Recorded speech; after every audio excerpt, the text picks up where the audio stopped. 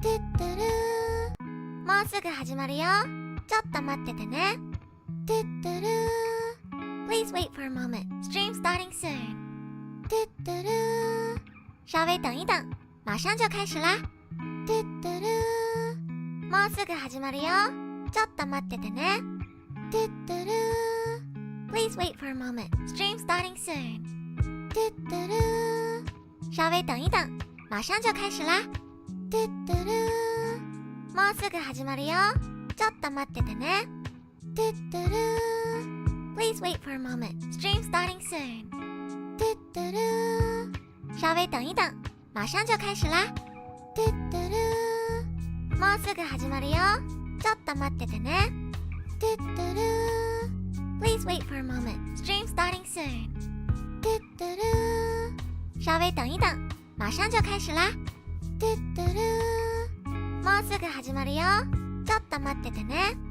トゥットゥルー Please wait for a moment. Stream starting soon. トゥットゥルー，稍微等一等，马上就开始啦。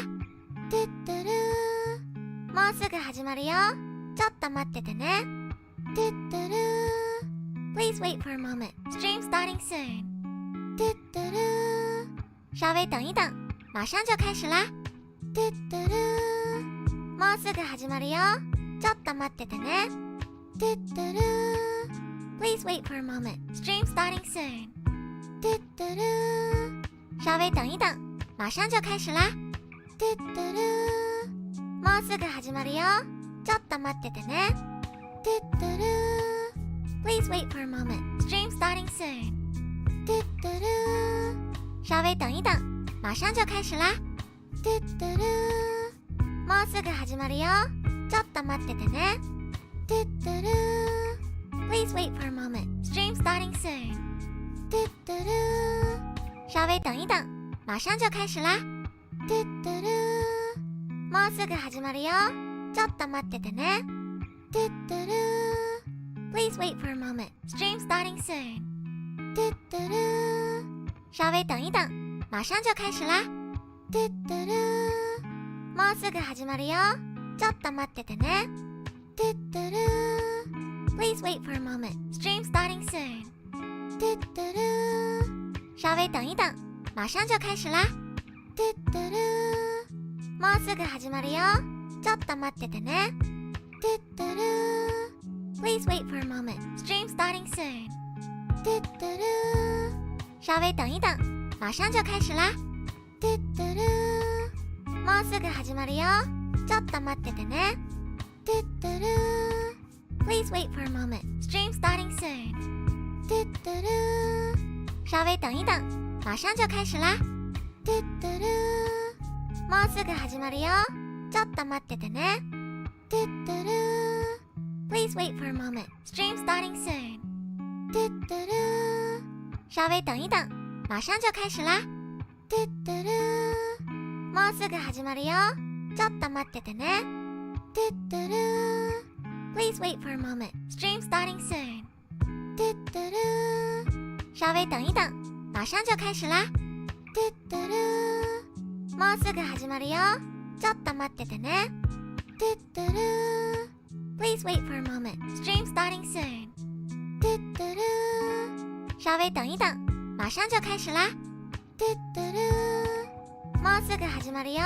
ちょっと待っててね。トゥットゥルー Please wait for a moment. Stream starting soon. トゥットゥルー，稍微等一等，马上就开始啦。トゥットゥルー，もうすぐ始まるよ。ちょっと待っててね。トゥットゥルー Please wait for a moment. Stream starting soon. トゥットゥルー，稍微等一等，马上就开始啦。トゥットゥルー，もうすぐ始まるよ。ちょっと待っててね。トゥットゥルー Please wait for a moment. Stream starting soon. トゥットゥルー，稍微等一等，马上就开始啦。トゥットゥルー，もうすぐ始まるよ。ちょっと待っててね。トゥットゥルー Please wait for a moment. Stream starting soon. トゥットゥルー，稍微等一等，马上就开始啦。哇哇，Hello。everybody. Is my audio working? Oh, Elsa is Doko. Hi, I'm here. Sorry, I was nervous. It's been a really long time since I did a stream where I actually like planned out what I'm gonna say. So it feels like I'm doing like a school speech competition or something, and I'm really scared so that I'm not gonna talk the way I want to. So I'm a little nervous. コエルゆきれやさんいらっしゃい。今日は日本語能力試験のアドバイスを少し皆さんに話していきたいと思います。あれ、日本語能力試験って合ってますよね。日本語能力試験、はいはい。JLPT ですね。外国人が受ける日本語の能力をなんか決める試験です。We are good, audio good, okay. Eren sensei, yeah, I'm a sensei today with my glasses again. So as you can see, I have this screen right now. So how we're going to structure everything today is I'm going to be going through questions from N3, N2, and N1. So instead of going through each level, instead I'm going to be going through sections. So if you don't know how JLPT is structured, it starts off with language knowledge, which is vocab and grammar, and then it moves on to reading, and then it moves on to listening. So I had a look at the questions from each level, and from my opinion, I think especially between N2 and N3, the level in difficulty isn't actually that different. Like it obviously, N2 is a little harder, but it's not that different. N1's a little more difficult, but between N2 and N3 it's not that different. So instead of going through each level, we're gonna go through each section. So, yeah. No nose, Edit says stop. We're in a classroom today. No teasing me about my nose. N1 試しにちょっとだけやってみたらめっちゃ難しかった。そう、N1 結構難しいんですよ。特に読解の部分が難しくて。今日は N3, N2, N1 全部やっていこうと思います。I'm gonna be speaking in like a mixture of Japanese and English as well. Okay, so let me go back to N3. Today we are on the official JLPT website. I should have the link in my description. I linked a few resources that I recommend in the description. This is the official JLPT website and their official practice questions. We're going to be using these questions today because there's not that many full exam papers that you can download as a PDF on the internet, and I want to make sure that I don't spoil any questions for you guys. So we're going to be using this website. Today, instead of focusing on just teaching you guys a bunch of questions, I'm going to be focusing on giving tips and advice based on my experience, because that's the most I can offer, right? If you just want to practice questions, you can do that in your own time. But what I'm here to do is to give you tricks and tips on how I passed, because if you have watched my streams, I suck at reading kanji, and oftentimes my JP viewers will talk to me and they will use a kanji that I can't read, and then I'll be like, oh sorry, I can't read that. And guess what? I passed N1 with really high score. I think I got 160 something out of 180, and I got full marks on both language knowledge and listening. The one that I didn't do so well on was reading, because reading's the most difficult for me, but I would consider 160 something out of 180 a really high score. Plus I got full marks on 2 sections, so that's my credibility. 細々さんもいらっしゃい。今日はちょっと先生です、私は。ちょっと皆さんにいろいろ教えたいと思います。Alright, let me look at my notes. Oh god, I just started talking without looking at my notes. No. Okay, so my credibility. I passed N1, the highest level of JLPT, last year. I took the exam in December 2021, so it's still pretty fresh in my mind. I still remember how it felt like studying for the test and actually taking it. So yeah, hopefully I can give some good advice. As I said, I got full marks on language knowledge and listening, and my reading was lower. It was 41 or 42 out of 60, so it's not as impressive, but I can barely read kanji, so my reading skill is horrendous. And if I could get 40 something out of 60, even though I can barely read Japanese comments, then you can do it too. You need to get a minimum of 20 points per section and 100 out of 160 in total to pass N1. I think the requirements for N2 and N3 are a little bit lower, but if you are barely scraping the passing line, I think you should study more and wait for the next round. So you should aim for being able to comfortably get 100 points and 120 to 100. You'll get 120 to 140 if you studied okay, and I think higher if you studied well.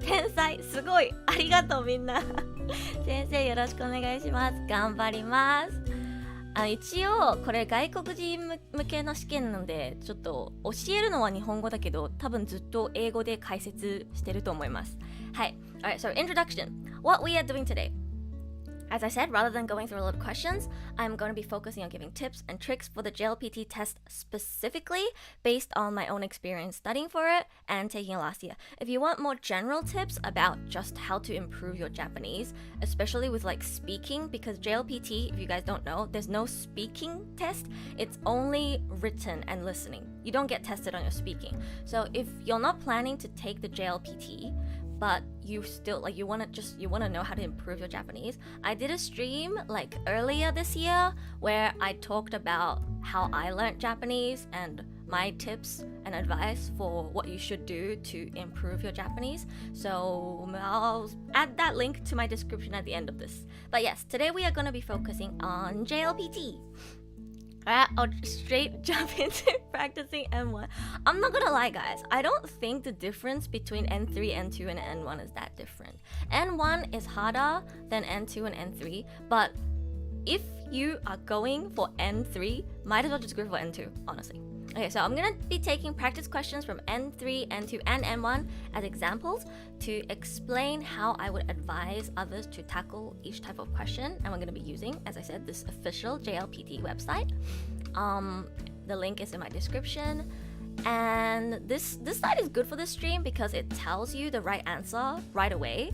And the audio files can also be played directly. Remind me to turn my desktop audio on when we go to the listening section. But yeah, if you have any specific questions that you want to ask me, leave it in the live Q&A feature in the stream chat right now. I did see 2 questions. Long, I saw your question. I will be answering all the questions at the end, just so the stream can be more structured. So it'll be timestamped. If you can't stay till the end, go back, check the VOD, skip to the timestamped part at the end that says Q&A, and your question will be answered. I will answer all questions because I don't think we'll get that many. Okay, so レベルは N5 くらいですけど、まあ大丈夫でしょう。どうかな I don't recommend jumping straight to N1 if you're not that confident, but if you're aiming for N3, I think you can aim for N2. おはよう、エル先生、ゆうき、welcome. Okay, so before we jump into the questions, I want to give you guys a few general tips. So, my first, most important tip is make sure you print out a full practice test on paper and do it in test conditions. In one go, timed, just like the real test. This is the most important advice I'm going to give today.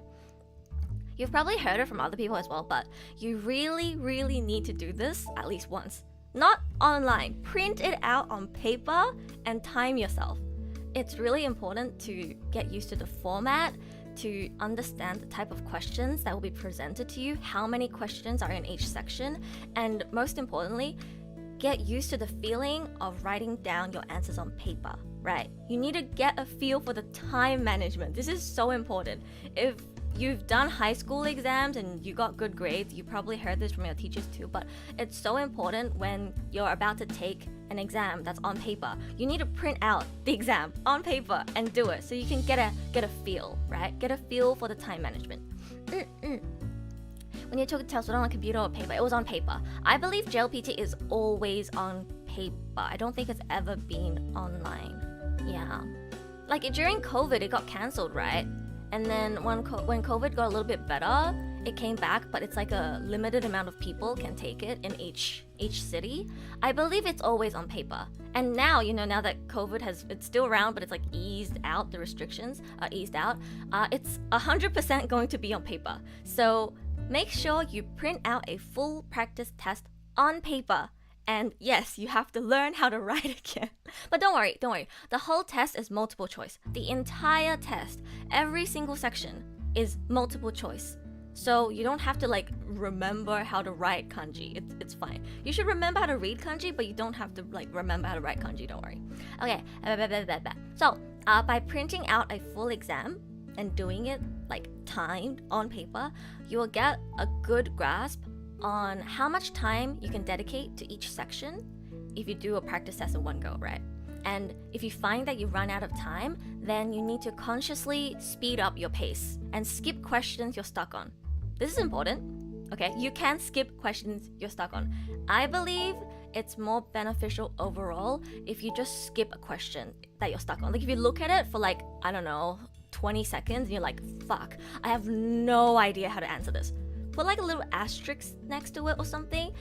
Put a random answer because it's multiple choice, so it's 1 out of 4 possibility that you might get it right. Just pick a random answer, put an asterisk so you know you didn't actually properly answer this, and go back only if you have time. This is so important. So important. Test format so far sounds much simpler compared to TOEFL or IELTS. Ooh, I haven't looked into those two tests. But yeah, JLPT is pretty straightforward. I mean, no speaking, plus the entire test is multiple choice, so... Even N1 is multiple choice. Yeah! Oh god, my throat. Yeah, even N1 is multiple choice. Okay, let me see what else. Okay, so as I said, if you're planning to go for N3, which I did a poll on Twitter a week before the stream, asking people, hey, you interested in JLPT? Which level are you aiming for? And most people voted for N3. N1 I think was the second most voted, and N2 was the least voted. Which I'm gonna say right here, right now, guys, if you are trying to go for N3, you might as well just go for N2. Right? I think most people think oh, maybe I'll just go for N3 because they're not confident, right? They feel I'm not that good. Maybe N3 is the best that I can do. But let me tell you, if you're not good enough for N2, you're probably gonna just barely scrape the passing line for N3 as well. Plus, JLPT is a qualification, right? So, a qualification, it needs to be important for employment and stuff. And you will find if you look at any job listing websites for work in Japan, most people are looking for N2 or higher. So there's a few jobs where N3 is enough, maybe jobs that don't require that much Japanese, but for most jobs they will ask for N2 or higher. So getting N3 actually doesn't really benefit you, it doesn't actually really give you that much qualification. So if you're going to go for N3, I would recommend just go for N2. Unless you want to practice and you have the money to spare to take the test twice. So, go for N3 and if you pass it and then go for N2 next. I didn't want to pay an extra $100 to book the exam. So I just went for the highest level right away. By the way, if you didn't know, you have to pay money to take the JLPT. It was 100 AUD or something for me. So it's pretty expensive. You have to pay $90 to $100 ish just to sit the exam. And guess what happens if you fail? You just waste that money. Well, I guess you get to practice, but it's wasted. So just go for N2. Alright, let me catch up with chat. Never realized JLPT choice was multiple choice. Sounds easier than I thought originally. It sounds easy if you just think about the fact that it's multiple choice. But it's actually really difficult because they will try to trick you. I will explain that later. Okay. Has Edu started with N3 or she talking about structure? I am giving general tips right now. Also, hello, Troy. Money. Yeah, you have to pay a lot of money. 日本人の視聴者さんまだいたら、この試験ってお金払わないと取れないんですよ。確か1回受けるたびに8000円結構高いんですよ。1回受けるたびにお金払わないといけないので、N3 のテスト受けるくらいだったらもう N2 行った方がいいって今言ってました。But yeah, so if you're going for N3, I would just recommend going for N2.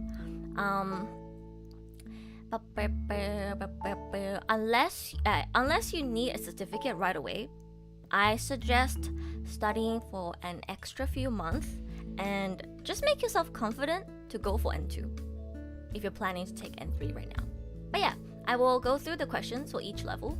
Actually, if we go through the question, you can see. If you just look at the first question on this list, I don't think the difficulty between N3 and N2 is that high, to be honest. Even N1's not that hard. Okay, never mind. Okay, maybe I'm just Nihongo Jozu. Just kidding. Alright. 高いでしょ。結構高いんですよ。だからN3 受けるくらいだったら N2 行った方がいいと思います。なんか日本でお仕事をしたければだいたいN2 か N1 を要求されるので N3 って実はあんまり役に立たないんだよね。They're still cheaper than the English proficiency test. There's a $200 USD per admission. Really? That's so expensive. Education to be a business. True. Okay, so that was my general tips and intro. Now we are going to move into section 1 of the test, which is vocabulary. Alright, let me get a drink of water. お水飲みます。It is just too good. Everything is easy. Honestly, one of the biggest points I want to make today is that I'm pretty good at Japanese, especially grammar and listening, but I'm actually bad at reading, okay? I'm actually bad. I'm really bad at reading. And yet I was able to get 40 something out of 60 for reading in N1. So you can be more confident than you give yourself credit for, because this is a structured test. If you master the tricks, then you can pass it even if you're not actually that good. That's what I'm trying to say. Okay, so we are going to do vocabulary now. So for vocabulary, the most important thing is to not panic when you don't recognize a word. So, because it's multiple choice, right? You get 4 choices. If you don't recognize the word, use context. Use what you can read and understand to logically deduct the answer. So, if we look at this N3 questions right now, 山本さんはクラスの何々に選ばれた.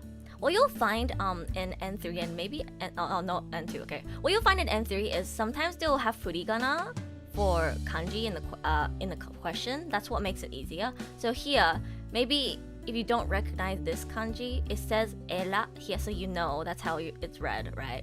Whereas you see in N2 and N1, not a single kanji has furigana on it. So that's what makes N3 easier, I guess. How much exactly does the test reflect actual Japanese proficiency? It depends. I think if you're a very reading focused person, you're very good at reading because maybe you have a background in Chinese and you're able to remember kanji a lot easier, or you can guess the meaning of kanji a lot better, it's not a very accurate reflection of how good your Japanese is. I know a lot of Chinese people who were able to pass N1, N2 with really high scores, and yet they can't even have a conversation in Japanese. So yeah, I think it really depends. This test is very reading focused.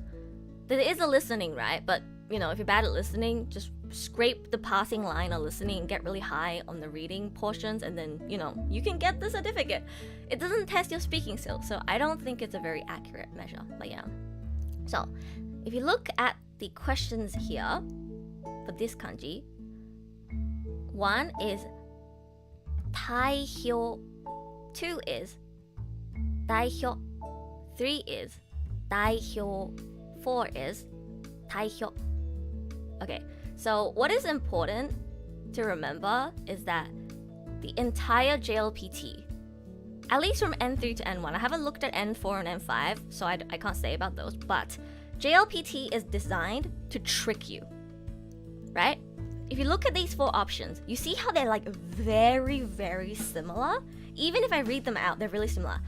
代表、代表、代表、代表. Like it's so similar. They're pretty much all the same, but with like very minuscule differences, right? It's ta and da, or it's like hyo with just hyo, or hyo with a u sound at the end. See? Yeah, I love movements. That's exactly what I mean by multiple choice is not easy. So it seems easy when you're like, oh, it's multiple choice. But when you actually look at the options they give you, they design it so that the options are very, very similar. And unless you know exactly what the answer is, you will be confused.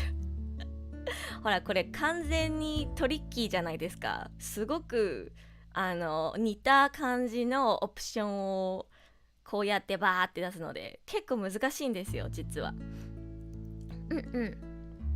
So let me have a look at my notes. But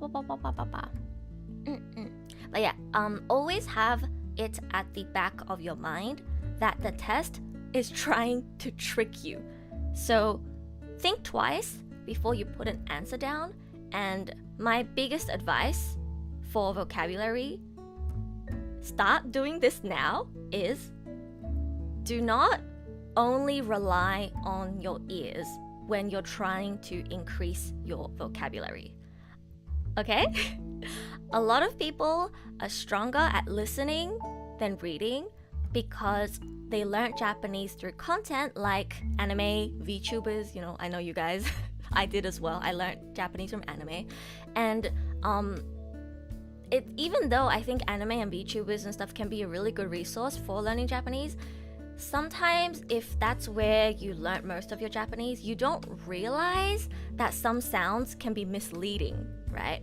I learned this the hard way when I started taking Japanese classes in high school, and my vocabulary was great because, you know, I watched a lot of anime, listened to radio, and I knew a lot of words and phrases, but I had no actual experience in writing Japanese, so I actually had the incorrect idea of what sounds a word is made up of, and my teacher had to correct me several times.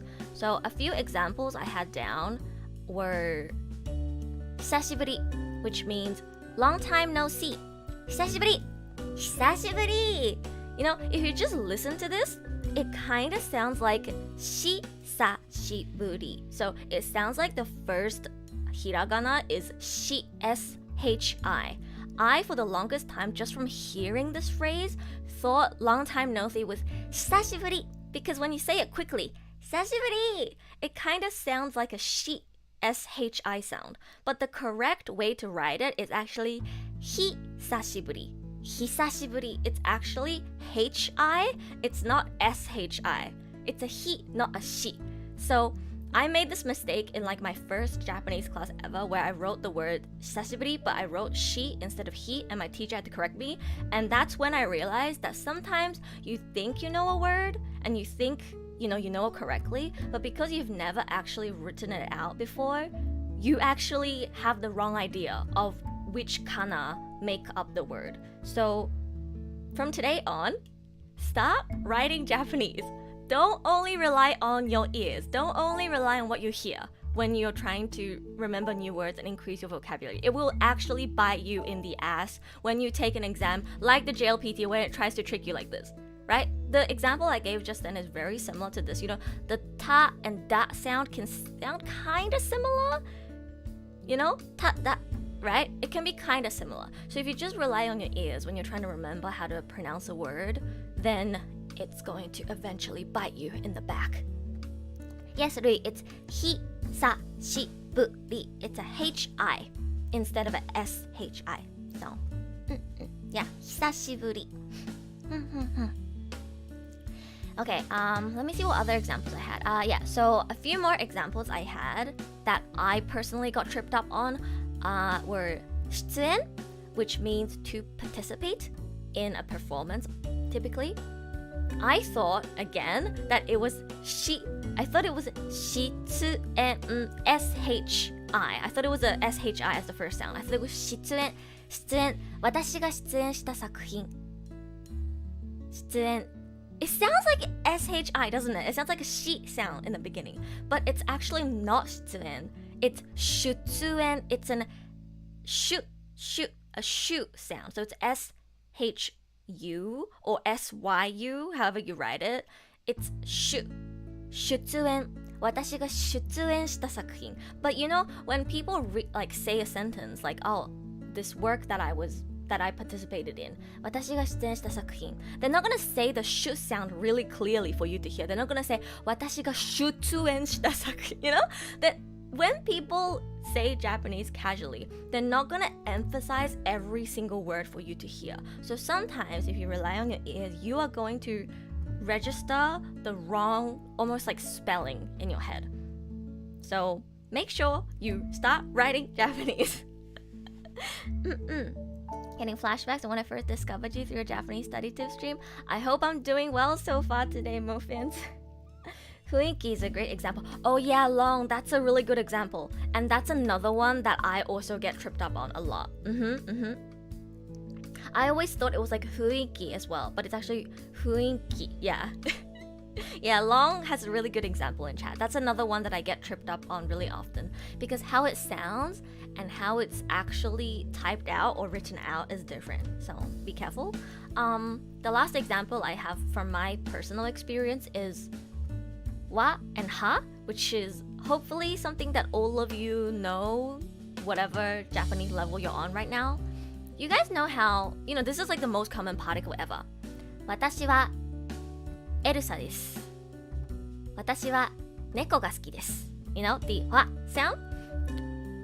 A lot of people, when they write out Japanese in like Romaji, so like in English, they write W-A, wa. When, you know, we all know in Japanese it's actually H-A, it's actually a ha, it's not a wa. You don't say 私は猫が好きです. It's actually 私は, like it's a ha sound. But when you read it out, you don't say 私は猫が好きです. You don't say a very clear ha sound. So people confuse it and think that it's wa when it's actually ha. See, this is one of the biggest tricks from your ears. Because when Japanese people say 私は, they don't say ha. They say this sound that's almost like in between the W and the H. Ha, ha, ha, 私は. It's like neither wa nor ha. It's like in between. But you have to remember that the correct one is HA, it's ha, right? So, tricky. Tricky. Be careful. Write Japanese from today. Type Japanese, write Japanese. Don't just rely on your ears. N3 も結構難しいな。こうやって見ると。でしょね。私も見たんだけど N3 も結構トリッキーなんだねって思いました。そしてはいすずおいっす。いやこんばんは and こんばんは right? Because it sounds like a wa sound. It sounds like こんばんは and it also doesn't help that when people write it down in Romaji they will write it as WA instead of HA because you know I guess the W sound is actually closer to how it sounds like when you pronounce it but it's ha. It's H-A, not W-A. So, yeah. Yeah, it's actually こんばんは. It's not こんばんは. But when you pronounce it, こんばんは, it sounds kind of like a wa. So, yeah, just be careful not to get tripped up on that. Alright, let's look at the question. So, does anybody know the correct answer to this? 山本さんはクラスの何々に選ばれた. How I approach these types of questions is first, you'll see that it's kind of like a group. So there's two options here, right? It either starts with ta or it starts with da, right? Or it either ends with a hyo and just like the little yo, or it ends up with hyo with the long sound. So usually what I do here is I go by process of elimination. Unless I know exactly what the answer is, which I do, by the way. But if I pretend that I don't know the correct answer, I would go by process of elimination. 3? 正解です。おめでとう。次も頑張って。Actually, no, it's a guy. I should use my イケボ。正解です。おめでとう。次も頑張って。Yeah! 正解です。Yeah. 助かる But yeah, seems like you guys knew the correct answer here, but wait, just if we pretend that you didn't know the correct answer here, what I would do is I would first of all cut out 3 and 2, wrong one, cut out 1 and 4, because for example, right, there's 2 kanji here. If you only recognize this and you don't recognize this one, then at least you know what the first half is. Same can be said for the other half. If you know how to pronounce this kanji, but you don't know this one, for example, this one is hyo with the U at the end, right? So then you can eliminate these 2, and you know it's between these 2. If you can read dai, then you know it's between these 2 and not between these 2. So if by any circumstance where you don't know how to read the actual word or phrase or kanji, just use whatever you know to eliminate the other options. よし。じゃあ N2 も見ていきましょう。Now for N2, this is supposed to be harder. I guess it's harder because it doesn't have furigana. You see how, yeah, there's furigana here, but there's no furigana on any kanji here. But then these 2 are pretty simple kanji, so ほら難易度そんな変わんないでしょ N3 と N2 ここに振り仮名がついてるぐらいしか違いはない Okay, so この黒い何々からどんな花が咲くのだろうかこの黒い何々からどんな花が咲くのだろうか I would like to hope that you guys know this is kuroi and this is hana. These are pretty simple kanji. So it's a something black from a black something, what kind of flower will bloom? There's a lot of context here, guys, right?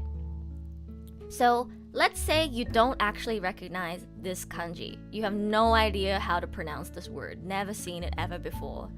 But you can read kuroi and you can read hana. And you know, the rest is just hiragana. So you know it's from a black something, what kind of flower will bloom? Hana ga saku means flower bloom, right? So it's something about flowers. And the adverb that is describing the word you're supposed to know the word for is black. So you can kind of guess based on context. Anyone know the correct answer? Even if you don't recognize this kanji at all, I think you'd be able to guess what this word is just from the context from the rest of the sentence. 2. So the options are 1, だね 2, 種 3, 樹 4, 種 do. Which one do you guys think is the correct answer? Let me take another drink of water. だね種樹種 2. ピンポーン正解ですおめでとうこの調子で次も頑張ってみよう Yay! Yeah. So, we have a look at the options. Now, can you see how just like the N3 one, the N2 one is also trying to trick you? Again, it's the da and ta, nane, tane. They kind of look and sound similar. This is to trip you up. And the reason why the 3 and 4 are ju and shu is because this kanji, you guys know that kanjis can have multiple readings, right? Obviously, in this scenario, because we're talking about like flowers, this is the word or the kanji for seed. This means seed, which is tane. So 2 is correct, as we saw, tane. But this kanji, if not used in this context, could also be read as shu. I believe like jinshu or like shurui uses this kanji. So 4 is actually the correct reading for this kanji as well, just not in this particular situation. So you will always find that out of all the options, there will always be like 2 or 3, or usually 2 options are both correct, but only one is correct in the specific context that you're given. So you have to be very, very, very, very careful. It's actually really tricky, but anime helped me with the dane, like kawaii dane. Actually, that's wrong. Kawaii dane doesn't make sense grammatically. I don't know how to explain the grammar pattern because I'm very sense reliant when it comes to grammar, but if you're trying to say, hey, you're cute, it would be かわいいね instead of かわいいだね. You wouldn't use the da here. What? Yeah. There's a rule that tells you where it's だね and where it's ね. Sometimes you don't need the da. But yeah, in terms of かわいい, it's ね. I believe it has something to do with the vowels, but I don't remember the rule. It's been like 5 years since I took high school Japanese class. And I'm very reliant on like sense. I just know what's right when it comes to grammar. But yeah. So be careful when it comes to the questions tricking you. Let's look at N1. はい、じゃあ N1 も見ていきましょう。これ難しいね。漢字読めない。彼は今、新薬の研究開発 I believe でもね、日本人の視聴者さんまだいますか？できればちょっと手伝ってほしいです。たまに私でも読めない漢字が出てくる可能性が非常に高いので、これ合ってます。彼は今新薬の研究開発に合ってる？ OKOK 研究開発に何々いる。Is this too difficult? Okay. So this sentence is saying kare means he, right? He right now, ima means right now. He right now is kenkyu means like research. These two words, kenkyu is research. Kaihatsu means like invent. So he's doing some kind of research to like invent something. And what is he trying to invent? 新薬. Shin means new. Yaku means like a medicine. Yeah. So basically it's saying this guy right now is doing some kind of research to like create or like invent a new medicine. Oh wait, I just gave it away. Fuck. No, you heard nothing. Yeah, so new medicine, he is right now research invent. What is the last part that you're supposed to know? Yeah. For this one? Okay, let me read out the Stop! Me trying to translate the sentence and accidentally giving away the answer. Okay. So, 1. 励んで 2. 望んで 3. 絡んで 4. 挑んで Thanks, Elu. No. Okay, so we have one person guessing 4 and we have one person guessing 2. What do you guys think? 他になんか当てたい人はいますか？ Any other guesses? 彼は今、新薬の研究開発に臨んでいる。彼は今、新薬の研究開発に挑んでいる。You think your explanation was a bit misleading so you didn't get away? Yeah, I just kind of explained what this is in English. I didn't actually, give away what it is out of these options. 3? Oh, we have another different... Okay. 彼は今、新薬の研究開発に絡んでいる。I think a very good way to try and figure out what's correct, if you're very good with listening and you have like a good sense of what sounds right, a good option is to try and fill in every single option and just like get a feel of which one feels the most familiar or which one feels the most right. So just like how right now I read out this sentence with 2, this sentence with 4, and this sentence with 3. You can read it out with 1, 2, 3, 4, like read out the full sentence, filling in every single option in your head, and just like, if you don't know the actual correct answer, just go with the one that feels the most right. Didn't really listen, but now I say 2, okay? 彼は今、新薬の研究開発に臨んでいる。I stand by 4 since I know this word. Oh, okay. Okay. Actually, I'm not 100% sure. I believe it's 4 as well. Yep. 正解です。おめでとう。この調子で次も頑張ってみよう。Yep, it's 4. Okay, so how would I explain this one? Let me think. Wait, I can't even go back. huh? Wait, let me look back. There we go. Okay.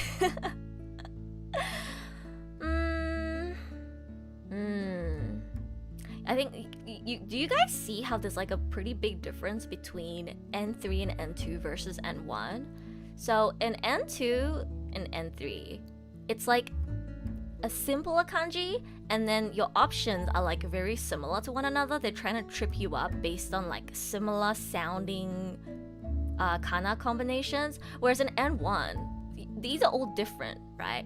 Because they're literally just trying to test you on whether you know what this word is. See how the options are very different between the three? That's why I wouldn't recommend you going for N1 if you're not very confident, but if you're thinking of doing N3, I think you can try N2. The only difference really that I noticed is N3 has a bit more furigana on some of the kanji in the questions that they give you, and sometimes the kanji that they will try to like make you guess or make you recognize is a little bit easier, but overall there's not too big of a difference. The jump between N3, N2 to N1 is a lot higher though, so yeah. Also, we got a new subscriber. Thank you for subscribing. I think I heard the nya nya nya. It's been so long since we heard that. Thank you for subscribing. チャンネル登録ありがとうございます。Okay, should we look at, do you guys want to look at more vocab questions? Let's have a look at other questions. So, 代表次. Alright. How much I've missed it. Maybe I should take out the other alerts so you guys can hear the nya nya nya more. We just don't really get subscribers during streams nowadays, so. Alright. Let's look at another question, shall we? So, this one.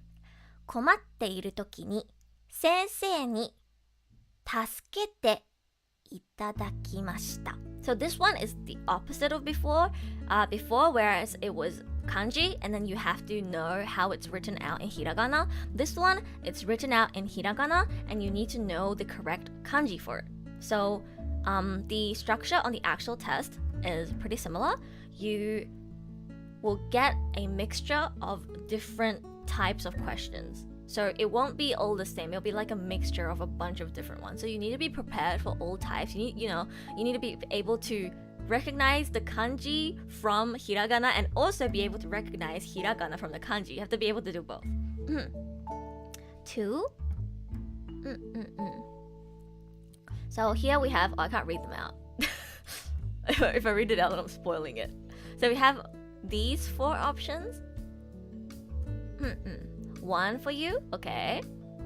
If somebody's saying 1, if somebody's saying 2, any other guesses? N3 も結構難しいですね。なんなら私この漢字読めないもん。ゆけれやさんまだいます？私この漢字読めないんだけど。この3つはわかります。これはわからないです。やばい。待って、N3 むずっ。You know what, guys? I was looking at the options. I'm like, damn, I can't even read the kanji for 4. Like, I know these 3, but I don't know how to read the kanji for 4. Holy crap. N3 kind of hard, bruh. Could the answers have the same readings? Yes. I think. Yeah. It could.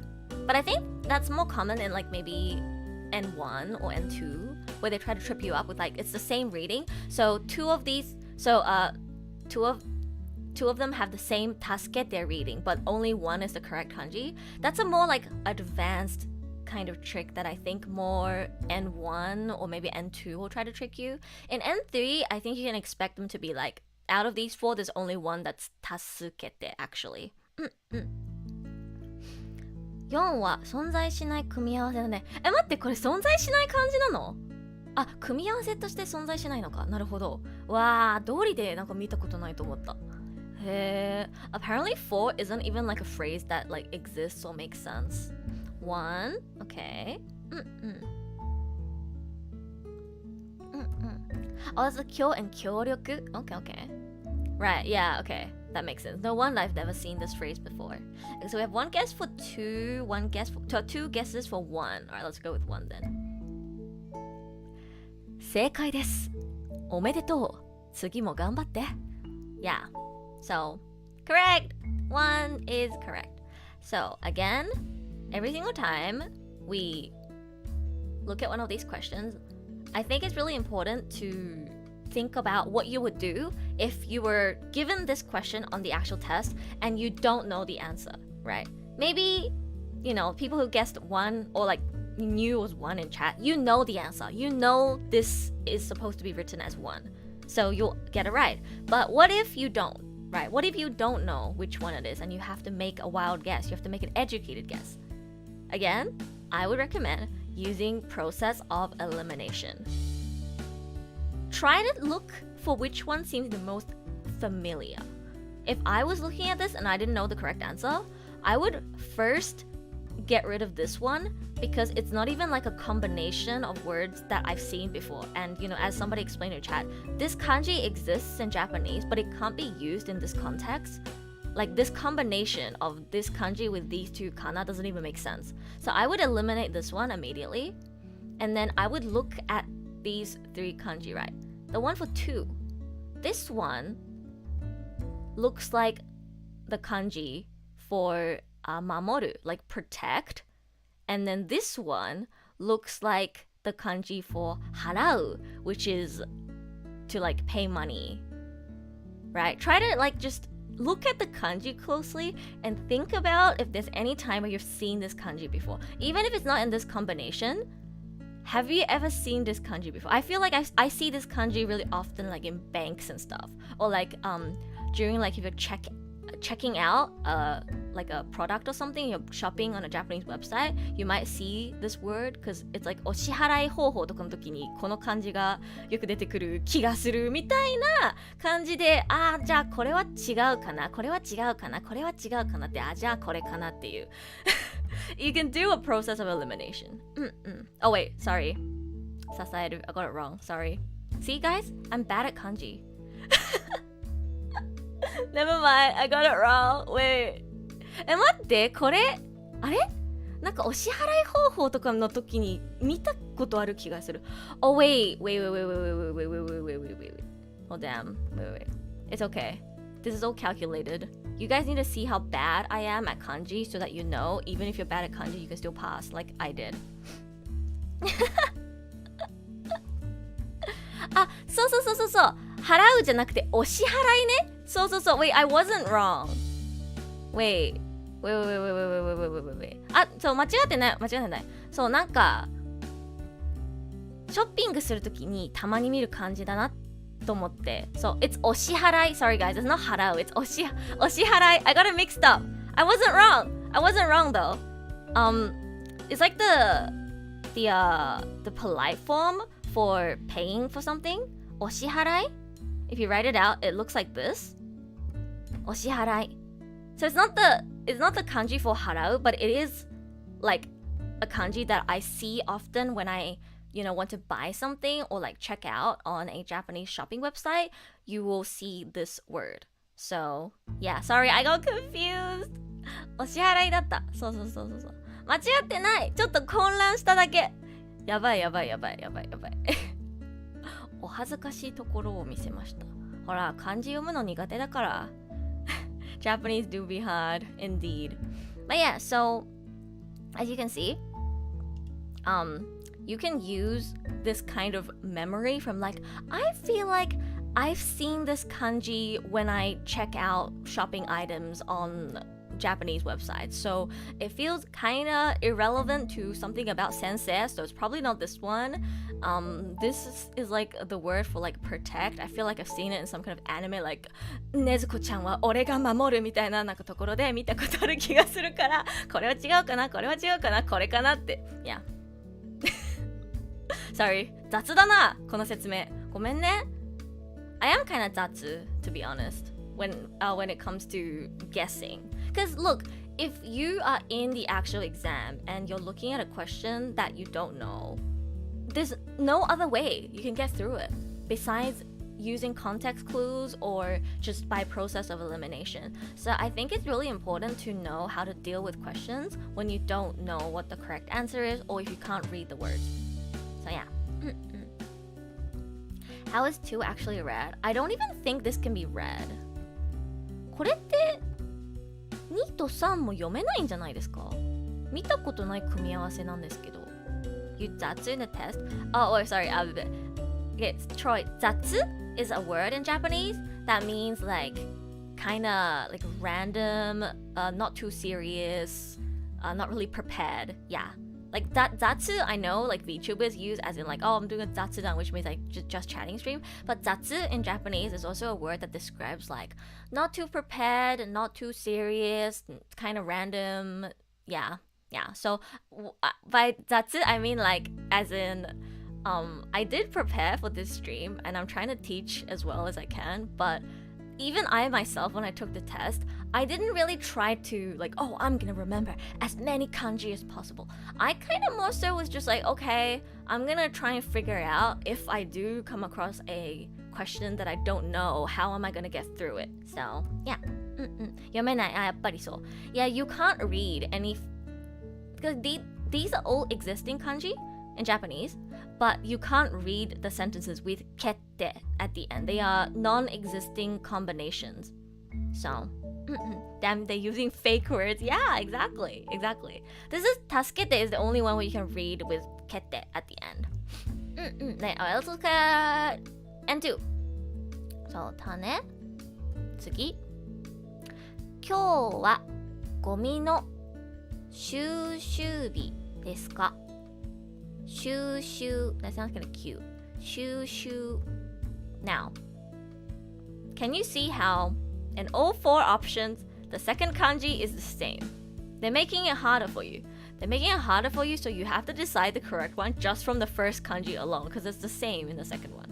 Now, does anybody know the correct answer? That's evil. They're testing you, right? They're testing you on whether you actually recognize the word.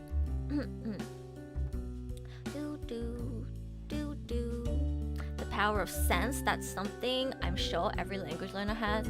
Yeah, I'm sorry if when I go over grammar, it's kind of not too informative because I'm very reliant on sense when it comes to grammar.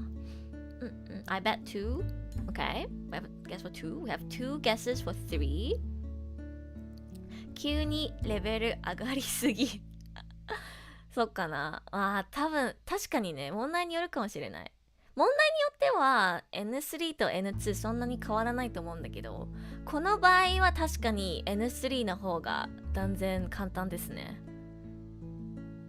収集。Which one do you guys want to go for? Like, we have 2 guesses for 3, so let's try 3. ブブー。間違いです。正解は4。Nobody got it right. こんばんは、エル先生。送ってごめん。いえいえ、Hi, M. Welcome. I'm glad you missed me accidentally saying the wrong word for the kanji because I got confused. I hope that doesn't make me less credible. I am good at Japanese, guys, just not good at reading kanji. And I get confused pretty often. Eru chose the wrong one. We meant 2. The correct answer is 4. Troy, what do you mean? Troy? It's 4. It's 4. Nobody got it right. 僕も漢字苦手ですね。漢字難しいよね。はい。残念。次は頑張って。Alright, let's have a look. 収集。Actually, I might have got this one wrong too. 私もこれ間違ってたかもしれない。実際テスト受けてたら。If I was looking at this right, Now I know it's 4, obviously, but actually when I first looked at this question, I wasn't 100% sure which one it would be as well, because, I'm bad at kanji. But if I were to, go back to my process of elimination, I would first of all cut out 2. 2 is definitely wrong, because this kanji, I believe, is the kanji for shugyo. これ修行の修ですよね? Yeah, I think this is the kanji for shugyo, which is definitely not right in this context where it's talking about like taking out the trash. これは日本人も間違える人いると思う。あ、そんなに難しいんですか？わー。One of our JP viewers is saying that this might be a question that even Japanese people would get wrong. Or shuri. Yeah. Personally, for me, when I look at this, I would immediately remove 2 as one of my options. And then looking at these 3, I believe this is the kanji for toru, like to grab something. Is that correct? Wait. I'm sorry if I make mistakes, by the way. I'm not that good with kanji. Yeah. This is the kanji for like toru, to grab something.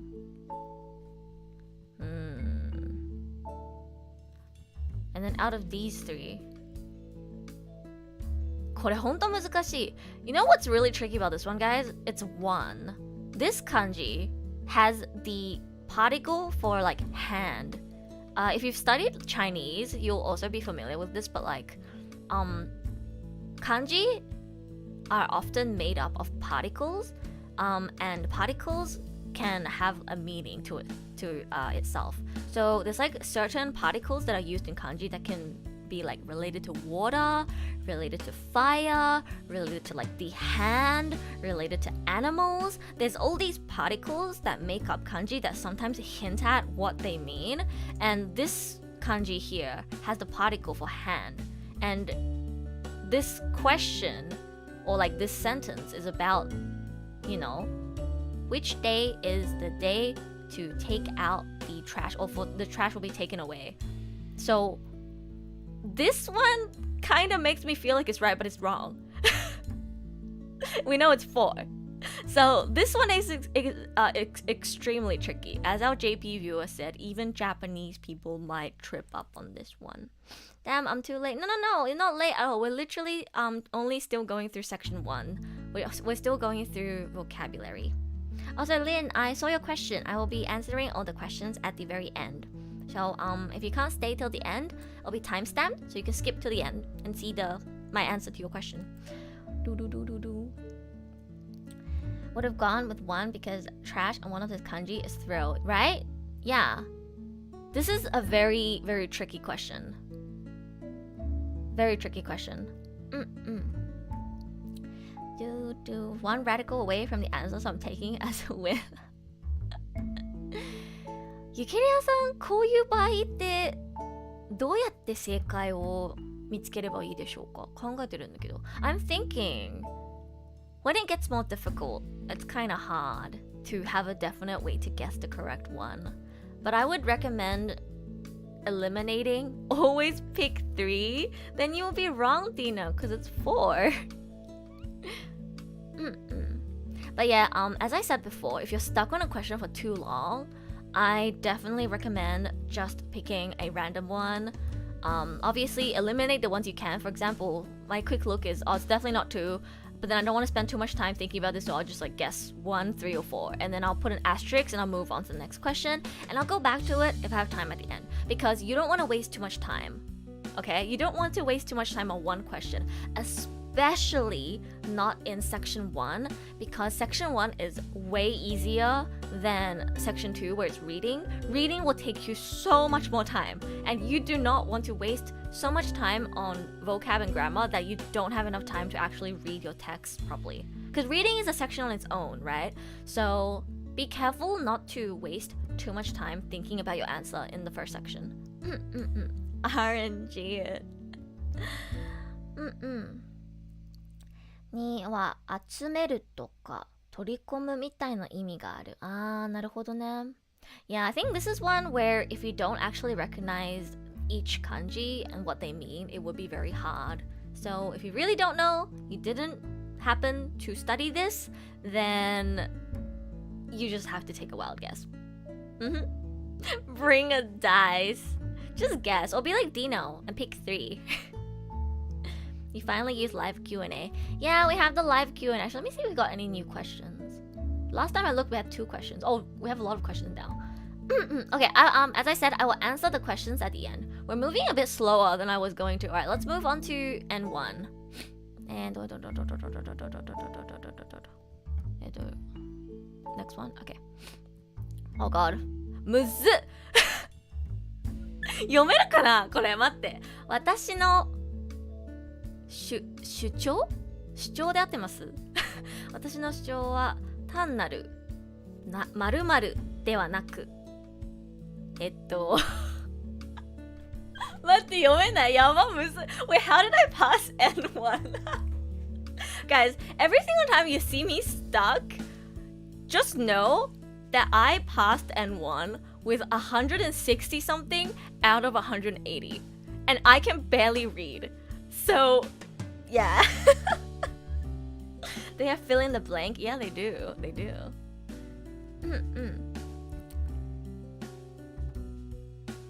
It's like when I was taking the test too, right? There was a lot of kanji that I didn't recognize, but I didn't care because, like, say for example, I'm like not really sure how to read this. It's like 私の主張は単なる〇〇ではなく何々たる証拠に多分基づいている or something. Like I'm just guessing. I don't even know if I'm reading it correctly. But I get a general vibe or sense of what the sentence is, right? So just from that, I can try and guess which one it is. I don't have to make sure I know what every single word is. That's how you get through JLPT. That's how you get through JLPT. 主張確たる。あ、これ確たるか。なるほど。証拠と基づくを当てた。Okay, so 証拠 and 基づく I got correct. This is a 確たる。I think this is also the like kanji for 確か. But then I didn't know how to read like this combination. It's 確たる. Okay. But you see how it was irrelevant for me to know how to read 確たる? As long as I kind of know what this kanji means, I get the vibe or like the general meaning of the sentence. So I think a really important point to consider is don't try to stress too much, like, oh no, I can't read this. Like, it doesn't matter. If you just skim through it and you kind of get the meaning, it's enough. For the test, at least. For the test, right? If you're trying to read, even if you're reading a book, as long as you can kind of get the meaning, you can just like move on to the next sentence, right? Even in English, do you guys ever read like academic articles and they use a word that you don't know, but like it doesn't really affect how you understand the full sentence, so you just move on? Basically do that as well, but with Japanese. It doesn't matter if you come across one or two words that you don't know, as long as it doesn't really affect the full sentence and your understanding of it. So, okay. Bet my left kidney on 3 or 2. Which one? Let me see which one I would pick. Okay, so 1, 2, 3, 4. Hannaru. Okay, so when I look at this, the first thing I notice is that 1 and 2 have the same kanji in the second half, and 3 and 4 have the same kanji in the first half. See, they're trying to trick you again. They're trying to trick you again.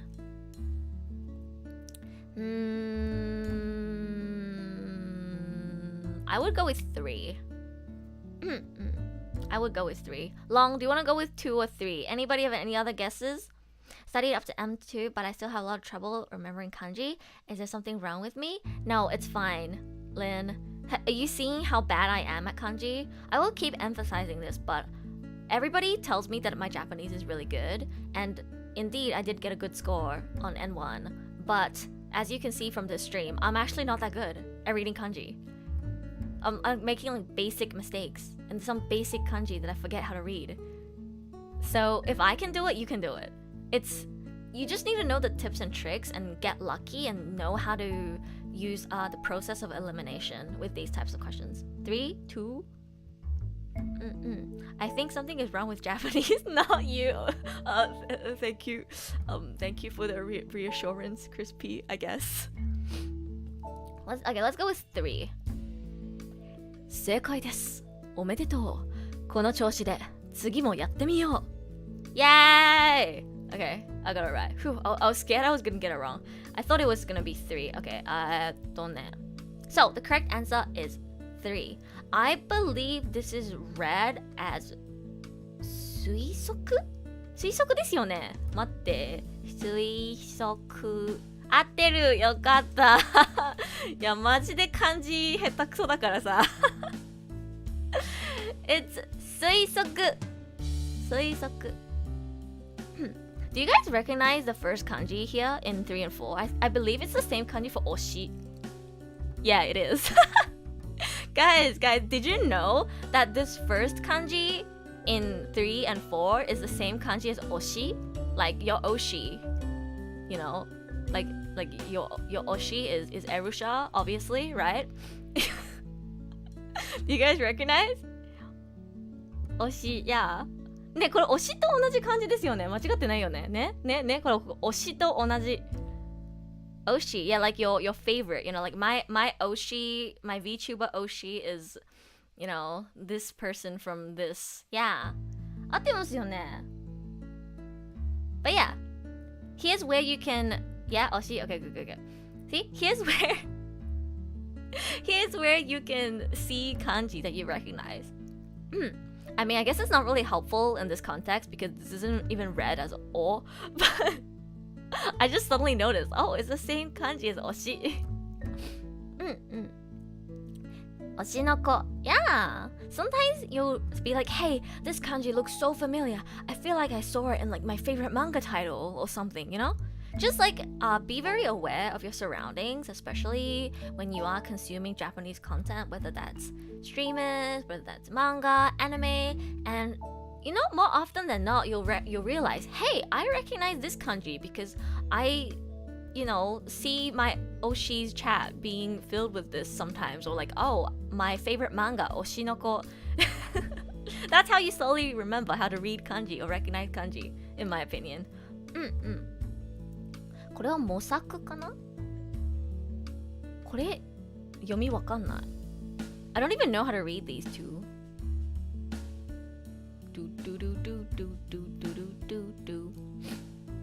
I'm realizing it's really hard to explain how you would figure out the correct answer for N1. I think even in my personal experience with N1 is difficult to a point where sometimes you just have to know. Like you just have to know the correct one. And if you don't, you just have to make a wild guess. Just put in the one that feels the most right. I did that for one of the questions that I didn't know. It was like about an election. There was a question about an election in the exam that I took, and I didn't know what any of the options meant, but I took a wild guess based on context clues because I was able to eliminate one or two of them, and then out of the other two, I just guessed the one that felt the most right. And then I remembered that question, and after I took the test, I opened my phone and I searched it up, and I was like, oh my god, I guessed it correctly, let's go. But I didn't actually know what it was, but I guessed it right, so I got the point. Sometimes you just have to rely on your luck. Yeah. Alright, let me see. Wait, how many questions are there for vocab? 助けて次 Alright, let's do one more. Let's do one more. Maybe we can skip N1 for the last one because N1's a bit too hard, I think. 〇〇寝たので気持ちがいい。1、すっかり。2、ぐっすり。3、はっきり。4、ぴったり。So, the best feeling is when you guess is right? I definitely think you shouldn't beat yourself up over like, oh, I need to make sure like I know every single question. Personally, I won't say it's impossible if you study like a shit ton and you take a level that's like lower than your actual skill level, you could potentially just know the answer to every question. But I think in most cases, you're gonna do like a decent amount of studying and then you're gonna take an exam that's potentially a little more difficult than your actual level, and you shouldn't beat yourself over not knowing which one is right for every question, right? In fact, consider yourself lucky if you look at a question and you just right away know the correct answer. So sometimes it is important to guess, I believe, for this test at least. 2 everyone says 2. Okay, 正解です。おめでとう。次も頑張って。Hi man, we are being educational today, but I'm kind of just exposing how bad I am at reading kanji. 正解です. Yeah, you all got it right. So, I think in terms of this question, すっかり、ぐっすり、はっきり、ぴったり. I guess if you knew the meaning, it's easy, you'll know right away it's ぐっすり, because ぐっすり眠った, ぐっすり眠る is like the phrase that you'll see with like sleeping very often. But maybe if you're not familiar, you might get confused because they're following the same pattern of ri, you know, it's the same pattern for all of them. So again, they're trying to trick you here. I think the two most likely to be confused here is probably すっかり and ぐっすり。Yeah. Let's have a look at N2. for 次。あの映画の最後は〇〇場面として知られている。〇〇の〇〇〇場面として知られている。The last scene, the last something scene of that movie is known to be wait me trying to read it down in English without giving away what this is so difficult. Which one do you think? Do you guys think it is? These are all pretty simple kanji. Something something bamen. Something bamen. Do you guys recognize these kanji? This is the kanji for like high or tall or potentially expensive. This is the kanji for like real or true. This is the kanji for like good. This is the kanji for like name or potentially like famous. One. Okay. You guys guessing one? Okay.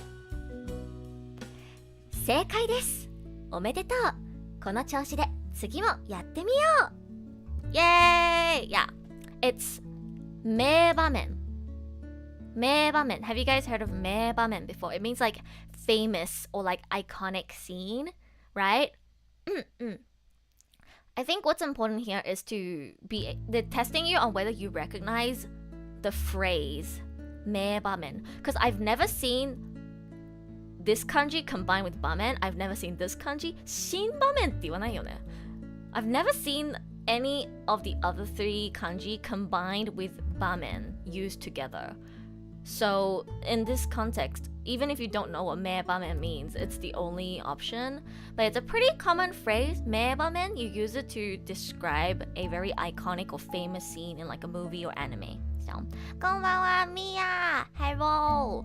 We are doing some practice questions for JLPT right now. Planning to take the JLPT next year? Oh, good luck! Hopefully I can offer some useful advice. Let me have a look at the difficulty of the question for N1 actually. 推測 Do you guys want to give this one a try or do you want to move on? I'm noticing N1 might be a bit too difficult. Wait, is anybody in chat aiming to go for N1? N1 is definitely significantly more difficult than N3 and N2.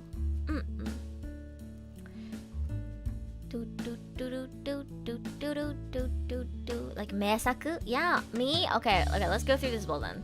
このマニュアルの説明はややこしい。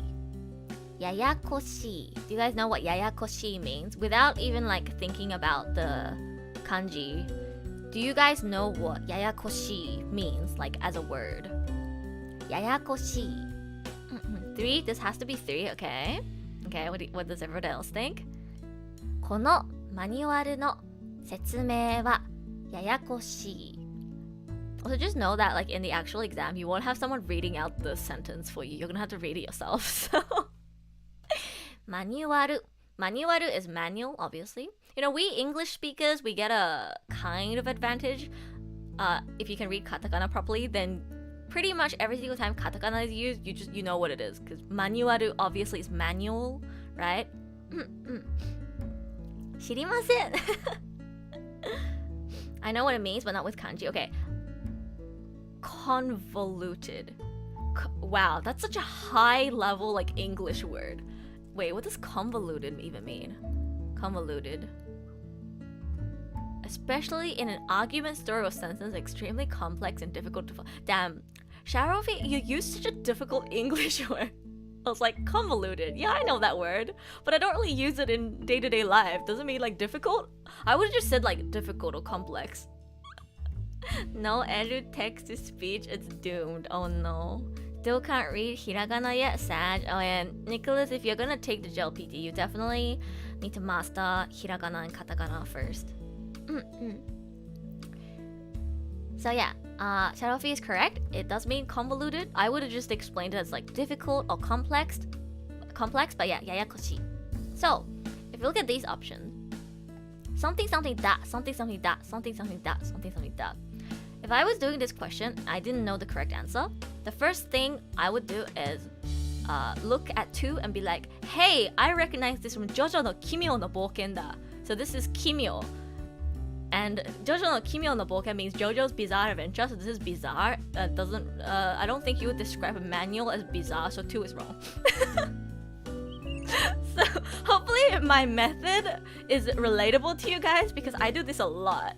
I'm like, oh yeah, I recognize this from like anime or seiyu, and it means this, and it's wrong, and I take it out. Do you guys recognize this phrase, Kimyo, from JoJo no Kimyo no Bouken? So yeah, this one's wrong. JoJo, yeah. So first of all, I would eliminate 2, and then I will look at the remaining 3. I actually don't know how to read this one. Sometimes when I find one that I don't know how to read, I just eliminate it as well. This one I believe is meihaku. You think 4? Okay. Long guess is 3. So first of all, we know that yayakoshi from our vocabulary knowledge means complex or like difficult or convoluted. So if you can read this one, which is meihaku, meihaku means clear, which is the obvious of yayakoshi, which means difficult, complex, convoluted. So cross out both 1 and 2. So now it's between 3 and 4. I personally do not know how to read 4. I recognize the first kanji, but I don't know how to read the second one. So I would go with 3. 正解です。おめでとう。この調子で次も頑張ってみよう。イエーイ。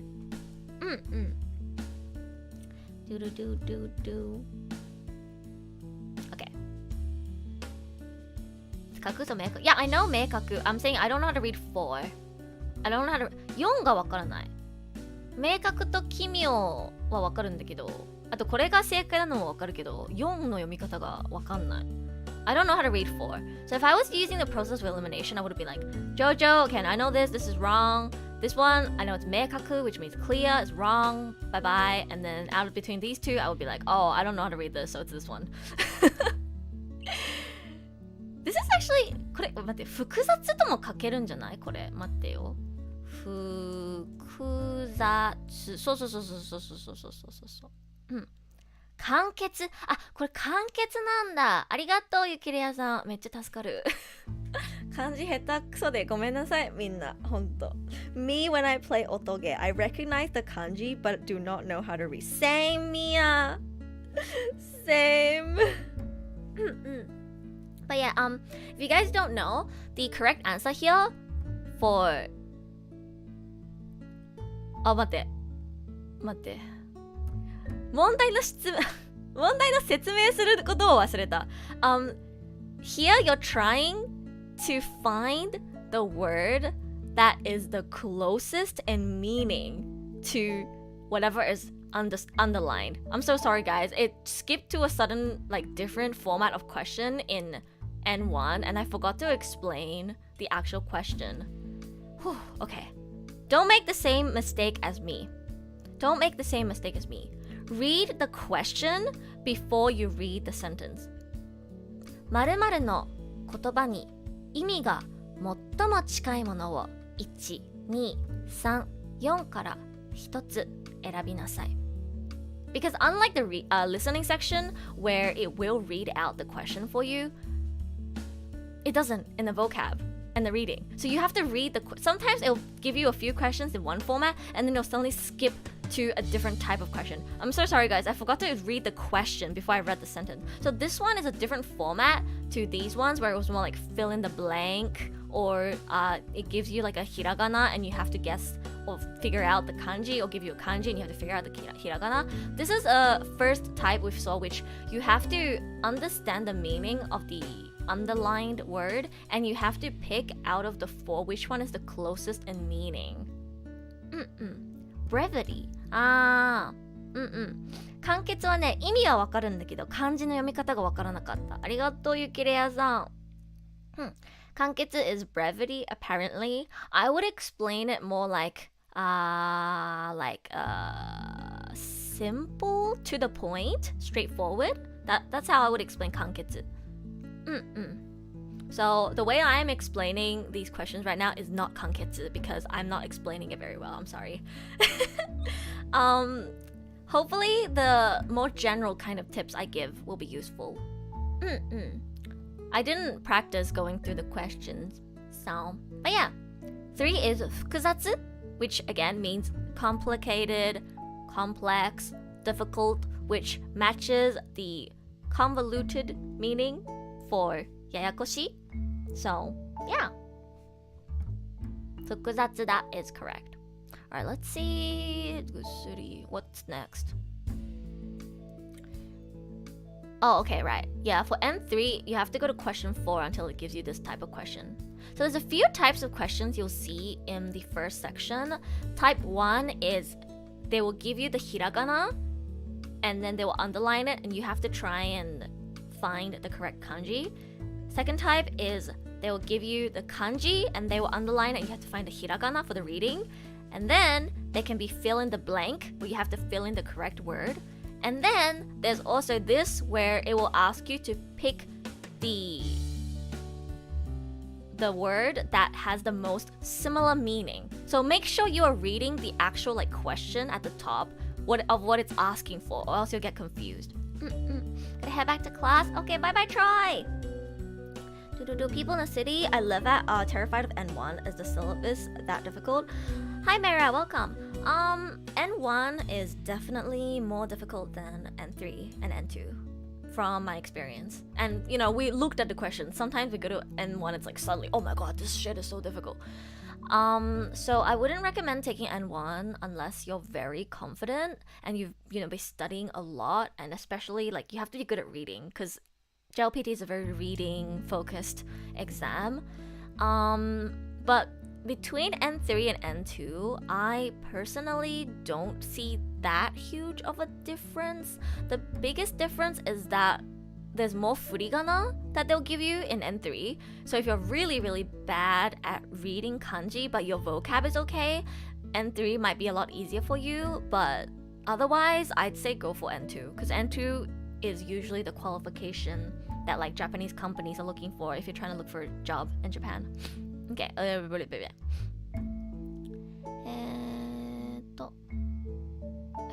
N3 to N1's paid on my country, those are kind of terrified. Yeah, I was saying this before, you have to pay to take the exam, so you should really make sure you're prepared. Or, if your ultimate goal is N2, I'd say just keep studying until you feel ready for N2 instead of taking N3 and then N2 again, because it's a lot of money to sit the exam. Okay, so 次々に新しいゲームが作られる。次々に。Does anybody know what that means in English? 次々に。By the way, if you ever see this symbol that my mouth is hovering over right now, you guys can see my mouth, right? Yeah. The mouth, not mouse, cursor. This that my cursor is circling right now. This you will often see when a phrase is repeated. So this is tsugi and tsugi. So tsugi twice, you use this symbol. It's also used for other words like iro. You write iro once and then you just use this symbol. And sometimes we have a viewer in chat called hosoboso, right? It's written with this symbol as well. So you'll see this symbol quite often in Japanese. 次々に one after another, again and again, one by one. Yep, that's correct. So you guys know what this means. Now, this question is asking you to pick the option that has the most similar or the closest meaning to 次々. So we're trying to find something that means again and again or one by one, right? Or one after another. 1. だんだん 2. これから 3. いつでも 4. どんどん Which one do you guys think is correct? Do do do do do do do. It's also very difficult. As I said, the test will give you answers that are kind of similar to one another to try and trip you up. So here, だんだん and どんどん could both kind of be right, but you have to pick the one that's the best. Yeah, see, Lynn, you look at these options and 2 and 3 are wrong, like you can eliminate them. But when you look at 1 and 4, there will be one that's better than the other, but they kind of could both be the answer. That's why the question is a little tricky. 意味が最も近いものを You'll see this get harder probably in N2 and N1, but they will give you at least like 2 options where both of them could kind of be right, but there's one that's more right than the other one, and you have to pick that one. So be careful, think twice before you put an answer down, and don't get tricked. The exam will try to trick you. Don't get tricked. Don is more aggressive. Yeah. 1. Alright, let's go with 1. めどんどんどんどんだんだんどんどん Copium, no, it's okay. This is we no, don't leave, man. No, it's okay. It's okay. This is a good for making a point.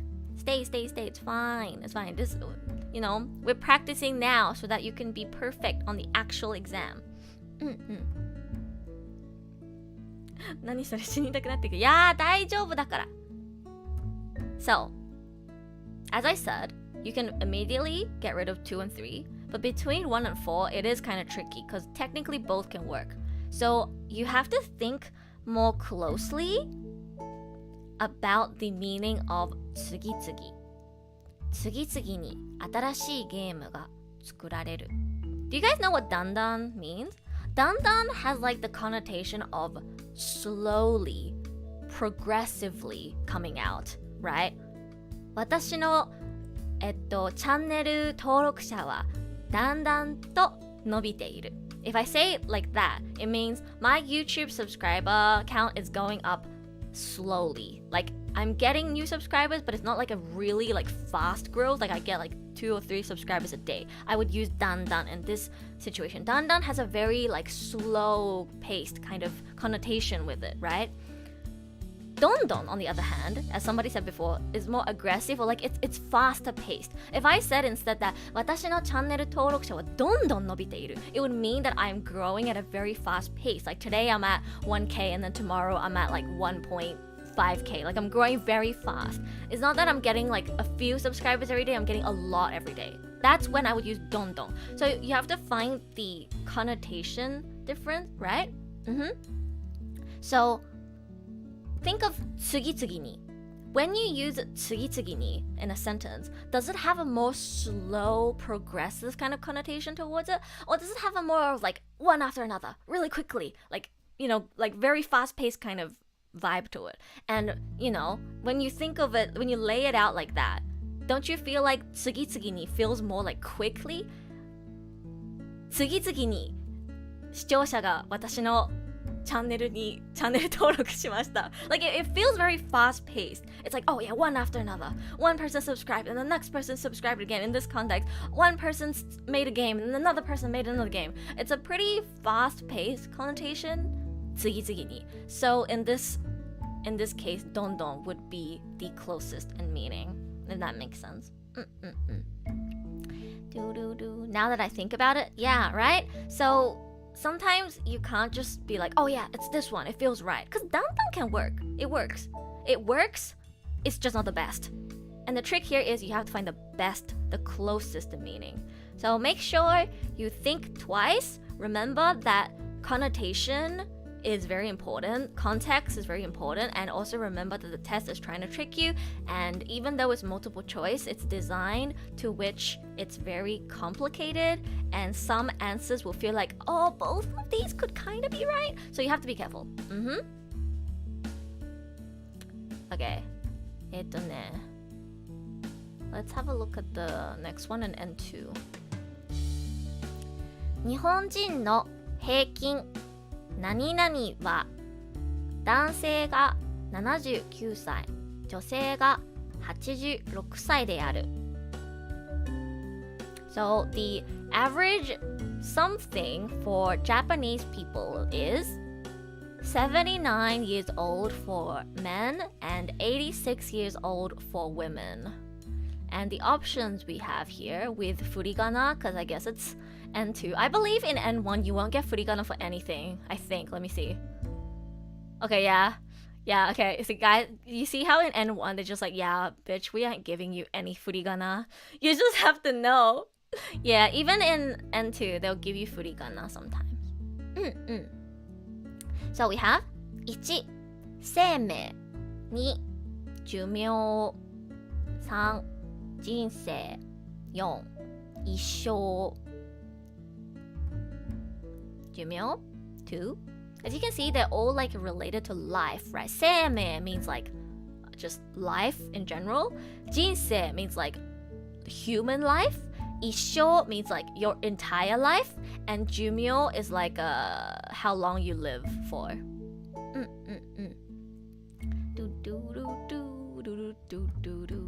Alright, you guys say 2? 正解です。おめでとう。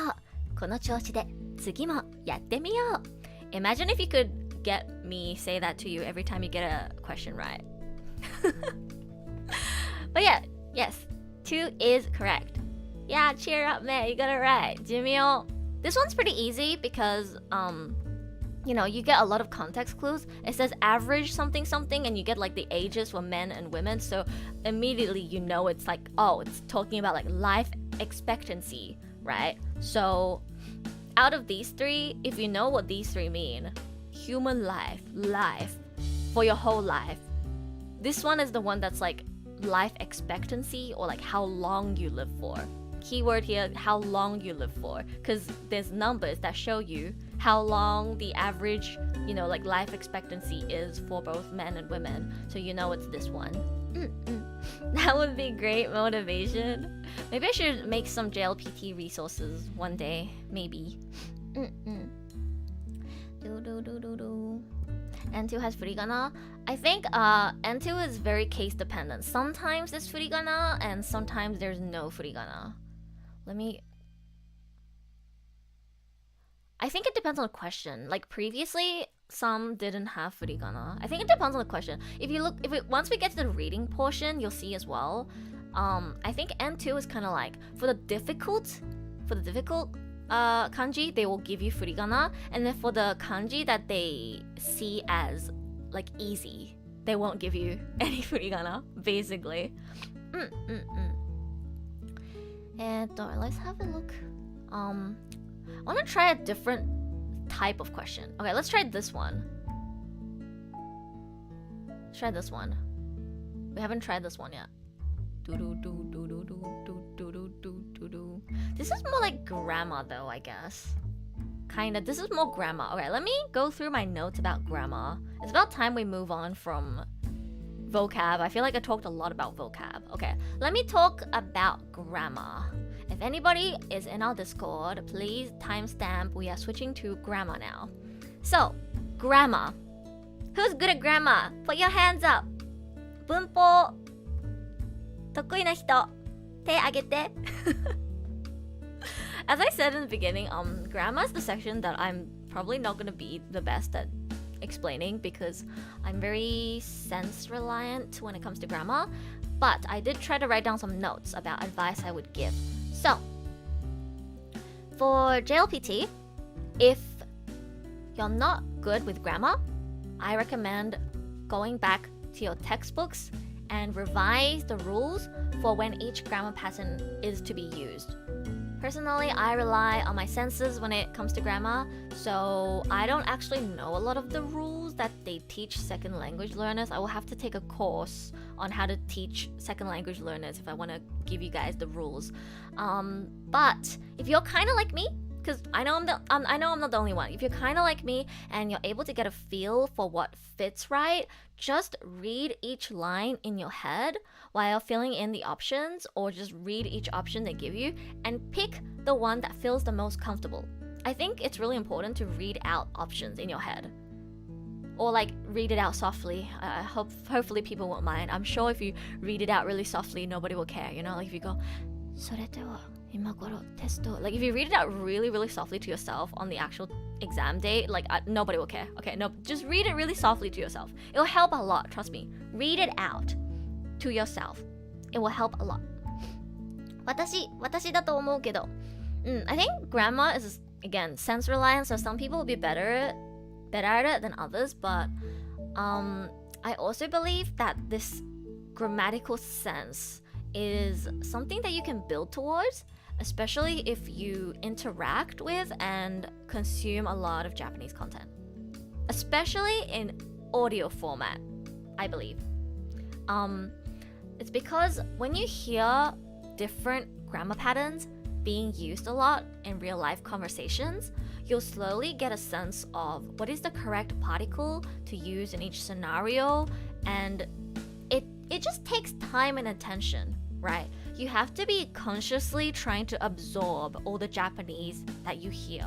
So next time you watch a video that's in Japanese, whether that's like a documentary, anime, interview, radio, or if you're listening to a Japanese VTuber, try to actually pay attention to the type of grammar patterns and vocabulary that they're using, and remember it. And if you're learning Japanese at school, like, you know, in an institutional setting, whether that's at high school, middle school, uni, Saturday school, anywhere, when you get taught a new grammar pattern in your class, don't just write it in your notes and then call it a day, because you're not going to remember it, right? How you remember grammar patterns and how you build a sense for grammar is you have to actually use it. So when your teacher teaches you a new grammar structure, like for example the tari form, which is I believe one that I learned in like high school. 私は週末に寝たりゲームをしたりコーヒーを飲んだりしています。You know, the tari form, you know, these types of grammar patterns, you will learn them in class. When you learn them, don't just write it in your notes. Use it. Next time you talk to someone, next time you interact with someone on Twitter, next time you make a tweet in Japanese, next time you do anything, you're talking to yourself or whatever, instead of just using words that you're comfortable with or grammar patterns that you're already comfortable with, try to bring in new grammar patterns that you just learned. That's how you actually ingrain it into your head. So, yeah.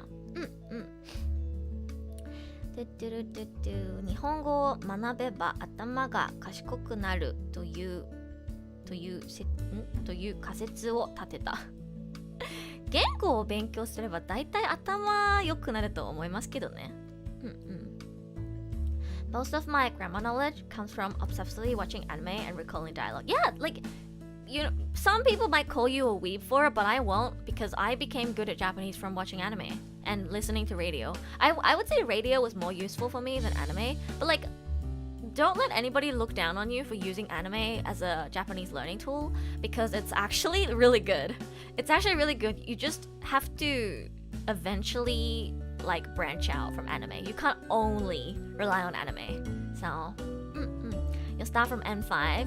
Yeah, look, if you're not comfortable enough with Japanese to have a conversation with someone in Japanese, or you can like read manga in Japanese, then you shouldn't be thinking about taking JLPT, especially not N3 or higher.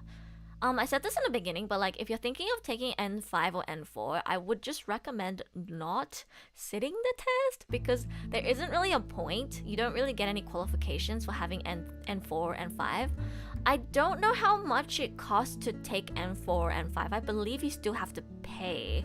So you might as well just study until you feel comfortable enough to go for at least N3. N2 is my recommended. So, Okay, so let's have a look at this question, shall we? 今頃. Do you guys know what 今頃 means?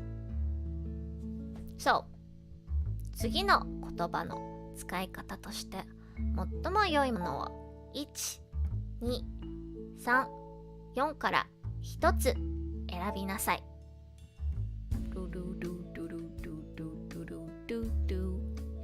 それでは今頃テストを始めます。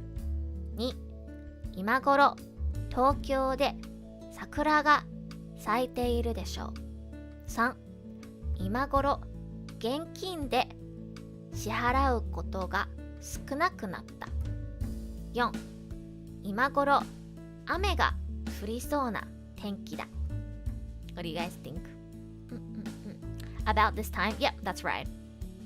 2. 今頃東京では桜が咲いているでしょう。Which one do you guys think? This one's not that easy actually.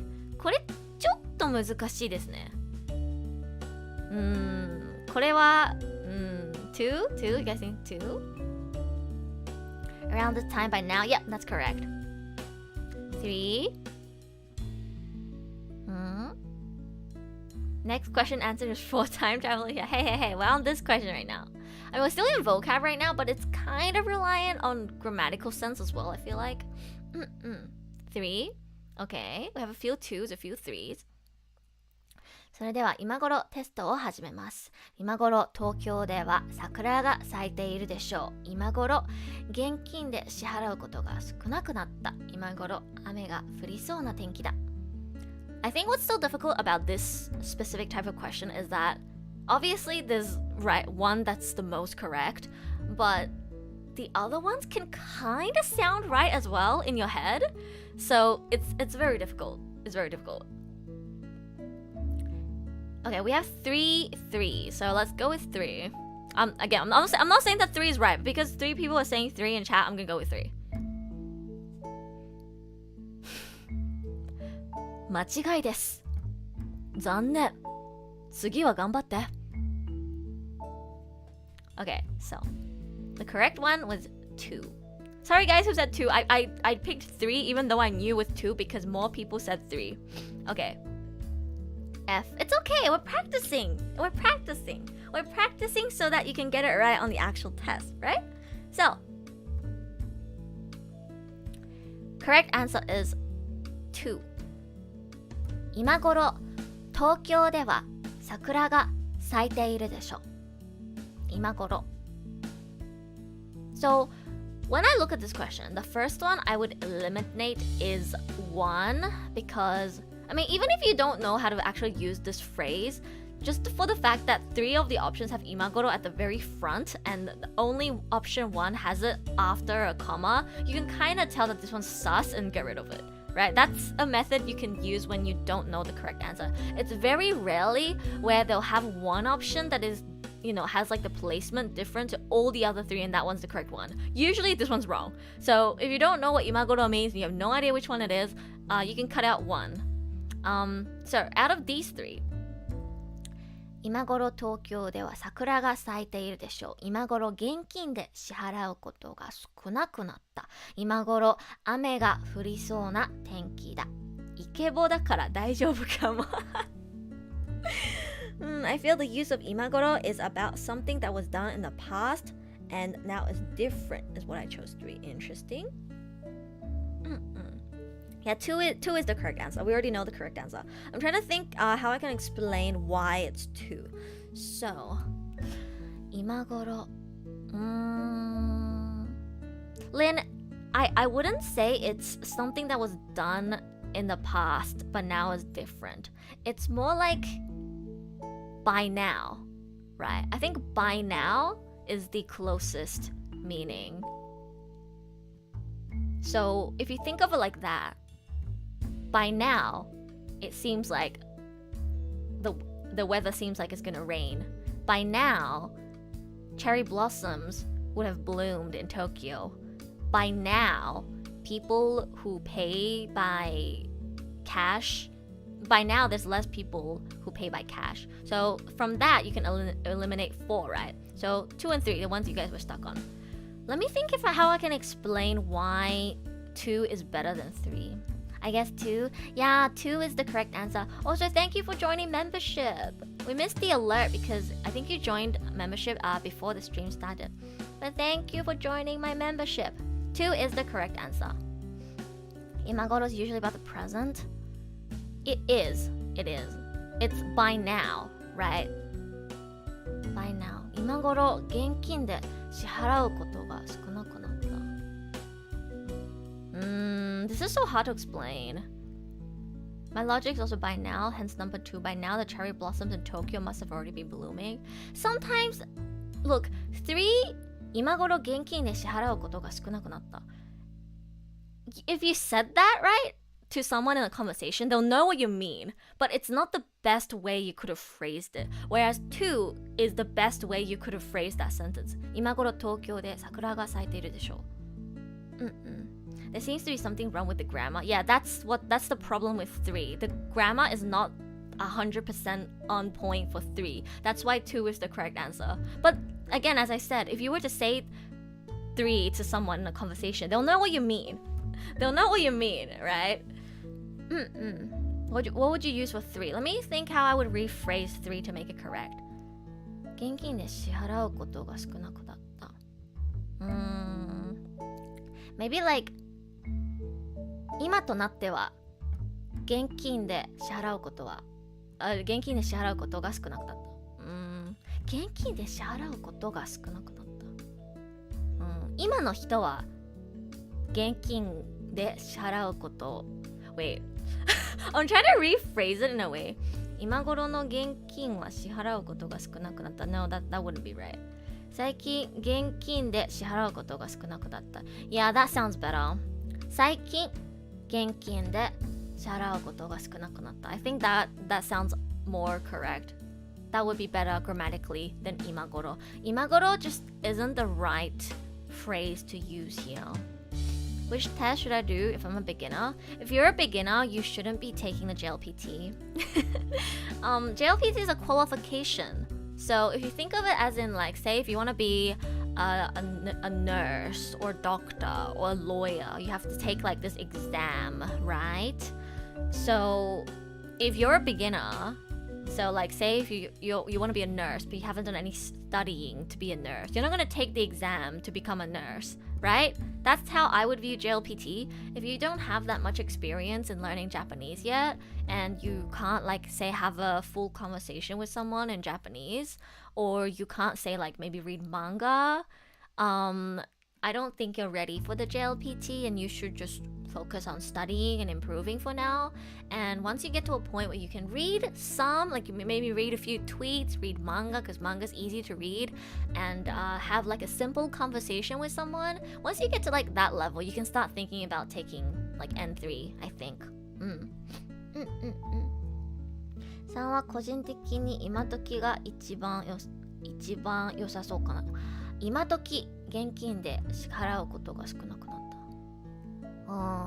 今時難しいですね。私は最近現金で支払うことが少なくなった。今時現金で支払うことが少なくなった。がね、今時現金で支払うことは少なくなった。わとがどっちが正しい？難しいね。個人的に最近が一番合ってる気がする。今時 is more like period in the present. Well, putting aside what would work best if we were to replace 今頃 in this question, 今頃現金で支払うことが少なくなった is not really grammatically correct. So you would pick this one because this one is grammatically correct. Okay, I think from here we move on to like more actual grammar. Yeah. 待って、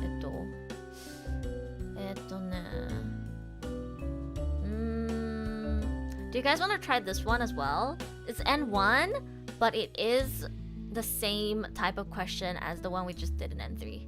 It's more difficult though, obviously, because it's N1.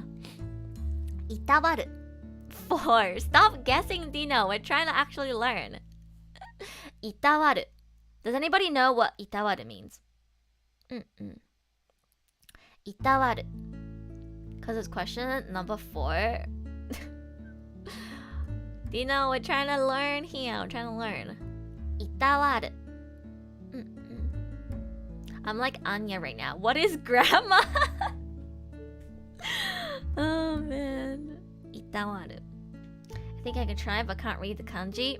Anybody in chat right now is going for N1? If you're going for N1, this is the difficulty of the questions that you're gonna get. So give it a try. Give it a try. いたわる。弱い立場の人をいたわるのは大切なことです。2、山田さんはこれまでの努力をいたわってくれました。I believe that's 孫？これ孫だよね。待って。待って。母の、これ孫？待って。漢字が。孫で合ってる？孫だよね。母の孫が遊びに来たらいつもいたわっていました。母は孫が遊びに来たらいつもいたわっていました。4、政治家は国民の生活をいたわるべきです。母の孫。I was like, wait, 母の孫? Oh, 母は孫。母の孫。I was like, wait, 母の孫 makes no sense. And then I was like, oh, it's not, no, it's 母. I'm just out of my mind. I think I need more water. God. 母の孫草。はい。Anybody know? Anybody want to take a wild guess? Or anybody want to tell me what いたわる means? いたわる is like, kind of like take care of, care for. Yeah. Somebody please correct me if there's like a better way. But like the overall meaning is kind of like take care of, give up. Don't give up. Yeah, like caring, care for. 4 sounds right? Let's read that again. 弱い立場の人をいたわるのは大切なことです。山田さんはこれまでの努力をいたわってくれました。母は孫が遊びに来たらいつもいたわっていました。政治家は国民の生活をいたわるべきです。Take care of people, be considerate, careful. Yeah, that's like the meaning. Secret answer 5. Guess it would be 1 or 4. Yeah, long is correct. For example, if I was looking at this question and I didn't know the correct answer, I would immediately eliminate 2 and 3 because they're not even used correctly. Like it just doesn't make sense. You can't いたわる努力. And like 2 and 3 just like don't make sense. 1, it would be between 1 and 4. How many guesses for 1 and 4 do we have? Let's see. 1, 4, 1, 4. There were more guesses for 4. 弱い立場の人をいたわるのは大切なことです。政治家は国民の生活をいたわるべきです。I would go with 4 as well. Oh, what's wrong? I would have gotten this question wrong. 間違いです。残念。次は頑張って。It's okay. Ikebo makes everything better. See, it's so hard. It's so hard. It's close. Well, apparently 1 is the correct answer. 弱い立場の人をいたわるのは大切なことです。1 is the correct answer, apparently, guys. So, let's think about why 1 would be correct over 4. Me with the N2 certification. Man, this looks hard. Aita, don't worry. I have an N1 certificate that I got last year, and I got full marks in language knowledge. So, you know, vocab and grammar, which is the section we're on right now. And I just got that question wrong. So, from this, you can learn that it's like sometimes it's about luck. And just because somebody you think is Nihongo Josu or somebody has passed N1, it doesn't mean that if they took it again, they can pass it again or get just as high of a score. Okay? 難しいね。難しいよね。See, we have a JP viewer right now in chat who says it's difficult. So, Don't feel bad if you're looking at questions, especially in N2 and N1, and you think, oh man, that's so hard, I could never. It's okay. N1 especially can be tricky and difficult for even Japanese people. So, Okay, let's think about 弱い立場の人をいたわるのは大切なことです。政治家は国民の生活をいたわるべきです。なんかさ、4も間違ってはいないからさ、じゃあなぜここで最も良いものは1でしょうか？ I think it's because we have to look more closely into the actual meaning of いたわる。So, let's Google いたわる. Like, I know what いたわる means, but remember how I talked about connotation previously for like 次々, だんだん, and どんどん, right? Context and connotation are very important. So let me look at a more detailed explanation for what いたわる means. So a more detailed explanation of what いたわる means is 老人や子供や弱い人などに同情して大事に扱う. Okay, so from this, I can see why 1 is the correct answer. A more detailed explanation for what いたわる means would be there's a connotation of being not just being caring or like caring for, but caring specifically for people who are weaker or like people like elderly or children. That there's like a very specific kind of connotation to the phrase or word いたわる. That's why 1 is more correct than 4, because it says 弱い立場の人, which means people who are in a weaker position. You can argue that this is about this 4 says politicians should be more caring and considerate towards citizens' everyday lives, which you can argue that technically like citizens are in a weaker position to politicians as well, but 1 has it more clear, right? It says clearly 弱い立場の人. It literally has it in the sentence. So I think that's probably why 1 is the correct one here. So connotation is very important. Since Eru cannot choose the right answer, how can I? It's okay, Shuki. You passed N1. You don't have to take the exam again. Oh god. Different of caring. 1 is take care for some people and 4 is take care of community life.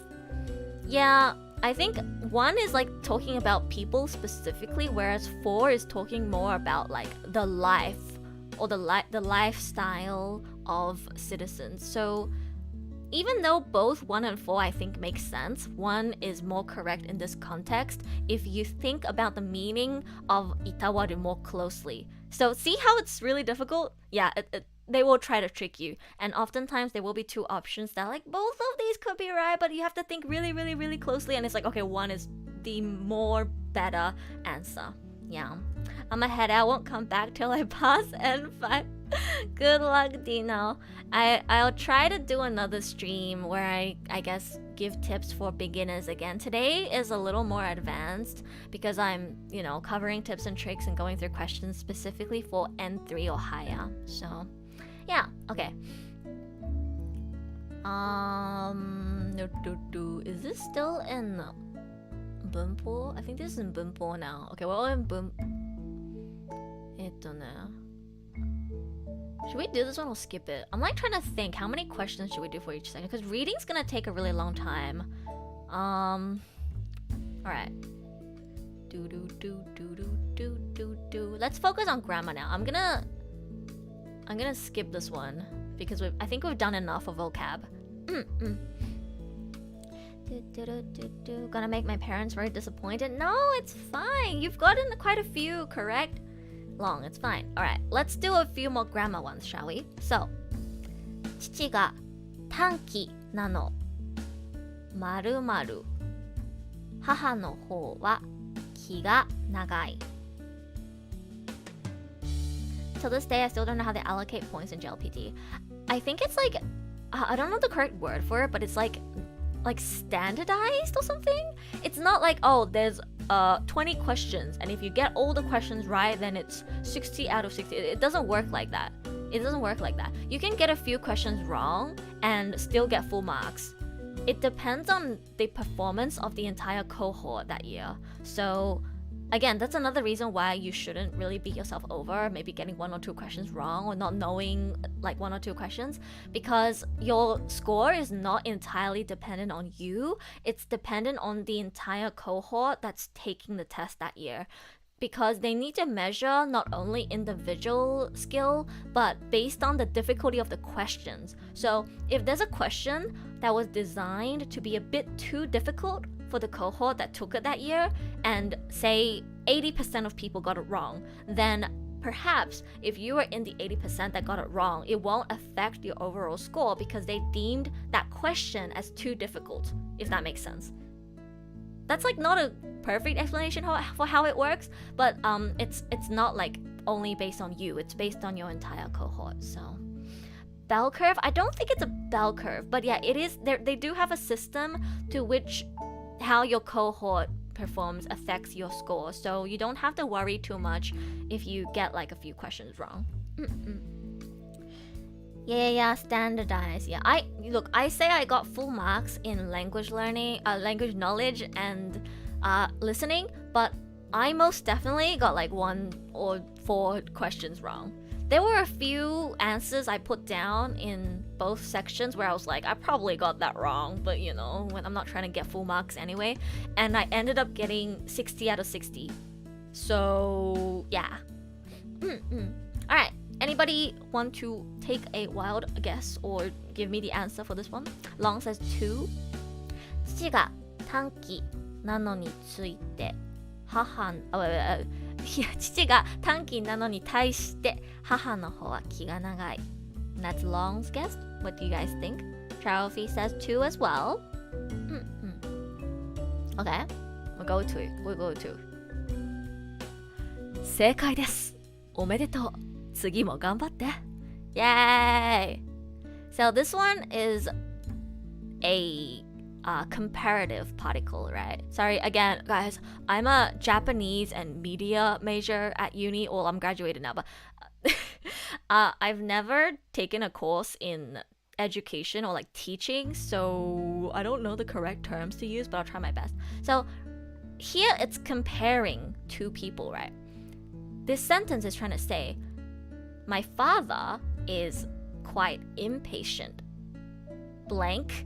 My mother is very patient. So you know it's a comparative thing.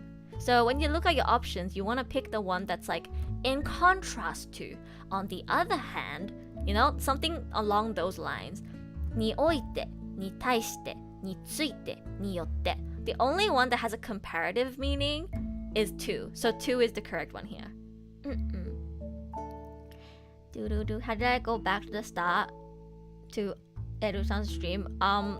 If you're still watching, if you click the live button, you'll go to the latest portion. Okay, so 対して次. Oh, this is another type. Okay, I'm gonna skip this one just because I think we've done enough. Okay. 山田さんは単なる友人です。ただの。山中さん。山中さん just like got friend zoned. Anyways. Sorry, I'm gonna skip that one because I think we've done enough vocab. Is this still vocab? Kinda in between. I feel like this type of question is really difficult, so maybe we should try another one. Okay, guys, we're gonna try another one of this type. I feel like this is one of the most difficult ones. Like out of the first section, this type where there's like 4 sentences and then there's 1 word and you have to pick the one where it fits the best. I think this is one of the most difficult ones. So let's practice with another one. The start questions felt confusing at the start. Yeah, those ones can be quite confusing, but once you learn how it works, it's not that difficult. 短期の意味は breathe fastly と思った。Alright, let's look at this N2 practice question. So, does anybody know how to read this? 余計 Do you guys know what yoke means?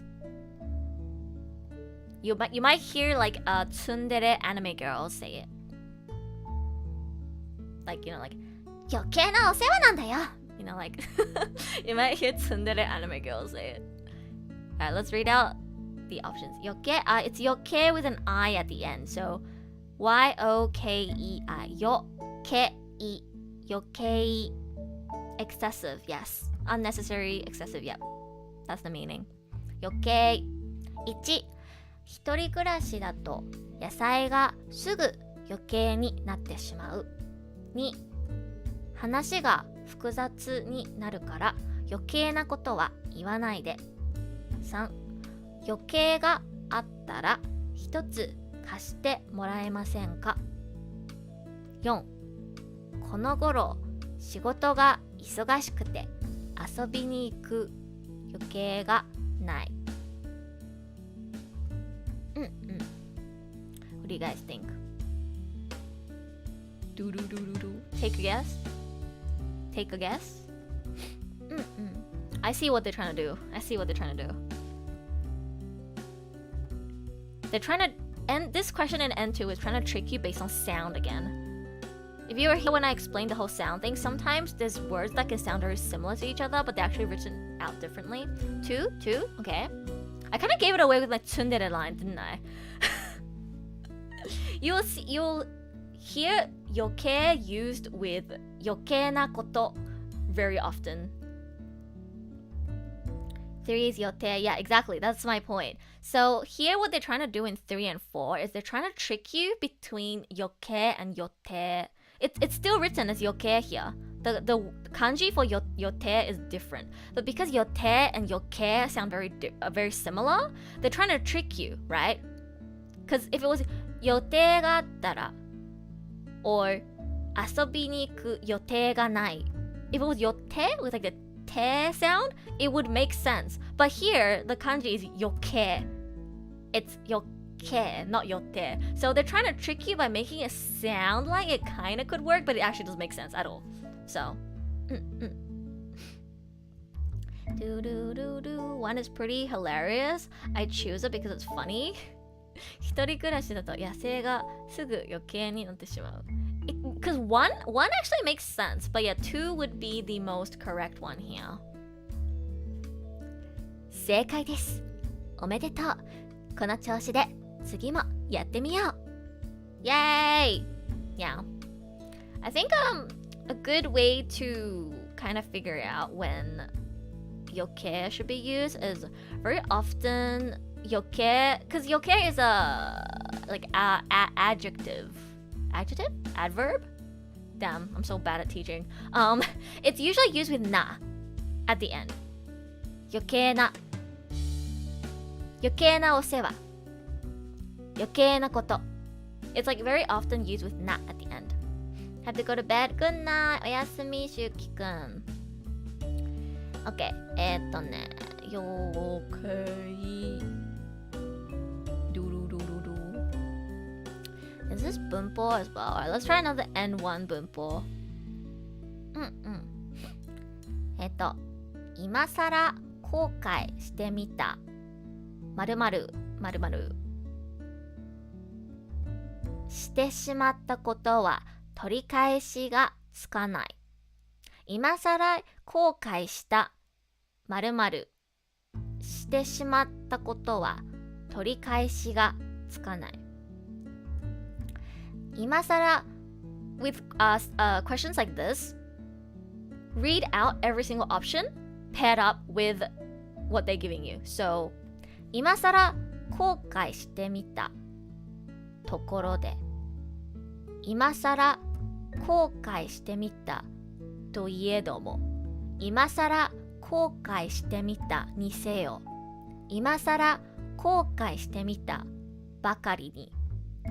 Like, read out these sentences and fill in all of them and eliminate the ones that are like, oh yeah, this is definitely wrong. This is definitely wrong. And then try and pick the one that feels the most right. That's how I do it. 1, okay.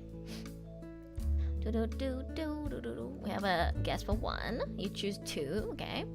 今さら後後悔してみたところでしてしまったことは取り返しがつかない。今更後悔してみたといえどもしてしまったことは取り返しがつかない。Any other guesses? We need one more guess and I'll pick an answer based on you guys' guesses. I feel like this stream is going to be longer than what I planned for it to be, but whatever. Okay, 2. We're going with 2 then. 間違いです。おい、イケボ。間違いです。正解は1。ところで、残念。次は頑張って。Yeah. 1 was correct. So, let's look at why.I don't know the answer. I answer with the most pleasant answer. Yeah, sometimes you do that and you might get it wrong. It's grammar's very difficult. Grammar's very difficult. Unless you know like the specific rule that it's following in that question. If you're relying on the senses, sometimes you might get it wrong. So, 今更後悔してみたところでしてしまったことは取り返しがつかない。今更後悔してみたといえどもしてしまったことは取り返しがつかない。I understand why you guys would pick 2. 2 kind of sounds like it fits nicely in the slot as well, but in my mind, I thought it was 1 because I've seen it being used in that context. This is when, remember before how I said the key to improving your grammar is to be very aware when you're listening to other people speak Japanese and take note of when particles or when phrases are used, right? I hear people say 今更後悔してみたところで I've heard that in like an anime or something before, but I've never heard anyone say 今更後悔してみたといえども. Like I know といえども is also, you know, a grammar, a thing that you can use in Japanese, but I've never heard it in the context of this. So I would go with ところで because I've heard people use it before. This is a trap question. Every question is a trap question, Mira. That's JLPT. JLPT will really try to trap you. It sounds like a valid connector, right? Right? Exactly. That's what they try to do. They'll throw in 1 or 2 that feels like it's right, but it's actually not right. Like or it could be right, but it's just not the best one.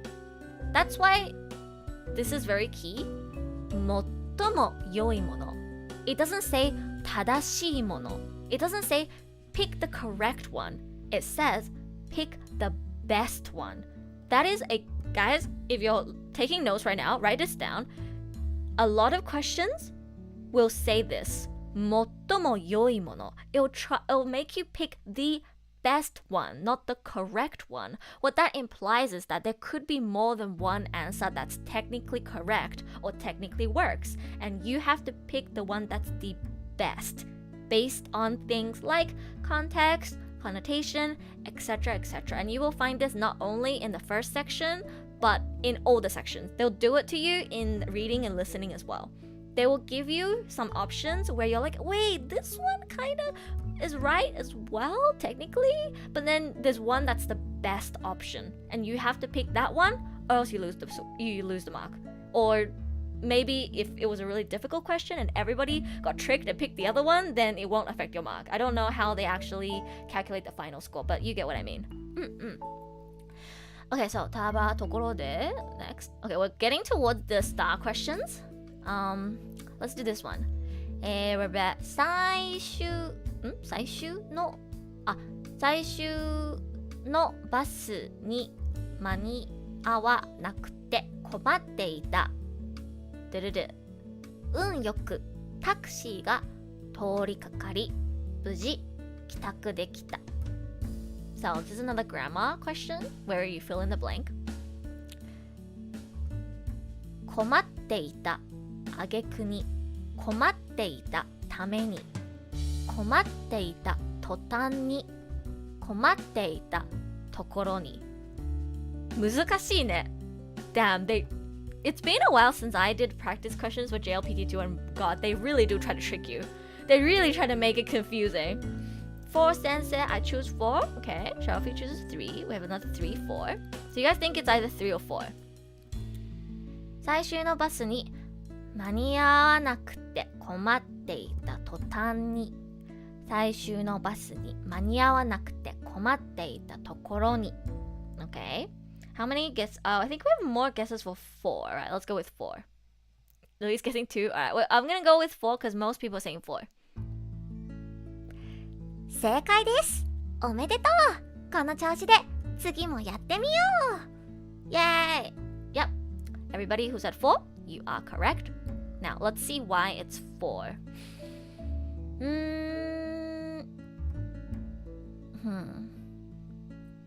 困っていた途端に運よくタクシーが通りかかり無事帰宅できた。困っていたところに運よくタクシーが通りかかり無事帰宅できた。I think what's so tricky about this one is that 3 technically works as well, but 4 is just better, right? Now here, ところ makes sense for me. All those seiyu videos finally come in handy. Yes, yeah. See, again, I think with grammar in particular, a lot of times the way you can pick out the best answer is just having a lot of exposure to Japanese, like whether that's being used in anime or, you know, like long sets and seiyu videos or in any like Japanese content creator that you like. You don't really hear you will often hear 困っていたところに like it's just something that you'll hear often. If it's something that you've heard before and you hear it often, it's probably the best one. But 困っていた途端に is not necessarily wrong either. Yeah, it sounds a bit weird, but it's not wrong. That's how they try to trick you. It's weird, but it's not wrong, right? If Edu was my Japanese teacher, I would never sleep. I'm flattered, I guess. Thank you, but make sure to sleep. Don't worry if you have to leave because I'm taking too long to explain myself. I think this stream's gonna be longer than I thought. I was gonna finish it in 3 hours, but you know, that's impossible now. It's probably gonna be closer to 4.5 hours or something. But yeah, if you have to leave halfway, don't worry. I will timestamp this. Go back to the VOD and check if you missed something. It will be separated into sections. I'll do the Q&A at the very end. Toころに when I was troubled. 途端に as soon as I was troubled. Yeah. 途端に has a different connotation or like a more detailed or specific connotation, which is as soon as, you know, I was like, oh, I can't make it to the bus. A taxi just happened to arrive and I was able to get home. Whereas ところに is just, I guess it's like less specific. So in this context, I think 4 makes more sense. Yeah. Eru ASMR JLPT. My next ASMR stream, I teach you Japanese, but it's in ASMR. Anyways. Took an hour to do N2 sample questions. It's gonna take a while. I think I might start skipping a few questions, especially the reading. I think I'm only gonna go through 1 or maximum 2 readings per level because otherwise we're gonna be here until like next morning. So yeah. Has there ever been a stream that wasn't longer than expected? You're right, Muffins. Okay. Oh, my sent shivers down my spine. You guys will be very happy to hear that I'm working on an ASMR video right now. But today we're gonna be educational. Alright. Next. Alright, now we're gonna go through the structure for this specific type of question, the star question. I call this the star question. I think people have like a love-hate relationship with this. I personally think it's pretty easy. I know some people find it really difficult though. So how this type of question works is you have all these blank spaces and you kind of have to you have to fill in 1, 2, 3, 4. And then your final answer will be wherever the star is. So it takes more thinking and more steps than the other questions from before where you just have to fill in 1 blank. This one you have to fill in like 4 blanks, sometimes 3 blanks, sometimes more blanks, I don't know. You have to fill in a few blanks and then you have to pick the one where the star is. as the answer. You hate these? Yeah, I know some people really hate these. これは難しそう。これは確かに難しいかも。私は文法結構得意だからあんまり難しく感じないけど、これ一番難しいって言っても過言ではないですね。はい。Can be easy and can be difficult. Yeah. Alright, let's have a look. Is this a practice question? It's explained here how you should do it. You basically have to order these 4 options grammatically correct and then choose the one that is in this. So let's look at our options. 先週から行ってみませんか? So our options are ばかりのレストランがオープンしたある Okay, so先週 something something something something something something.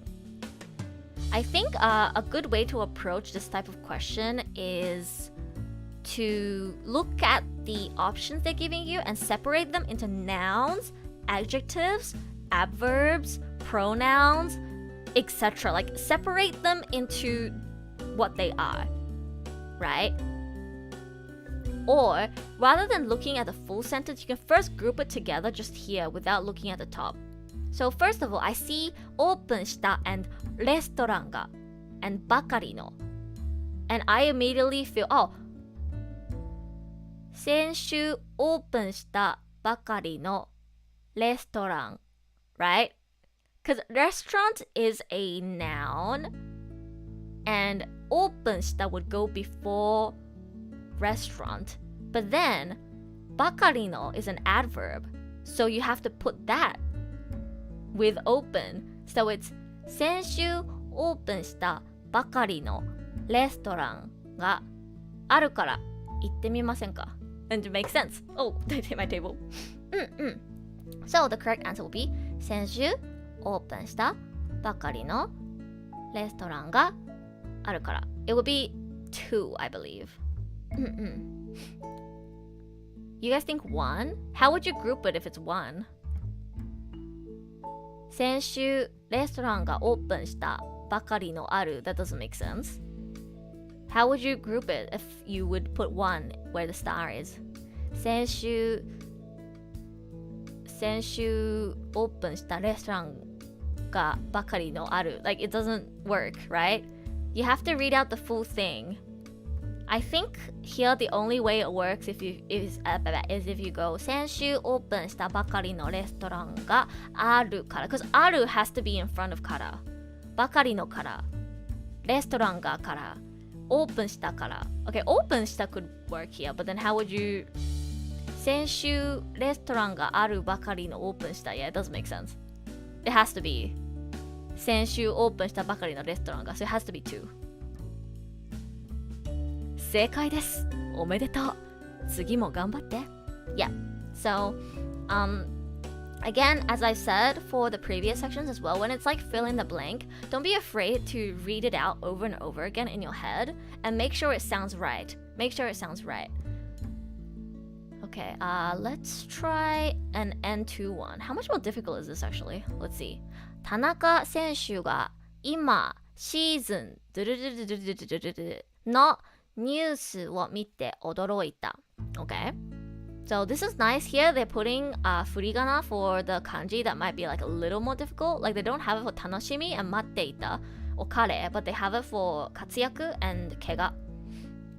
So options are 彼は怪我活躍するのを楽しみに待っていただけに Okay, so very often actually you can just group it here and then just like slide it in and then usually it will work, to be honest. So 田中選手が今シーズ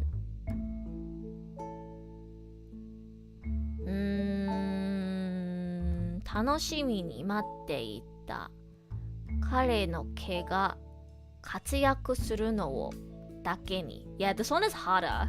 Okay, this one's not as straightforward as N3. Let's see. Any grammar masters in chat want to give a wild guess?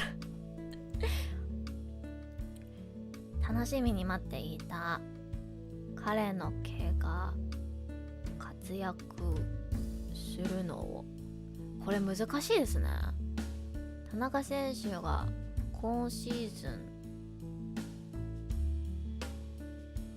これ彼の怪我。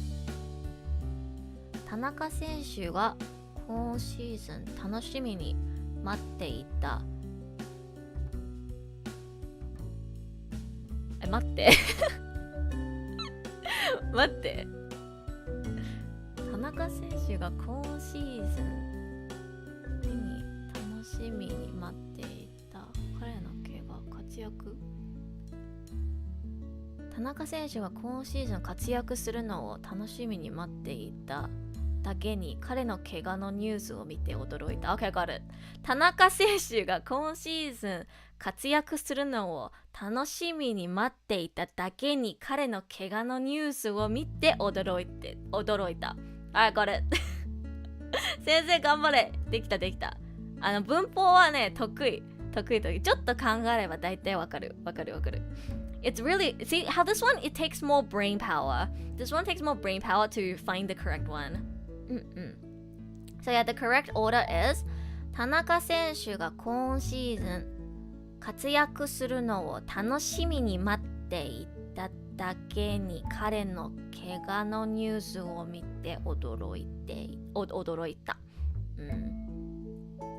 今シーズン活躍するのを楽しみに待っていた。So it would be 3. Yeah.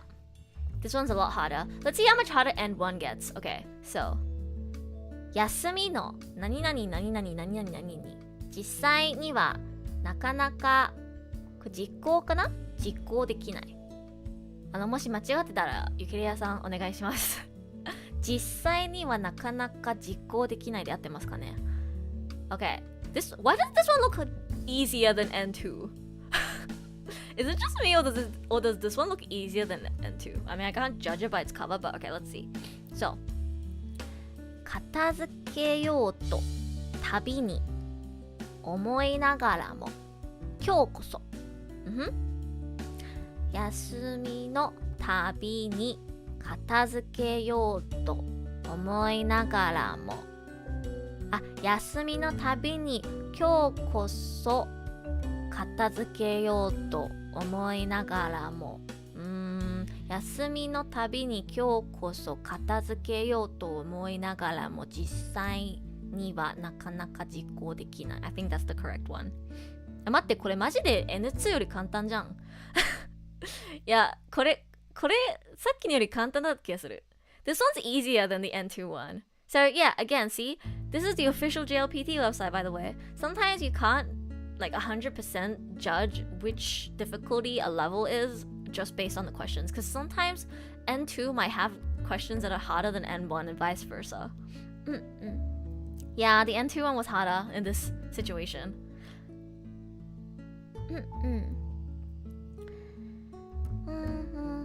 So the correct answer here is 休みの旅に今日こそ片付けようと思いながらも。So it would be 1. 正解です。Yeah, 1 is correct. They're torturing us on purpose. That's JLPT for you. Okay, there's only one practice question with that. Okay, we're moving on to reading now. Cool. Okay, we're moving on to reading now. Alright, let me look at my notes. I have the most to say for reading. Oh, we just lost like 6 viewers at once. I hope everybody who left will come back and watch this section, because reading is the hardest section. Reading is the hardest section, and I have the most tips to give for reading. So, yeah, if you suck at reading like me, stick around or come back and watch the VOD if you have to leave now. So, reading. Reading, in my opinion, is the most difficult section for most people, and the one I feared the most. Also the one that I struggled the most with. I spent the most time practicing reading. This is my personal opinion, and I'm gonna give you guys advice and tips based on my own experience and how I overcame my bad reading skills. So take this with a grain of salt. Just looking at it makes me lazy to everybody looks at so much text. Bye bye. No more easy fill in the blank. Okay, bye bye. No more watching stream. Walls of text dies. If you're still sticking around, good on you. Reading is the hardest section, and I believe it's the section you need to practice the most on. So unless you're good at reading and you like read books for fun, I don't read books for fun, so I suck at reading. But yeah. So, first tip. Step 1 is to read the question and multiple choice answers carefully before you start reading the text. Okay? First, know what your options are, record them in your mind, and then start reading the text. Because you want to start searching for the answer right away when you start reading. You don't have the time to read it and then read your options and then go back and read it again. You don't have the freaking time. Okay, the text can be really, really long and very complicated, especially in N2 and N1. N1 is like disgusting levels of difficulty. When I took the test last year, there was in the reading section there was like an academic article-esque reading focused on philosophy, and it was so difficult I couldn't read like a single sentence properly. There was also a scientific research report-esque kind of reading. It was so hard. So yes, read the question and your multiple choice answers before you read the text. Okay? I just skip right to the questions in the reading sections and work backwards. Yeah. That's the correct method, I believe. I believe that is more effective, honestly. Imagine having to rush through the reading when you're nearing the end time, right? It's not a great experience. So again, as I said, in the language knowledge section, if there's like a particular kanji or a particular question that you're stuck on, you just don't know the right answer, pick a wild guess and then move on. Move on because you want to give yourself enough time for the reading section. Reading is very difficult. Very, very difficult. はい、戻ります。文章だ。嫌だ。Same. Relatable. I hate reading. It's just easy to read the questions and then just skim to the part where you'll find the answer. Yes and no. I'll go through this later, but reading will also try to trick you guys. Oftentimes, when you skim through it and you read the question and the answers first, it will try to trick you by giving you something that seems like the answer in the first paragraph, and then the actually correct answer is actually in the last paragraph. So be careful. Be careful. Be very careful. But yeah, I have in my notes. So read the question and the answers carefully, but don't read the text super carefully. Skim through the whole thing, especially the longer readings. The key is skim it, but skim through the entire thing, okay? Unless you read Japanese books and articles as a hobby and you're a fast reader, or you're very familiar with kanji and very good at digesting walls of text, which according to you guys' responses in chat, it doesn't seem like anybody is. Don't even try to read the whole thing. It will just make you confused and lose your train of thought. But make sure to skim through the entire thing, okay? Also, be careful not to put down an answer right away, because the entire test, again, is designed to trick you. The correct answer will never be obvious, at least from N3 level or higher. I don't know about N4 and N5, but we're going through N3 or higher today, and it will always try to trick you. The correct answer will not be obvious, right? Never think, oh, it's multiple choice. Oh, this seems like the correct answer. Okay, this one, and then just move on. Make sure you don't get tricked, okay?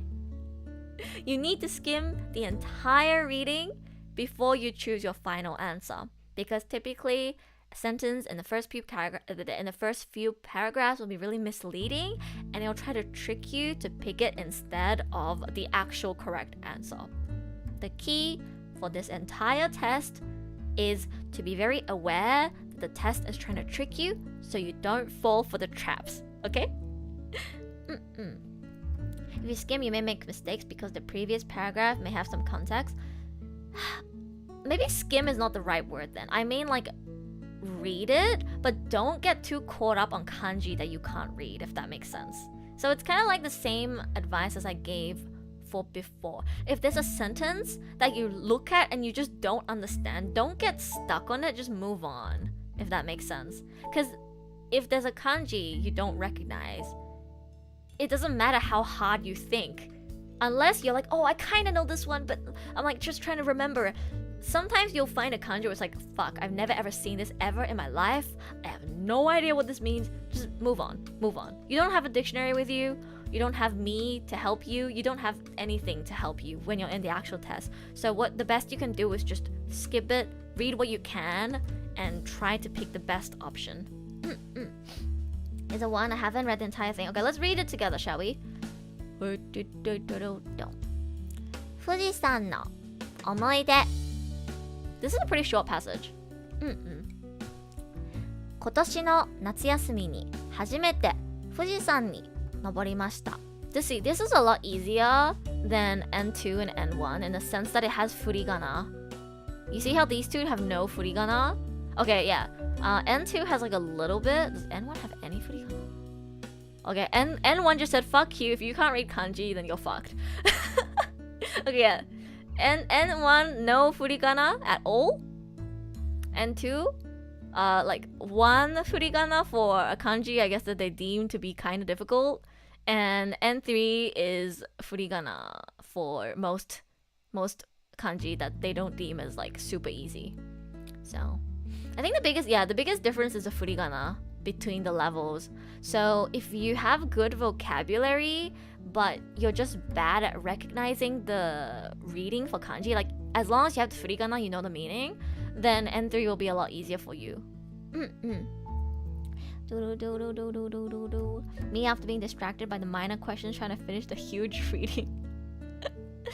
Yeah, I think another thing people miss when it comes to the reading portion of JLPT is that your comprehension skills are equally as important as your reading skills. You guys know that like reading and reading comprehension are different, right?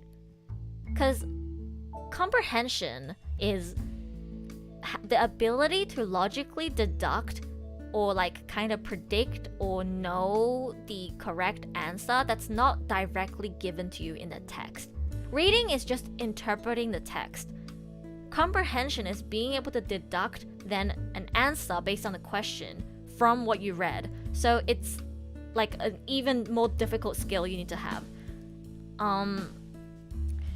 What's so difficult about JLPT reading is it's not only that you need to read the text, you also have to be able to have the comprehension skills to deduct the answer. The options they give you won't always be obvious. Sometimes when it's fill in the blank, it might be a bit more obvious like this one, but when it's like asking you a question, like what is the best option for Tanaka-san to buy, it won't tell you what Tanaka-san needs to buy in the text. You have to guess or deduct logically based on the text which is the best item for Tanaka to buy. So yeah, you have to be smart basically.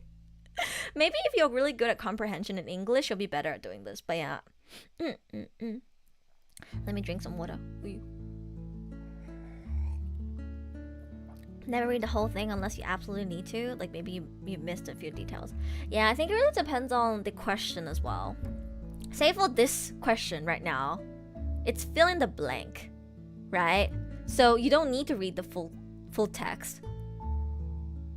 Well, unless there's gonna be more. Oh no, wait. They usually have like 2 questions or 3 for the same text. Okay, yeah. But say if this was the only question for this text, you don't have to read the whole thing because you're just trying to fill in the blank. So look at how many questions are attached to each reading that you get, and see how much detail you need to read. There's some texts where it's better for you to skim, and there's other texts where you have to actually look really, really closely. You have like 5 of these questions. Was it 5? I feel like it was like 3 to 4. It wasn't that many. Some only had like 2.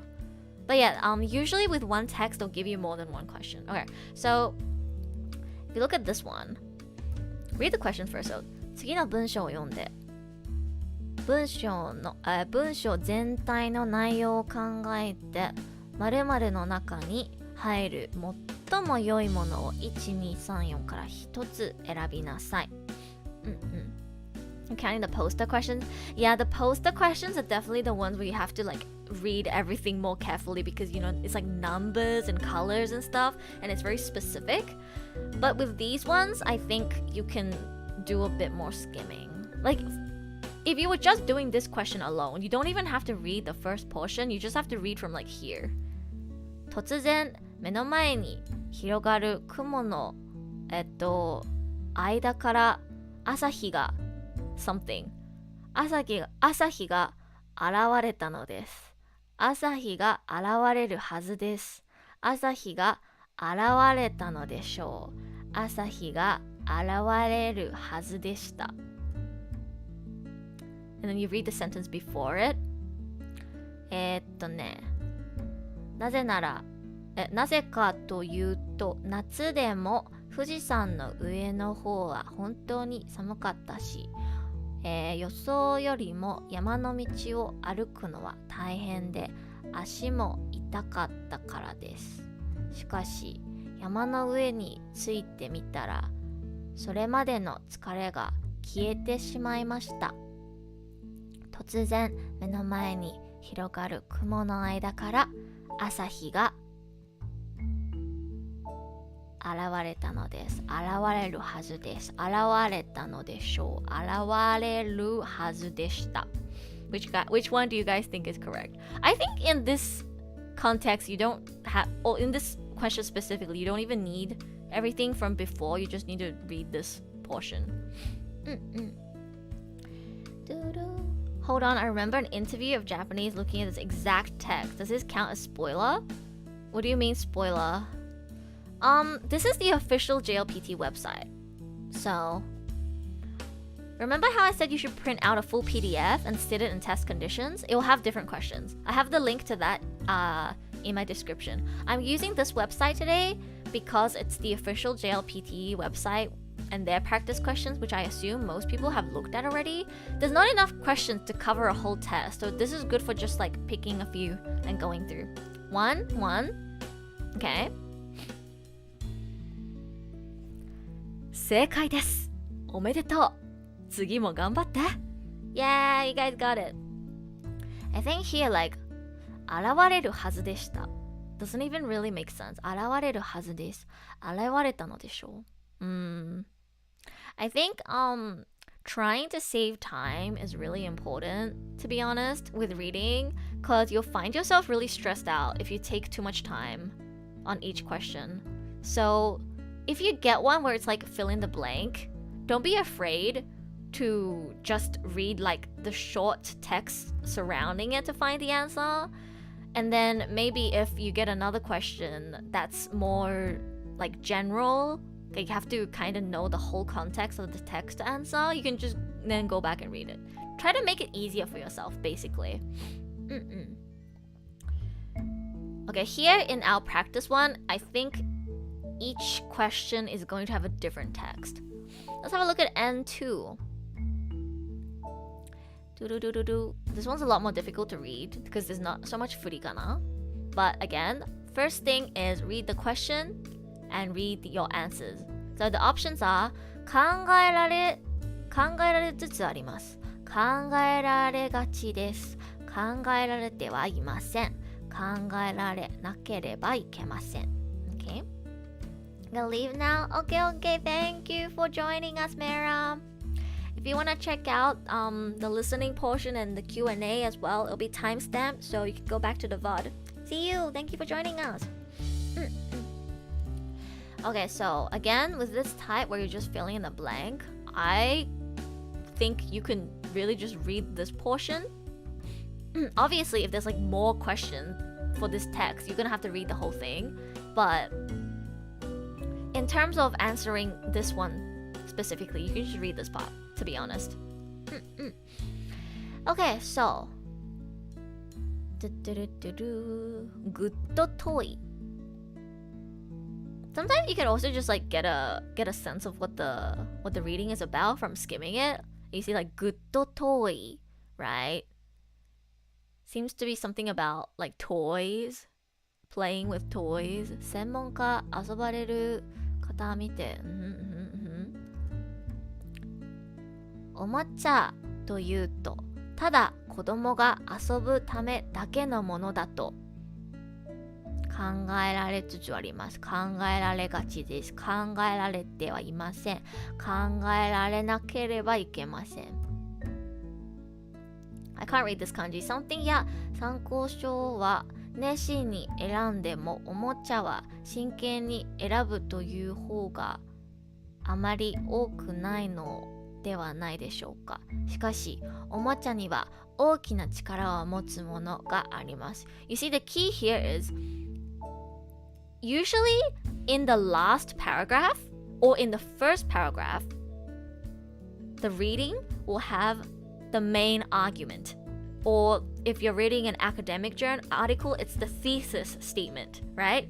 If you've ever written an essay ever in your life, you know that either in the conclusion or in the intro or in both, you'll have like an argument or a thesis statement that basically presents your point of view or your stance on the topic. And here, without reading all of this before it, just from reading this in the last paragraph, おもちゃには大きな力を持つものがあります。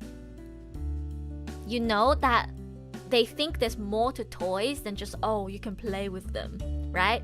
You know that's their main argument. So then from that, you can deduct that おもちゃというとただ子供が遊ぶためだけのものだと思われつつあります。Doesn't even make sense? 考えられてはいません。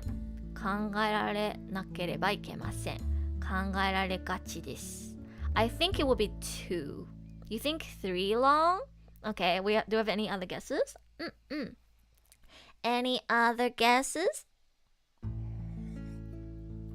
How long has this stream been? Oh my god. I always go over time. It's fine. It's fine. Anybody have any other guesses? I'm thinking 2.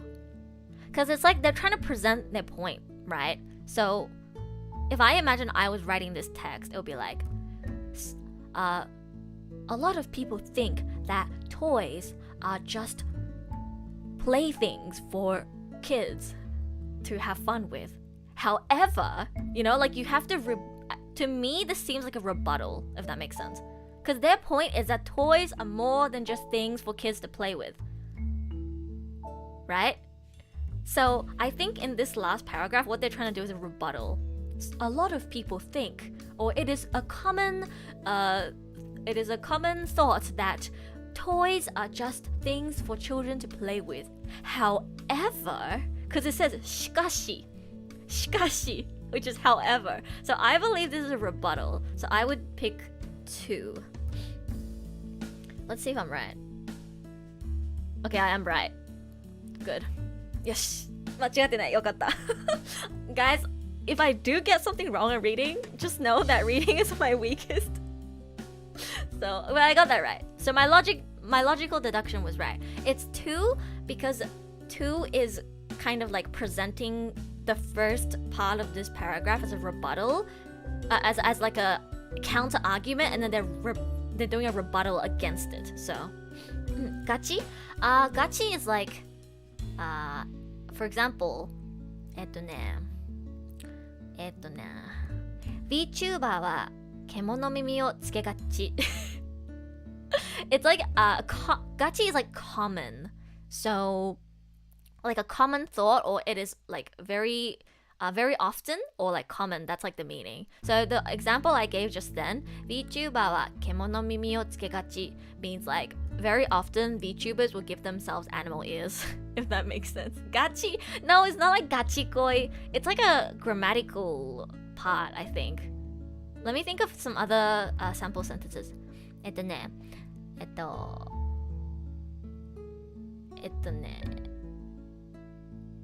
ルシャは長い配信しがち. Like, I commonly do long streams. Gachi is basically just like something that's like common or like happens often, basically.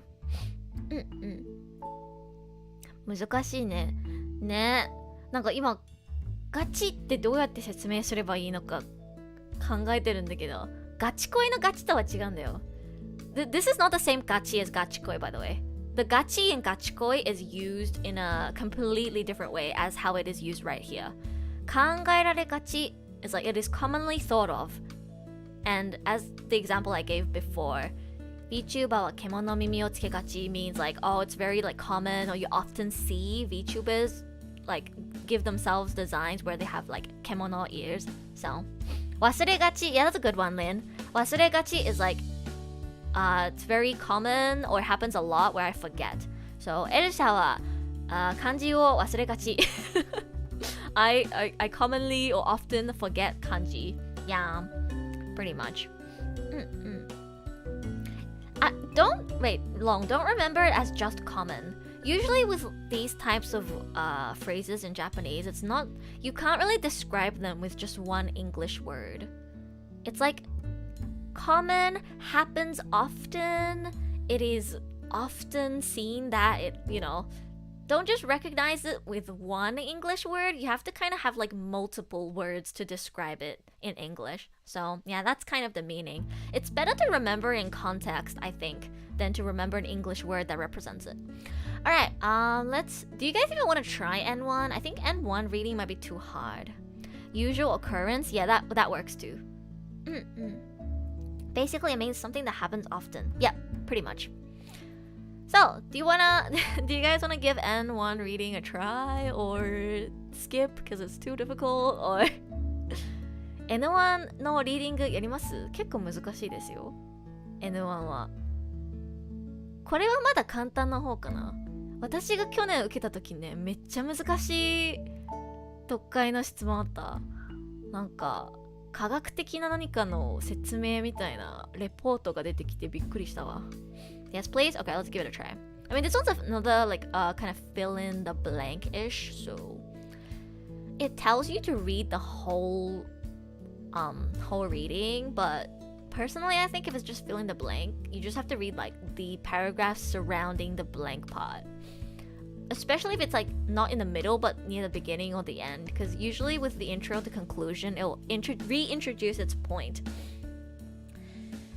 So, それは人間というものの考え方を間違えているというのは人間は誰もが未熟なんだ。What the fuck is this way? 自分が未熟すぎて心配だなというのは甘えだし、それは未熟ということをマイナスに考えている証拠だ。What is this text? I watched the study, but I don't want to reading. Yeah, Lynn, I totally get you. The reason why reading is my weakest is also because I'm, I love Japanese media. I listen a lot, and you can learn like vocabulary and grammar from listening as well. So my vocab, grammar, and listening is great, but my reading to this day I think is pretty mid because I just don't enjoy reading. I just don't enjoy reading. But yeah, for the sake of JLPT, you have to practice reading because it is kind of the most difficult section. So, 他人に言わせれば、僕に言わせれば、そうは言っても、そうは言うものの。OK? 弱い人間とか未熟な人間の方がはるかに膨れ上がる可能性を持っている。未熟というものは運命全体、世界全体を相手に。これ戦うって合ってます？戦う力というものを持っている。Why is this so chuny? Who wrote this? What the frick? Okay, so first of all, because we have an 一人称 here, 僕。We can, from here, scroll all the way back to the front and you see, it says 僕はプライドというものは絶対感だと思う。So immediately, you know that this is a text that's written in first person, right? You don't even have to read all of this in the middle. You just read the first sentence. You go back, just scroll back up, or like, look back up, you see the first sentence, they use I. They use 僕は. So you know the text is a first person text. Right? So, if they used 僕 throughout the text, then this is probably the correct answer. But before you put it down, just try and check the other ones too. そうは言っても弱い人間とか未熟な人間の方がそうは言うものの他人に言わせれば僕に言わせれば I think based on the kind of tone that they used in the first sentence, they're very much trying to sell or like present their own opinion on this topic. So even though the other options work as well, I would say 2 is the correct answer. Context clues, exactly. Because they're saying 僕はプライドというものは絶対感だと思う. Like they say that in like the first sentence. And not gonna lie, their tone kind of sounds like I'm right. This is my opinion. That's the kind of tone or vibe that I get from this passage. So I think this is 僕に言わせれば弱い人間とか未熟な人間の方がはるかに膨れ上がる可能性を持っている. I think that's the correct one. Yeah. I read that and all I could think of is this a shonen anime? Honestly, me too. I think 2 as well. 正解です。おめでとう。この調子で次もやってみよう. Yeah, that was correct. That actually wasn't too hard. That wasn't too hard. I'm sure if we like tried to read the full text, there would have been like a few kanji that I got stuck on. And I guess like the topic, right, of this one is a bit more difficult because it's talking about more abstract concepts like, like pride, human nature or whatever. So that, I guess, is what makes it more complex. Whereas like the other ones we did were a bit more straightforward. Ah, Himawari, ohayo. Just woke up to your ikebo. You're welcome. You're welcome. When the antagonist explains why he wants to destroy the world. Relatable. Hi, Zeta. Okay, let's do a few more readings. So, let's try this N3 one. So, if you guys have never done a JLPT practice exam before, there are a few very typical text formats, I guess, that you'll be presented with in the reading section. One of them is like the one we looked at first. It's like kind of like a passage explaining somebody's experiences or like an opinion piece of somebody explaining their feelings towards something and they're trying to like argue against something. Sometimes it's like an academic article, but a few other common types of text you'll get like a letter, a email. Emails are also very common. Letters, emails, sometimes you might also get like an invitation kind of thing. And I don't know if this happens in every test, but typically the very last question that you will get will be kind of like a poster. There will be like a poster that has information on it, like school festival at Edutato Academy. And, it'll have like kind of like a table with all the people that are participating, and they'll have like specific numbers, how many people, what kind of things you have to bring. And for those types of texts, you have to actually look at everything very clearly. When you're dealing with things like numbers and specific stuff, you have to actually read it specifically. There'll be less words too, so hopefully it'll be less intimidating. But yeah, with long text like this, I recommend just skim through, and if it's trying to make you pick out the correct phrase to fill in, just read the paragraph surrounding that specific blank spot. So yeah. Okay, let's have a look at this one. This one is a 手紙, so it's a letter. Can I even read this? Oh, this free かな。桜株式会社 to ABC 物式会社 OK? 背景、我が社は日本のアクセサリーやバッグ、靴などを過去10年以上アジア各国にこれ待って読み方忘れた輸出待って輸出で合ってますか輸出This is the first time I see a question like this. Is this only on N3?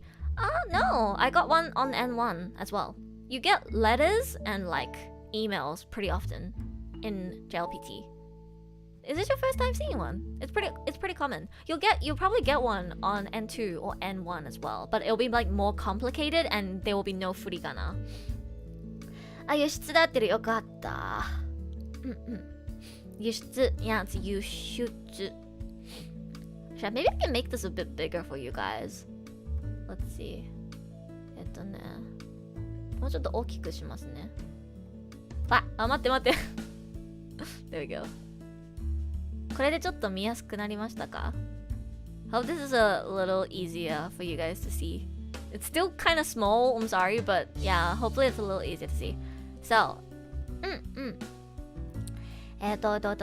各国に輸出しております。先日、桜株式会社様のホームページ上にて新しいバッグの、カタログを拝見しました。ぜひ輸出を検討したく思いますので、最新のバッグのカタログと価格表を今月中に送っていただけないでしょうか。よろしくお願いいたします。Okay. So this is like a very formal kind of like letter from one company to another company. I think with letters and emails, if it's pretty short, like relatively short, just read the whole thing and read it carefully.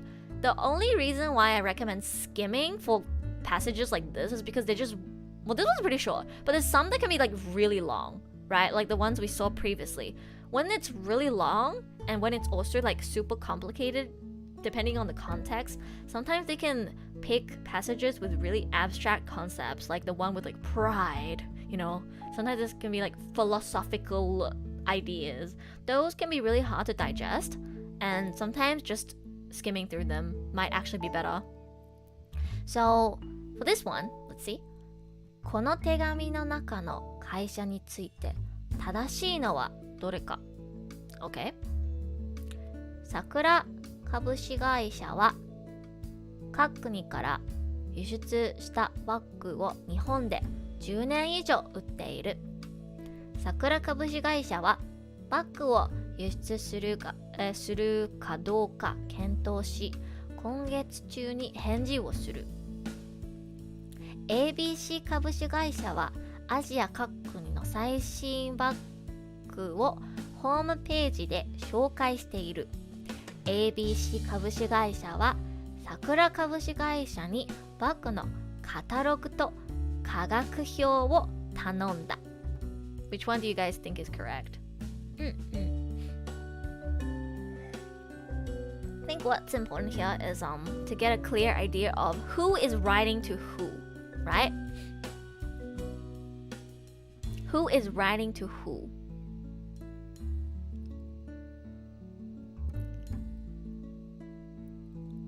If you look at here, 先日、桜株式会社のホームページ上にて新しいバッグのカタログを拝見しました。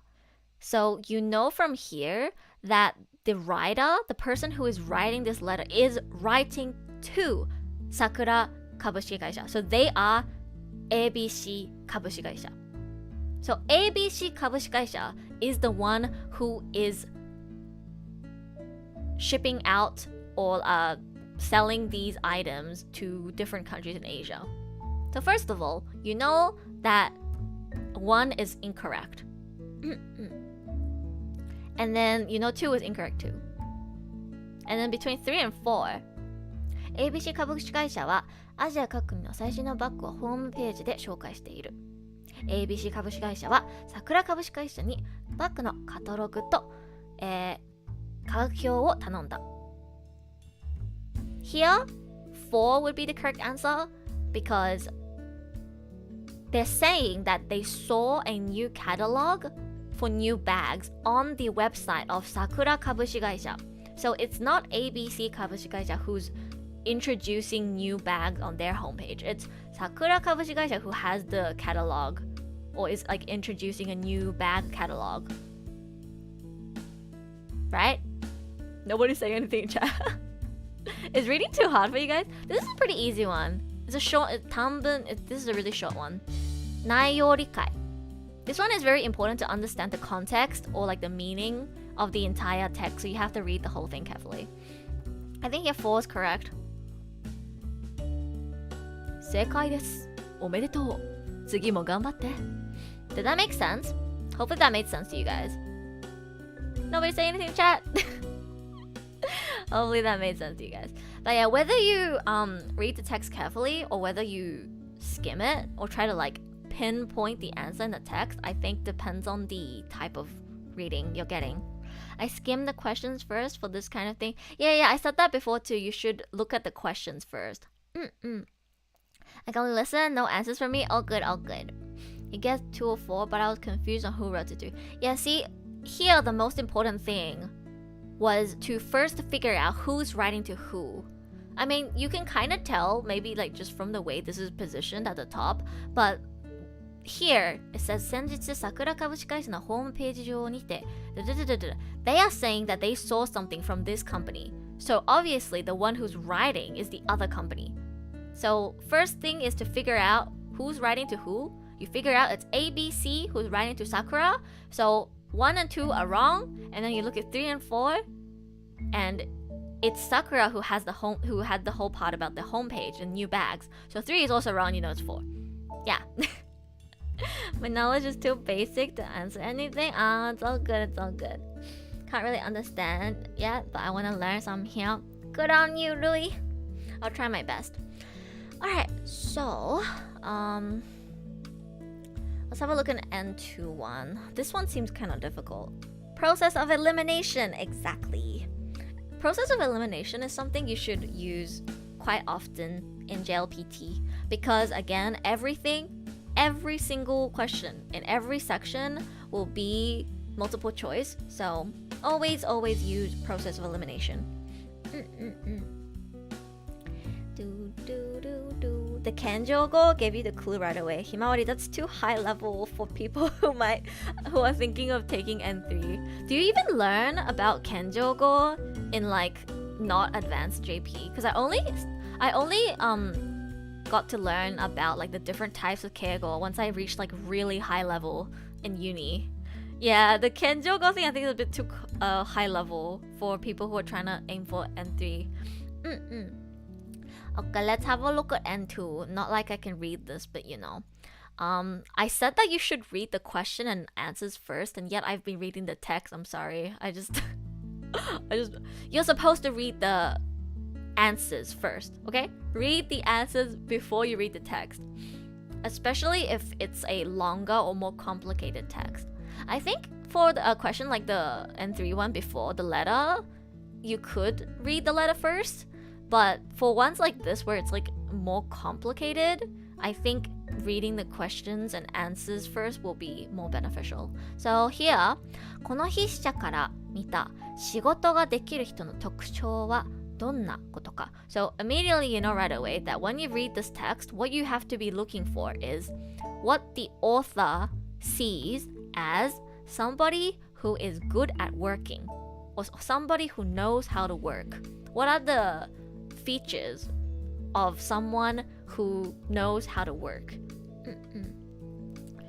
Do as I say and not as I do. Yeah. It was just when I stream, I forget because I'm not actually taking a test. But yeah, you should be reading the questions first.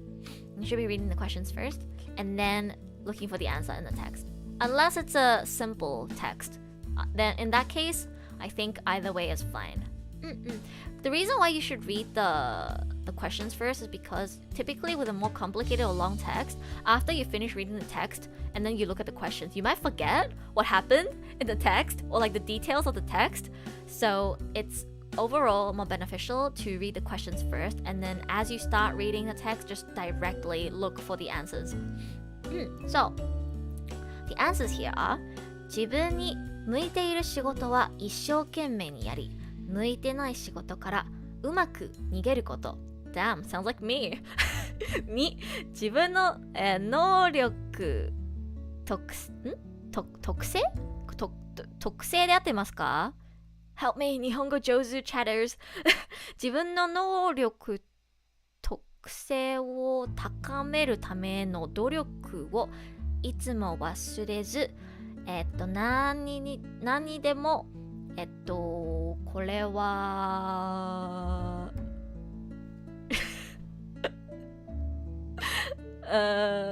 積極的かな？何にでも積極的に取り組むこと。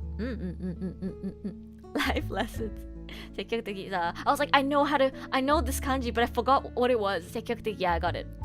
Okay, オールマイティにオールマイト私が来た Sorry オールマイティに、仕事をしている人のやり方を見習い、不得意なことを克服すること。私が来たプルスウルトラ Sorry, I got distracted はじめに、仕事が自分の能力に合っているかを、分析し、あらゆる仕事を上手にこなすこと。Okay, no more anime distraction, guys. 待って、特性で合ってました？ここ。能力特性ってなんか聞いたことあんまないんだけど。So these are the options we have. Which ones you guys? So if I had to explain what these are, one is like people who do their best at work that they're good at and then skillfully try to run away or get away from the stuff that they're bad at, which is literally me. Two is people who are always aware or like always trying to improve their skills and very, what do you call, how do you say 積極的 in English? Very forward, I guess. Very forward about going towards doing things. God, I'm so bad. This is why I couldn't be an interpreter. Anyways, almighty ni what the fuck does almighty even mean in Japanese? Does it mean the same as almighty in English? I don't know. Proactive. Yeah. 全部合ってるよかった。Proactive. Yeah. So 2 is always remembering to improve your skills and be very proactive. 3 is learn from people who are almighty at their work and try to overcome the things that you're bad at. And 4 is when you start working on something, I guess like measure or analyze whether your skill level is fit for this work and try to do well on all jobs. You know what, guys? Even before reading the text, I feel like it's 1. I feel like it's 1 because by reading these options, 2, 3, and 4 sound really idealistic, or like they're kind of similar. They're all like, oh yeah, just do your best, always try to improve, learn from people who are better, and just do everything well, just like, get good. You know what I mean? Like 2, 3, 4, even though they're all different, they all sound like get good to me. Whereas 1 is like, you don't have to get good, just do what you're good and then just like try to run away from stuff you're bad at. you know what I mean? 1 is the only one that feels very different to the other 3. But let's read the text. Do not just guess, actually read, okay? Just get good, easy. Okay, じゃあ読んでみましょう。仕事ができる人とできない人の一番の違いは何だろうか。私がいろいろな仕事で、接してきたできる人の共通している特徴は自分の能力特性の分析がうまいということだ。まず自分は何が得意で何が不得意なのかを分かっている。もちろんオールマイティにあらゆる仕事をこなすエリートもいるだろうが、大抵の人は仕事の得手得て増えてを持っている。その上で得意な仕事を積極的にこなし、不得意な仕事からは上手に、逃げている人が実際は仕事ができる人と評価されているのだ。So, I was right. One is correct. Now, this is a very good example of how JLPT tries to trick you. First of all, did you guys notice that there's a lot of words used in this passage that are used all throughout the different options, right? For example, 能力特性 is here in 2. 分析 is here. 能力分析 is here in number 4, right? And almighty, right? 3. You'll see that what they try to do with these reading questions is they will spread keywords throughout the text that correlate to the options you are given in the multiple choice.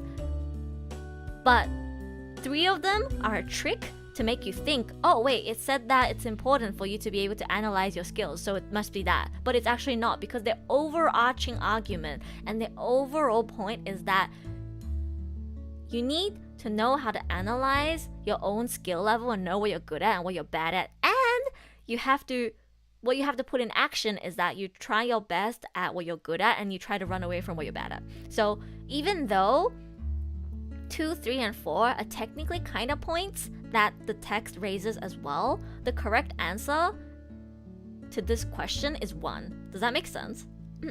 So context clues might not be that useful. Context clues is important for fill in the blank. Louis, with fill in the blank, use context clues.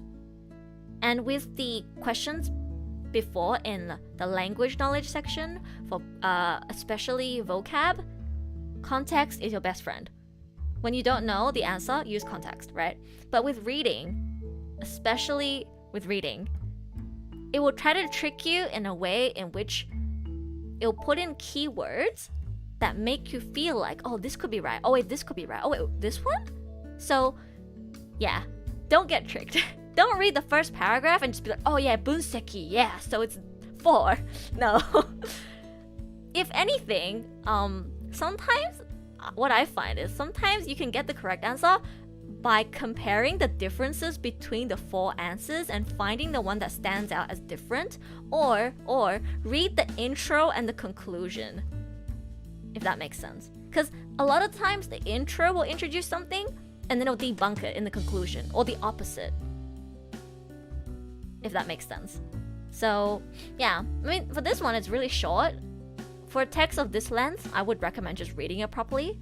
But if it's longer, maybe you have to skim. So this question asks you to analyze the passage, so you need to read it more carefully. Exactly. Yep. The question is very important.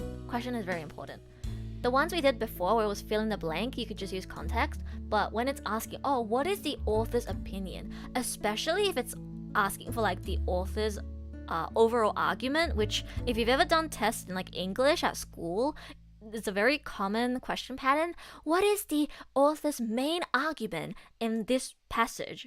You know, with a question like that, you can't use context. You have to actually understand the reading. So yeah. 1. 正解です。おめでとう。この調子で次もやってみよう。Yay! Okay. Do you guys want to do N1? I mean, it's a short one, but like the kanji, oh my god. Hello, hi, I Spare. Welcome. We are going through reading right now of JLPT. We're going this by sections rather than levels. So we're looking at N3, N2, N1, and we are currently in the middle of reading. So, what do you guys think? Wanna give N1 a try or too hard? これ難しいですね。短いけど漢字が結構複雑で。筆者がここで最も言いたいことは何か? Okay, so exactly what I said just then. A really common question you'll see is they'll ask you, what is the author's main point, main argument? You know, what is the thesis statement, basically? And with a question like that, you can't just like, oh yeah, they're asking about the food, and you just look for the keyword and then just find it. You can't do that because they're asking for an overarching thing, an overall thing. If you really don't have time, don't do this if you have time. But if you really don't have time, like you actually like have like 2 minutes left or something, read the intro and conclusion and take a guess. N1 already too hard for me. N1 is the most difficult, I swear. N1 is the highest level. It's the highest level. It's the most difficult one. So if you don't get it, it's totally okay. N3 is the easiest one out of the 3 we're going through. There's also N4 and N5. The lower the number is, the higher the number is, the easier it is. The lower the number, the harder. So N1 is the most difficult. Don't worry. Okay, should we give this one a try? So here it's asking, what does the author want to say the most? 1. きちんとした読めない漢字 something のsomething ができない something 者は、something 舞台から去るべきだ。これ医者じゃないよね。医学no, not 医学。I don't know the 漢字 for 学。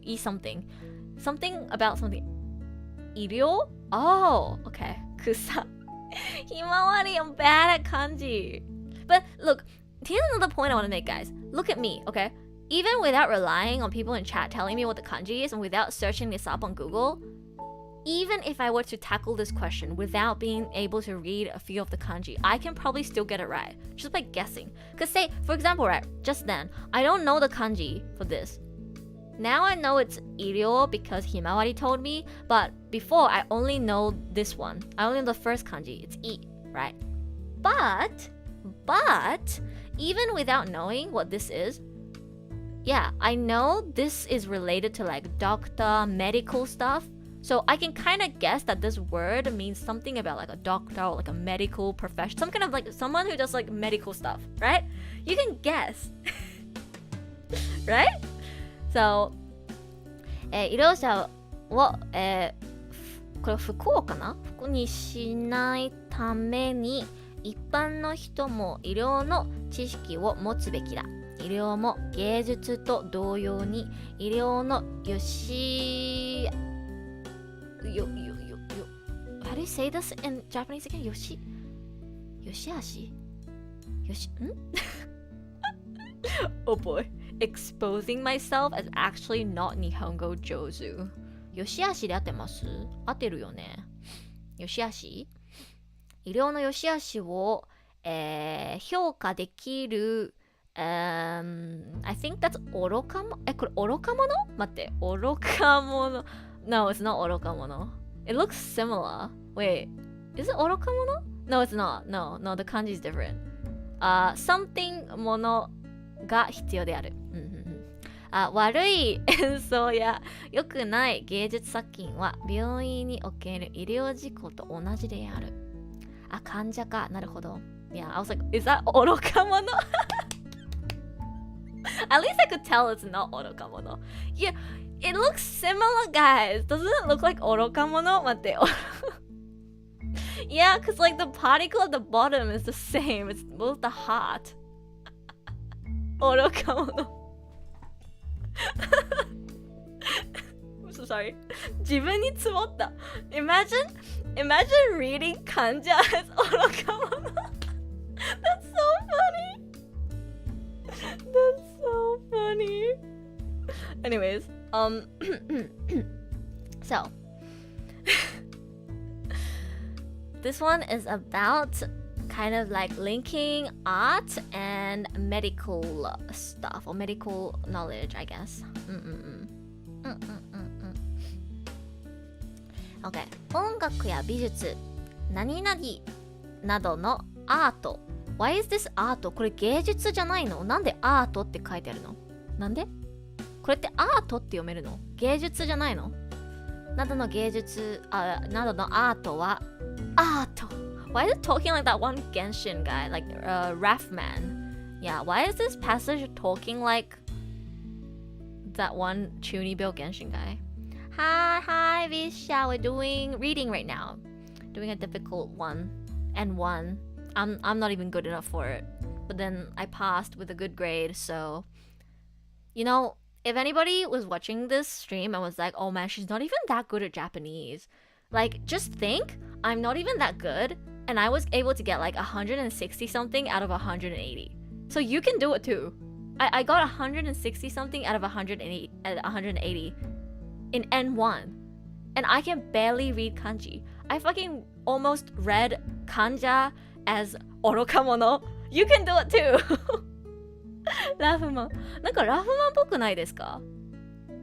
音楽や美術などのアートは似てない？ Art and 芸術 has some differences that way. No, my point is, this is the kanji for 芸術. Why does it say アート as the 振り仮名? That makes no sense. Huh? But yeah, 聞く人、見る人の批評によって育てられる。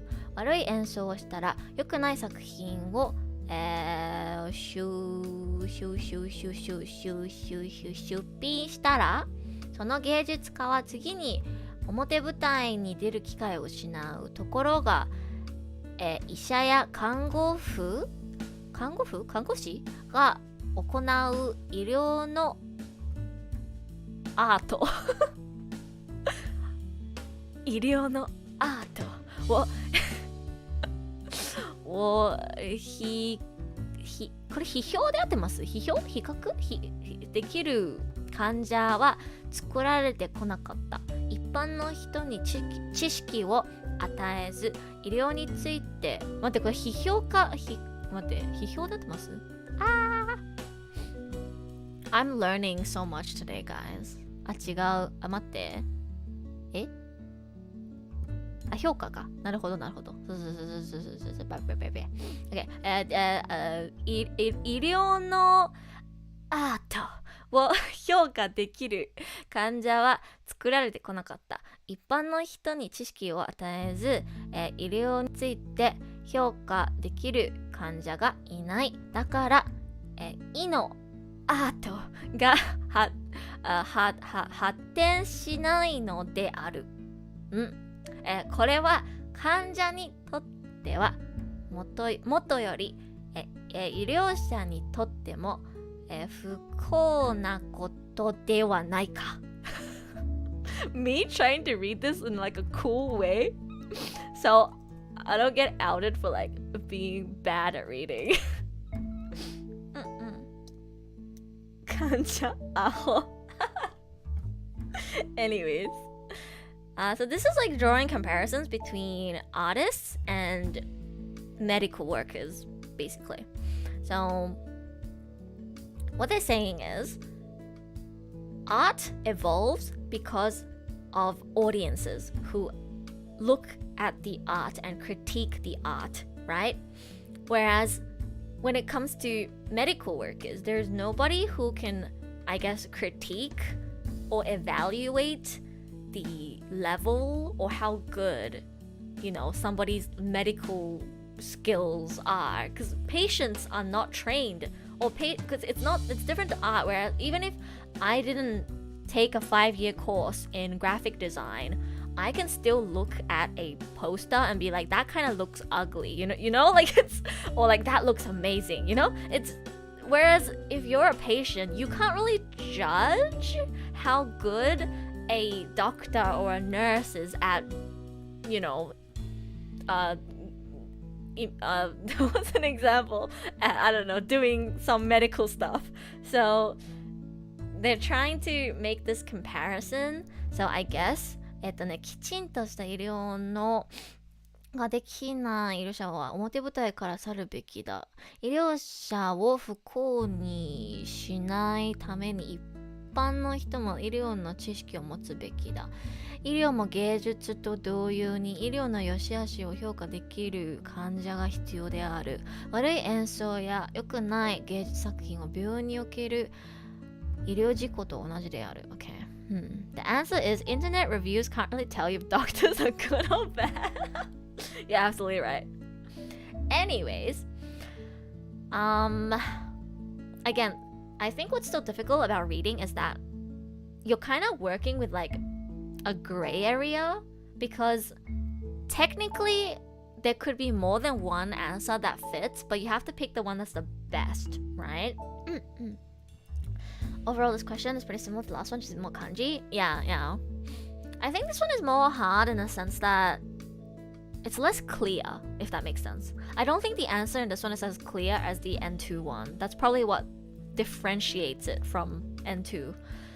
So if I were to make a, I guess, deduction, I think 3 would be the correct answer. I don't think 4 is right. I think 4 is wrong, definitely. I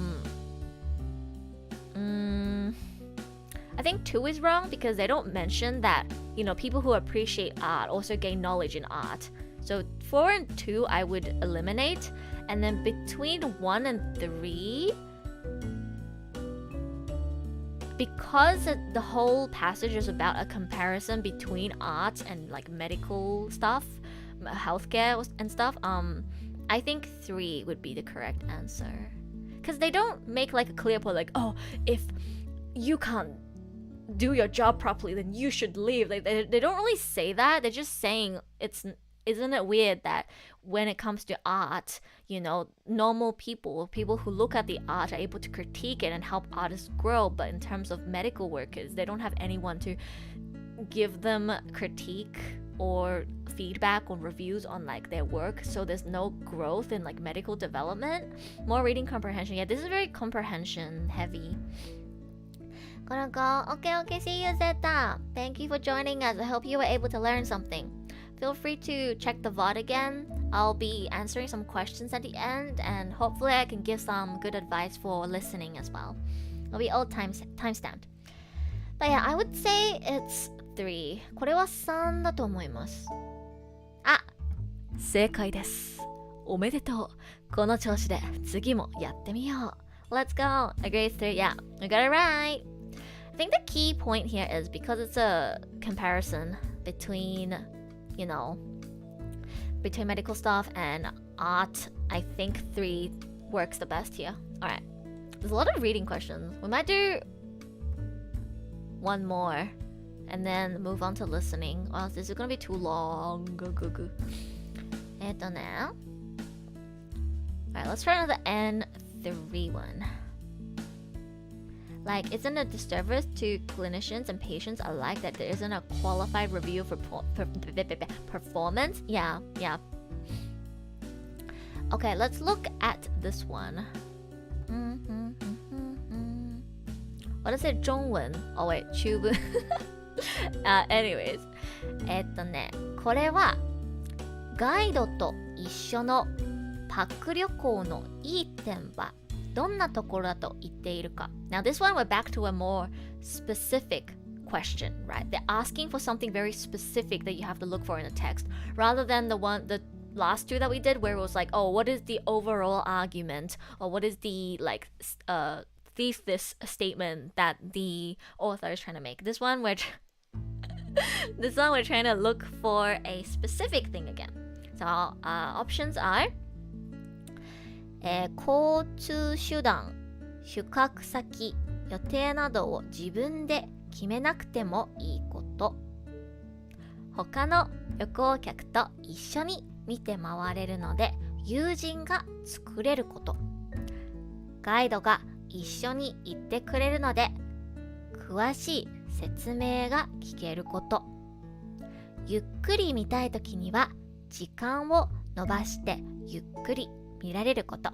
Okay, these are our 4 options and we have to try and find the best one.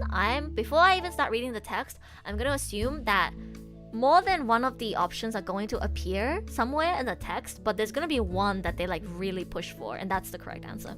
Ah yes, Chinese, the hardest part of the JLPT. 内容理解中文 This is what happened. Okay, if there's any Chinese people in chat right now, or if there's anyone who like knows Chinese, I've always been a believer that while having knowledge in Chinese can be really useful in terms of guessing kanji, and if you're, you know, a Chinese speaker, you probably are more familiar with kanji text, like text that looks like kanji than, you know, other people. But you should never feel like just because you know Chinese, you can be good at Japanese, or like you can just go straight to N1 and pass. I don't think it's that easy. Here is a very good example, right? Here it says 内容理解中文, which means like the middle passage, kinda. But if I read this in Chinese, it would be 内容理解中文. 内容理解 is like the exact same meaning as 内容理解, but then 中文 is literally Chinese. So yeah, I feel like knowing kanji Chinese didn't help on N1 materials. It might help with some of the vocab parts if you can, you know, kind of like guess based on context which one is the correct option. But in terms of full-on readings and just in general, if you actually want to improve your Japanese, I don't think relying on Chinese skills is the way to go. It can only give you so much advantage. Like it's not, don't rely on Chinese skills basically. I heard Chinese people find kanji easy. Yeah, Chinese people do find kanji easy. And as somebody who can read and write and speak a bit of Chinese myself, I do sometimes find myself being able to guess the meaning of a word based on my Chinese knowledge. But again, you can't fully rely on it because sometimes the meaning is completely different. So, like the one I always use as an example is 大丈夫, because if you write out 大丈夫 in kanji in Japanese and you read it in Chinese, it will be 大丈夫, which means like big husband. You get what I mean? Like 大丈夫 means are you okay, right? But if you write it out in kanji in Japanese and then you read it as Chinese, it would mean big husband. Like that makes absolutely no sense. Big strong, yeah. It makes no sense. So, yeah. Anyways, let's have a look at this. Are you big strong man? Yeah. ゆきりはさんまだいますか？なんかさ、中国語を話せる人って日本語の勉強もうちょっと簡単なんじゃないかなっていう話をしていて、確かにちょっとは役に立てるけど、完全に中国語を頼るのは良くないっていう話をしてました。例えば日本語の大丈夫をそのままその漢字を中国語でもし読んだとしたら、なんか意味が全然違うから。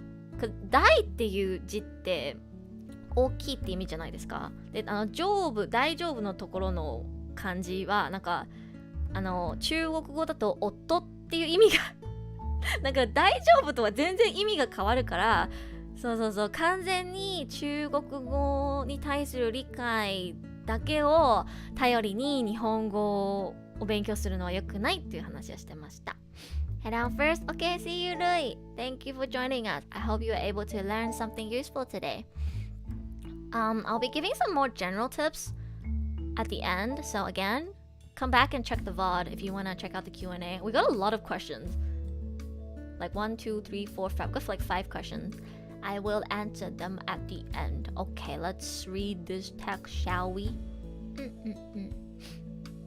大きく丈夫な L やめてビリビリで見てて思う。そうよし、これ読んでみよう。さあ、海外旅行をするときの一般一般的海外旅行をするときの一般的な方法にはガイドと一緒にパック旅行があるが、フリーツアーというのもある。パック旅行は目的地まで、往復の交通や宿泊、観光などがパッケージになっているので、その名がある。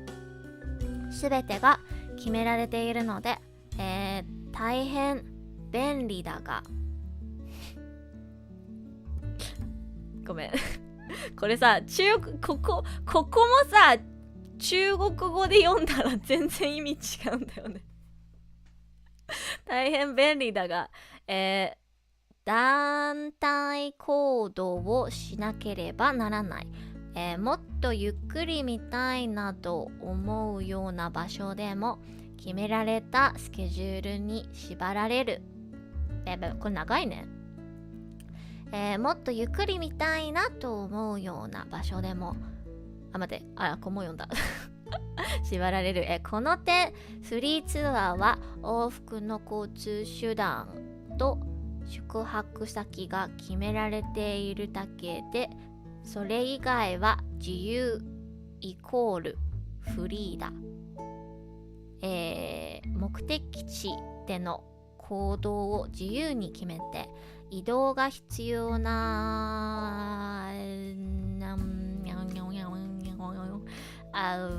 やバスなどの、切符も一緒に申し込むことができる。ただフリーツアーでも注意しなければならない点がある。一度ツアー料金を払ってしまったら、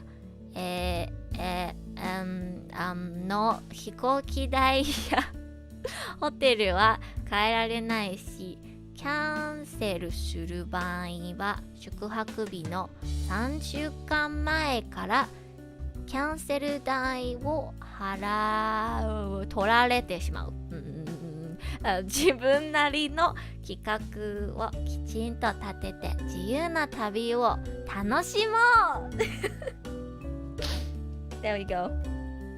So as you can see, I suck at reading, but I'll have you know, I got like 40 something out of 60 in N1. So you can do it too. I'll just hit my glass case at the back. Okay. Anyway, so the question is, what is the good point? いい点. What is the good point about パク旅行? I feel like they talked more about the bad stuff, to be honest. So they don't mention anything about being able to make friends. So 2 is a no, I believe. ガイドと一緒に詳しい説明が聞ける。ゆっくり見たいときに伸ばしてゆっくり。Okay, this is wrong because they literally debunk that. They literally say that because you're on a tour guide, like if you want to spend more time in a certain area or looking at something in particular, you have to follow the schedule. So you are not able to. So 4 and 2 again are wrong here. And it would be between 1 and 3. I would say it is 1 because they mentioned specifically that you don't have to worry about like the transport, the hotel, and what to do. But they don't mention anything about like the guide explaining stuff for you. So I would go with 1. おめでとう。次も頑張って。See how I couldn't read like a few kanji, but like I can still find the right answer. So yeah, don't beat yourself over it if you can't read a few kanji. It literally doesn't matter. As long as you get like the general meaning of the text, you can usually get the correct answer. Let's see. What is this one? 筆者がここで重視している。営業の優れたリーダーとはどのようなリーダーか。Okay. How many more reading questions do you guys want to go through? Damn, this is a long one. This is a long one. I feel like we should try the method again where instead of reading the whole text, because like, see, this one's pretty long. You'll get even longer ones probably on the actual test, especially for N1. But for example, right, say if we're tackling this question, we can try doing it without reading the whole thing and just like trying to like skim and look for the answer. Let's give that a try. So, if we read the answers first. これなんて読むの? I feel overwhelmed just by looking. Yeah, that's what I felt as well when I first started studying for the JLPT. It's even more overwhelming when you look at N1. Look at this. I think they make it a little shorter too on this practice exam, but yeah, it's very daunting. Sometimes you sit down and then you would just be greeted with this wall of text. it can make you very discouraged and feel really daunting. That's why I recommend skimming through if the question allows you to do so. 指導者、ありがとうひまわり。よし。強い指導者で、社員を引っ張り、どんどん、実績かなを上げることのできるリーダー。社員に高い給料を払い、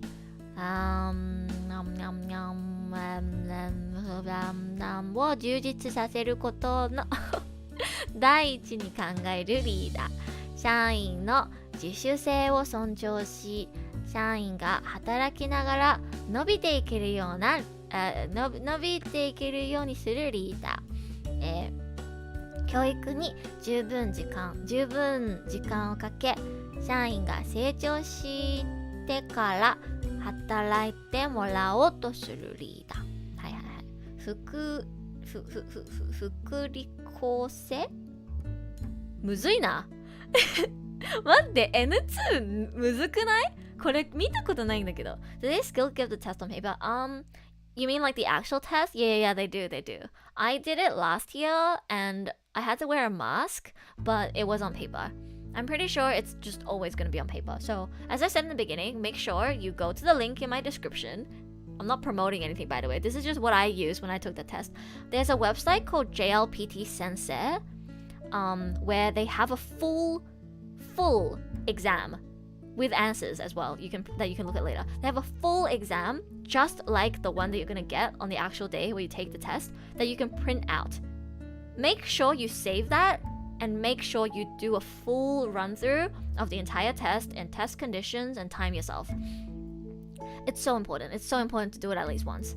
But yeah, the reason why I'm using the official JLPT website is because this one has more like sporadic, like random questions, and it tells you the right answer right away. So it's good for practice, and I assume a lot of people would have looked at this site already. So, but yeah, gotta make sure you save a full exam that you can print out and do, because it's gonna be on paper and you need to practice doing it on paper. Okay, so which one? I'm gonna skim through this and see if I can find the correct answer.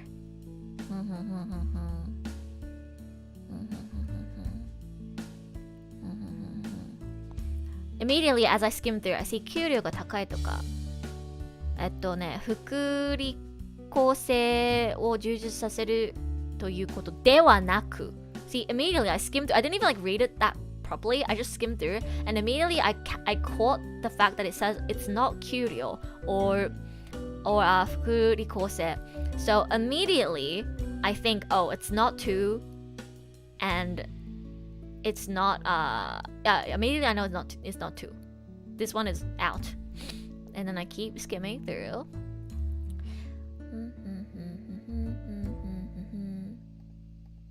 Wait, 待って上まだ読んでない。Wait. Oh, it won't let me like skip halfway. Okay. Damn. Wait, it's not letting me go back up. 待って、上まで戻れないんだけど。ねえ、上までよ。It's not letting me go back. Excuse me, can I refresh this? Wait. I'm scared that if I refresh, it's gonna go back to like the first part. 待って、戻れないんだけど。なんで？バグ？マジで戻れないんだけど。The test is telling you to get good? Wow. Okay, look guys, without even like properly reading the text, if I were to guess one, I would definitely get rid of 4 as well. And I would get rid of 1. I think 3. I would look guys, I literally can't go back up and read it. But if I were to make a wild guess, just based on the answers alone, and from the fact that I was able to 100% cut out 2, I think it's 3. I think it's 3. You see what happened? I didn't even fucking read the text and I got it right. ほら、今読めなかったのに普通に答えを見ただけで多分3だろうなって分かったもん。You guys, you can do this sometimes. Sometimes, just from reading the answers, you can kind of tell which one would be correct. Just like what I did. I wasn't even able to scroll back up and actually read it properly. I just kind of, was like, okay, it's definitely not 2 because it says in the text, and then couldn't read the rest, but it's definitely not 4. 4 doesn't seem right. 1, it doesn't seem right too. So it's probably 3. ねえ、今普通に当てたんだけど。Sometimes you can't deduct it based on logic. Test taking skills help a lot. Yeah, definitely.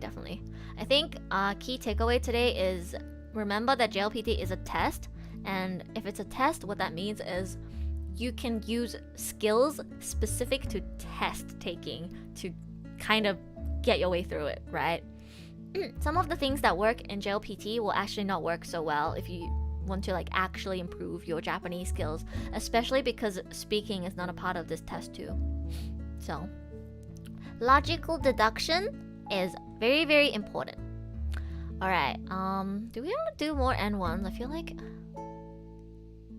Oh, we should try this type. Yeah. Okay, I'm gonna skip this one. I think we've done enough of like the what does the author think, or like find a specific thing. I don't know what the correct answer is here, so I'm just gonna skip it. Wait, can I just like skip it directly? Oh, I can. Okay. I want to show you guys a few like different types of questions.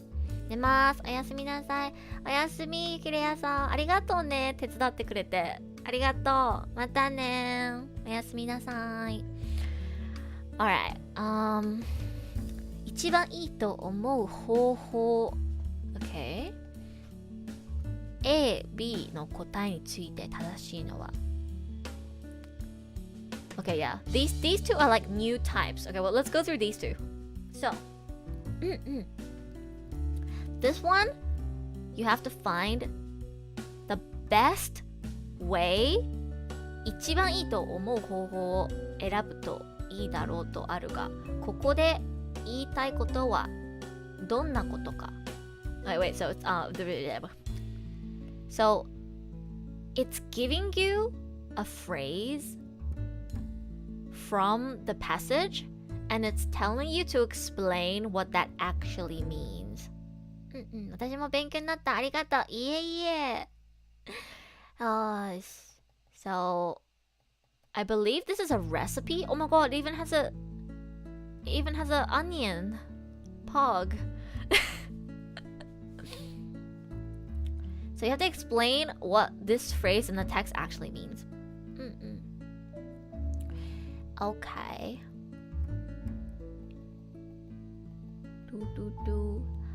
玉ねぎを切るとき涙が出て困った経験は誰にでもあるだろう。Food. Oh, Troy, are you on break again? Hello. We are going through reading the most difficult section, me embarrassing myself and exposing how bad I'm reading. But again, if I'm this bad at reading and I can get like 40 something out of 60, you can do it too. But yeah, this text is, I guess, teaching you how to cut onions without crying, I'm guessing. And it's like explaining why you cry when you cut onions. It's because there's a thing called arisin in the onion. So they explain why that happens, and then they tell you what you can do to prevent it from happening. Okay? Oh, finish early, walking home. Okay. お疲れ。So they give you the steps to how to prevent yourself from getting teary or crying when you cut onions. The steps are A. 台所の換気扇をつける。B. 鼻にティッシュペーパーをつける。C. 玉ねぎをいくつかに切って水につけておく。D. 玉ねぎを冷蔵庫に入れて冷やしておく。E. 包丁にお湯をかけてから切る。F. 玉ねぎを電子レンジで温めておく。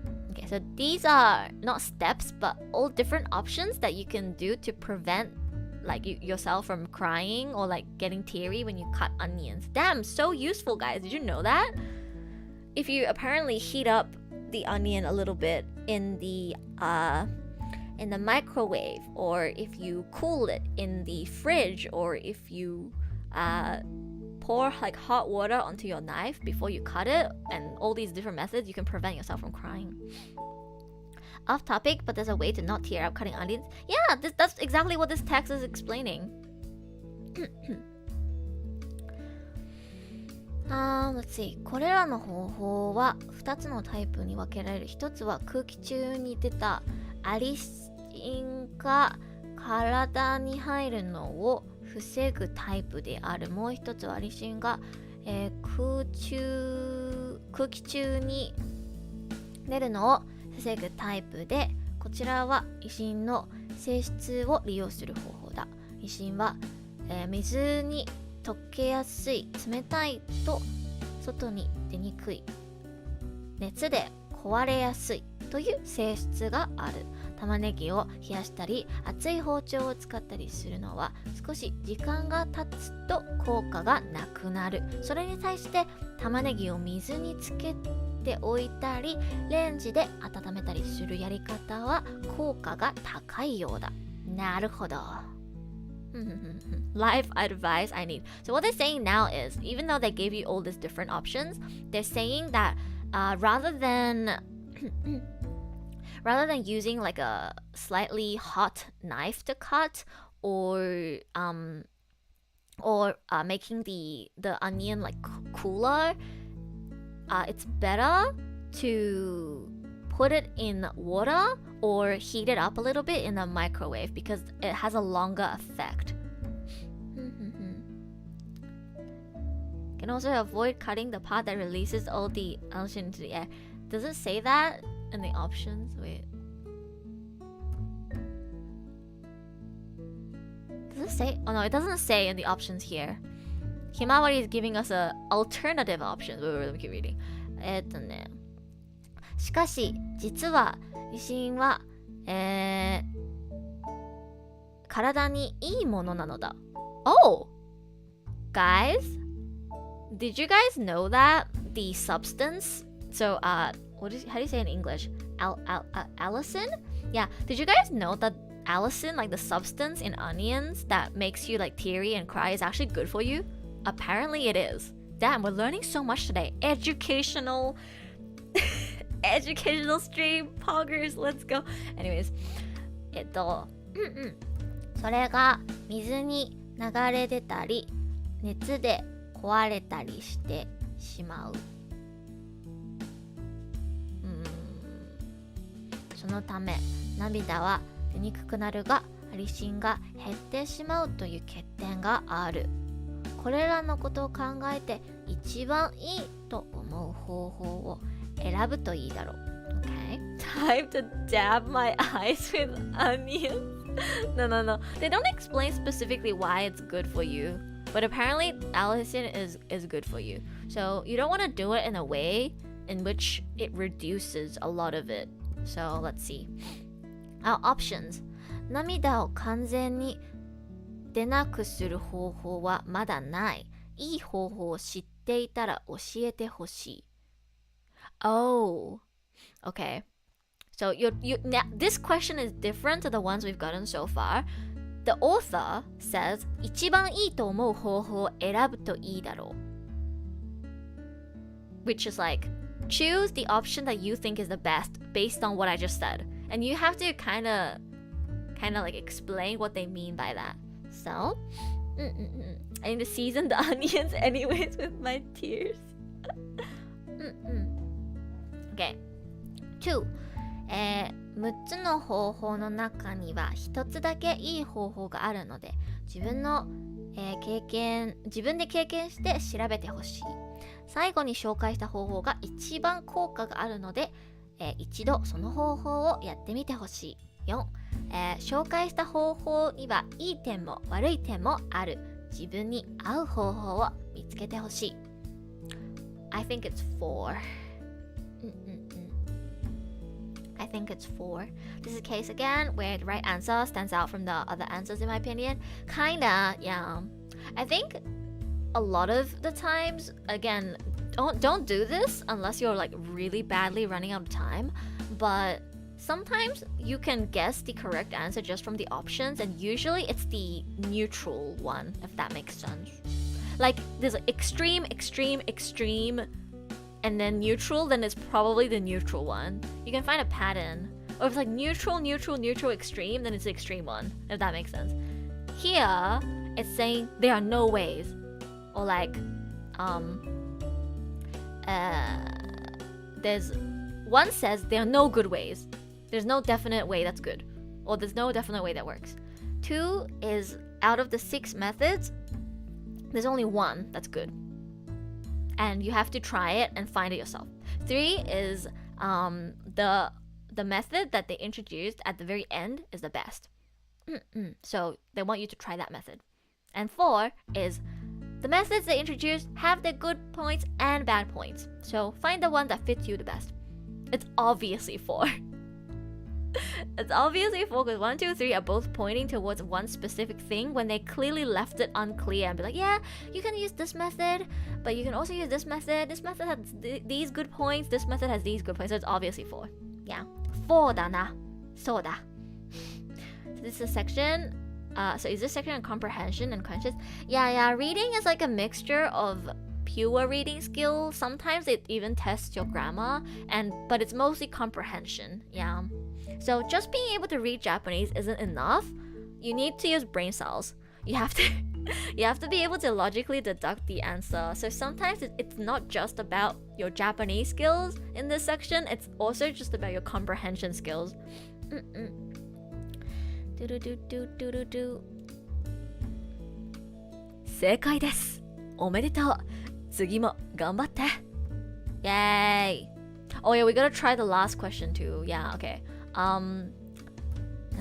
の文章からカラスの能力。Oh, I did this one when I was practicing for N1.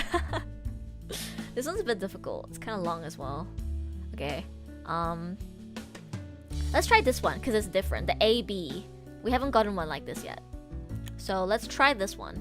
This is an A-B question. Wait. No, it's happening again. No. No. It's not letting. Wait, can I refresh this? Question 12. Please. Question 12. Let me just like skip to question 12. I can just skip. Okay. Okay. I feel like they're testing if you can just read some words and not entirely. Some questions yes, some questions no. In some questions, it's actually very important that you're able to comprehend more of it. Good night, gotta sleep because you have some exam. Okay, good night, Lynn. I'm sorry, couldn't get to the questions earlier. Again, this stream will be time-stamped. I will be answering your question at the end, so check out the VOD like tomorrow and just skip to the Q&A part at the very end, and I should have your question answered first.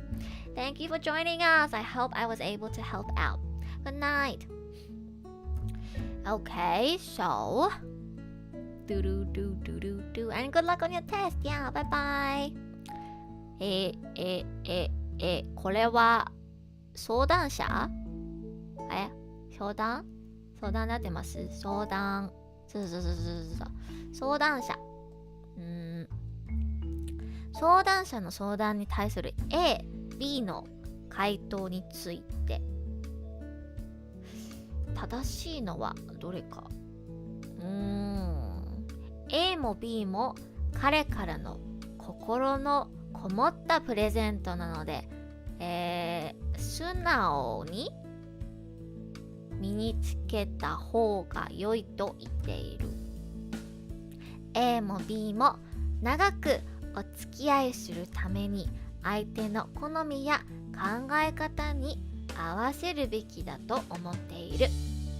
3、A は相談者の彼の考え方に理解を示し、B は相談者の好みをより尊重する意見を述べている。4、A は相談者の好みより好みをより尊重し、 B は相談者の彼の考え方に理解を示す意見を述べている。 Okay, so this is a first time we're seeing this type of question in the reading section.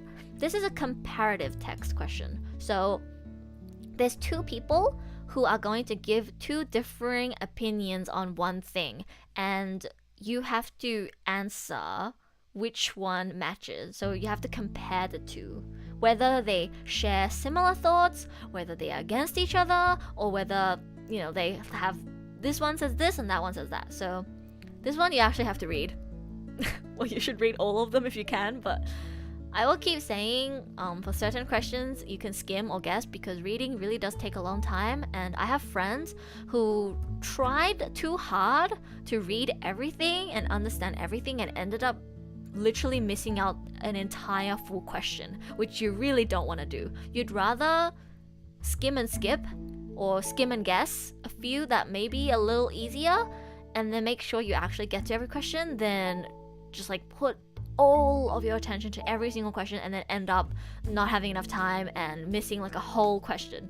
That will hurt you more. So yeah, make sure you balance out your time properly. Alright, let's have a look at this comparative one. So this one is about somebody who is asking for advice. 私は彼のことで相談したいことがあります。彼は私の誕生日などによく、セーターやアクセサリーをプレゼントしてくれるのですが、いつも私の好みではないものを送ってくれるのです。私はどちらかというと、短縮 How do you say one color again? 短縮短縮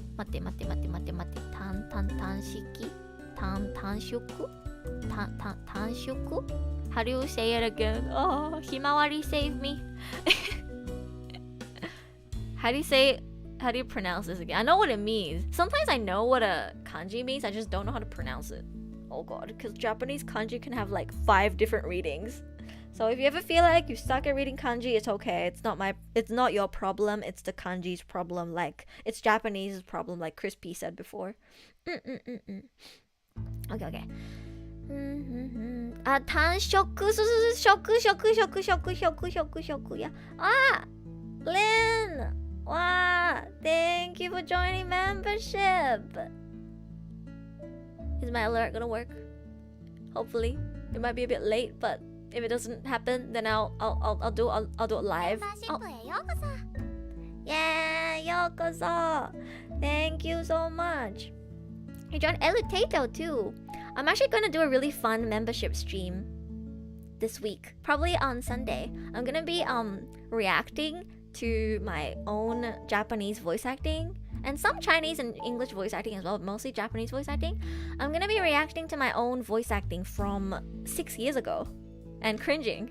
So I think that will be a fun stream. Hope to see you there. Thank you again for joining membership. Alright, let's keep reading the text. 私はどちらかというと単色ではっきりした色の、シャープなデザインのものが好みなのですが、彼からのプレゼントはいつも淡い色を多く使った女の子らしい可愛いデザインのものが多いのです。彼のことはとても好きだし、一生懸命選んでくれているのがわかるだけに、一生懸命選んでくれているのがわかるだけ一生懸命選んでくれているのがわかるだけに、私の本当の気持ちを言い出しにくくて困っています。どうしたら良いでしょうか？ I would be such a bad seiyu. I can't even like read scripts properly. Oh my god. Anyways, so we have a girl who is saying that I don't, did they say it's boyfriend? 私の彼のことで Okay, 私の彼 yeah. So there's this girl who's talking about her boyfriend, and she's saying that her boyfriend always gives her like clothes and accessories for her birthday, but it's always not like fitting to her tastes, and but then because he's trying his best to pick the presents, she doesn't want to like, it's difficult to tell him like, oh, you know, the shirt you got me, I don't actually like the design, you know, like he's trying his best to pick out stuff and she's like feels bad, so she doesn't know what to do. So どうした？なんか間違えた？あれ？じゃあちょっと答えを見てみましょう。So if you have two different responses to this person who is asking like what to do, my boyfriend keeps giving me gifts that I don't like, but you know, he's trying his best and I don't want to hurt his feelings and don't know if I can tell him or not, etc, etc. So A says, これからも長くお付き合いすることを考えているのなら、やはり彼にあなたの本当の好みを伝えて分かってもらった方が良いと思います。でもプレゼントをもらった時にこういうのは好きじゃないというと彼を傷つけてしまうので、普段からデートの時に、ショーウ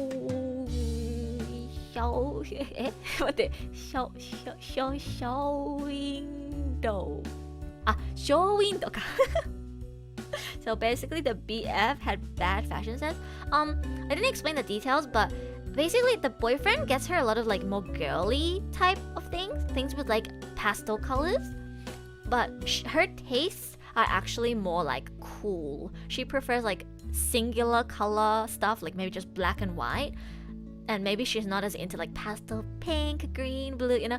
He's getting her stuff that I guess like maybe he in his mind girls would like, but her taste actually different. So yeah. デートの時にショーウィンドウなどを見ながら、私こんな服が好きなのよとか、これ欲しいななどと言って彼にそれとなく伝えるようにしてはいかがでしょうか。 I agree with A, that's very good. So this person A who's giving advice says, if you consider the fact that you're going to be together for a long time, well, they might break up, we don't know, but if you want to be with this person for a really long time, then it's important for him to understand your actual tastes, but it would hurt his feelings if he got you a gift and you just said straight to his face, I don't like this is not my type, right? So what this person recommends is when they go on dates and stuff and they like do window shopping, she can kind of say stuff like, oh, I like this type of clothing, or oh, I want this, so that you can kind of subtly hint at what type of clothes or what type of stuff you like. That's A's advice, which I think is great. I agree with. Alright, let's look at B's advice. お水飲みます。So, B says, 自分で思っているイメージと他人から見たイメージは違っていることが多いものです。自分では、シャープなデザインが似合うと思っていても、彼から見ると可愛らしい感じのデザインが似合うはずと思っているのかもしれません。自分で自分のイメージを決めてしまわずに、一度思い切って身につけてみてはどうでしょうか。新しい自分が、発見できるかもしれませんし、彼もそれを期待しているのかもしれませんよ。Okay, so B has a very different opinion to A, where B says people's perceptions of themselves can be different to other people's perceptions. And so even if this girl might think, hey, I like more sharp designs, and I think sharp designs look good on me, maybe her boyfriend thinks cute designs look better on her, or cute designs will look good on her. So B recommends that they can just try on the different style of clothing that the boyfriend is getting them, and they might discover something new about themselves. They might discover, you know, a new self. And maybe that's what he's hoping for too. Maybe he wants to see her wearing different types of clothing. So A and B, very, very different opinions. Now let's relook at our options. A も B も彼の心のこもったプレゼントなので素直に身につけた方が良いと言っている。Which is wrong because A is saying that she should do something about it. 2. A も B も長くお付き合いするために相手の好みや考え方に合わせるべきだと言っている。Again, wrong because B doesn't think that. actually, without even reading the full thing again, you just immediately know A mo B mo. Like 1 and 2 are wrong because A and B have very, very different contrasting opinions. So A mo B mo means both A and B. So immediately you can cut out 1 and 2 because they say both A and B. Now, if we look at 3 and 4, A は相談者の彼の考え方に理解を示し、B は相談者の好みをより尊重する意見を述べている。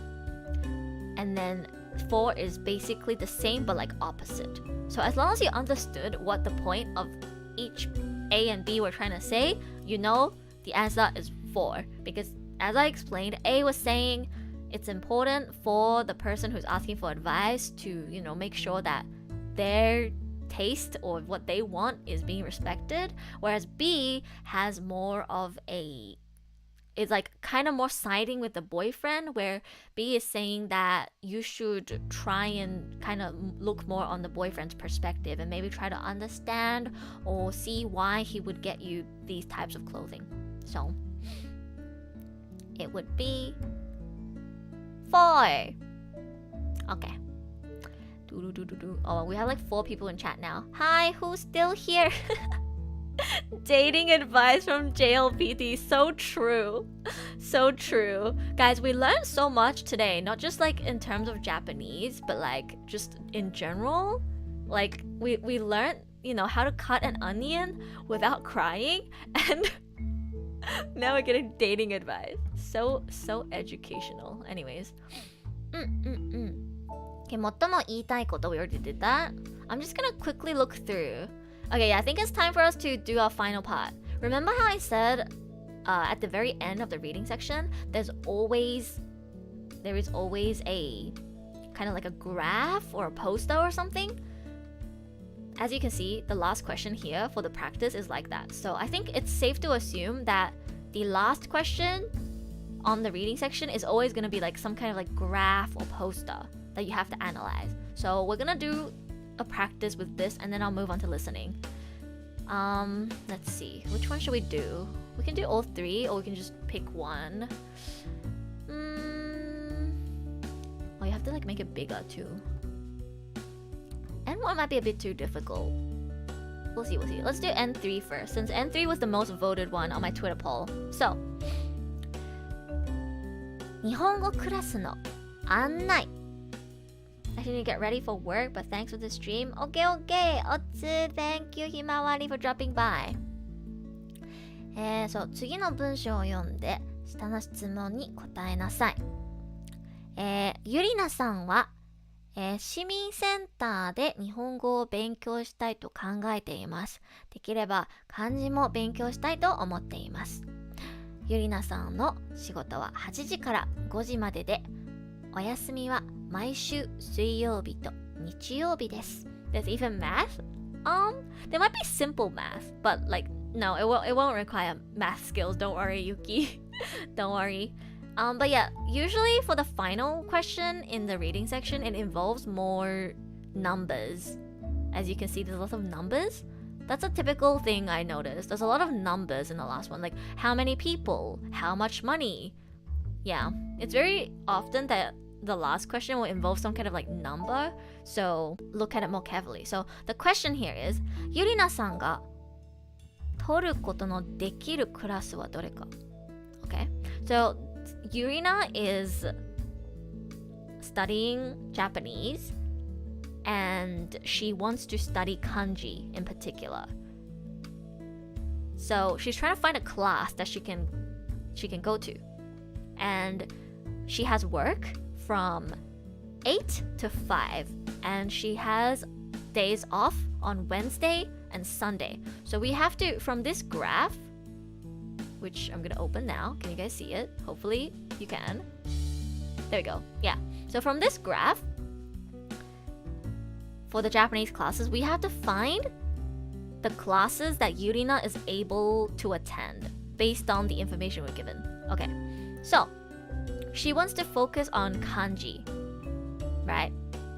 She wants to focus on kanji and she has days off on Wednesday and Sunday. And she has work from 8 to 5. Okay. So, damn, this is kind of hard. This is kind of hard, actually. You have to use your logical thinking skills. So, A と B は内容同じです。Okay. 漢字のクラスを取る人は日本語のクラスも取ってください。Okay. So, it's important. Notice how it says here 注意. 注意 means caution. So it says here, A and B are the same. So there will be no point in taking both, if that makes sense. A and B are the same. It also says, people who take the kanji class also need to take Japanese class. So, we're gonna pick 2 classes for Yurina. 2 classes for Yurina. Because Yurina wants to study kanji, and it says that if you study kanji, you also have to have a Japanese class, it's gonna be 2 between 3, 4, 5, and 6. So we can just cut out kaiwa. We cut out 1 and 2. Now, if you consider Yurina's schedule, she is not free from 8 to 5. So it will have to be at night. She's only free after 5. So, it is her day off on Sunday and Wednesday. Okay. Alright. So, here we have Thursday, Friday, Saturday, and Sunday. Because she has Sunday off, it doesn't matter if we put her in the afternoon class. Wait, I have to pick the ones out of the okay, wait. Okay, because she has Sunday off, it doesn't matter which time we put her in because she has the entire day off. So we can put her in the morning class, the gozen class. So we would pick 6. And then because she's taking kanji, she has to take a Japanese class. And none of these days, she doesn't have days off on Thursday or Friday. So we would have to pick a time zone or a time where it's after her work, which then would be yoru. So it'd be 3. The answer would be 3 and 6, I believe. 3 and 6. 正解です。おめでとう。次も頑張って。Yeah, I got it. Okay. Oh my god, I'm taking way too long to explain myself. But hopefully that was helpful. But yeah, as you can see, that's like a different type of question, and you will most likely, or I could almost say 100% get one of these like graph type of questions at the very end. Should we try another one?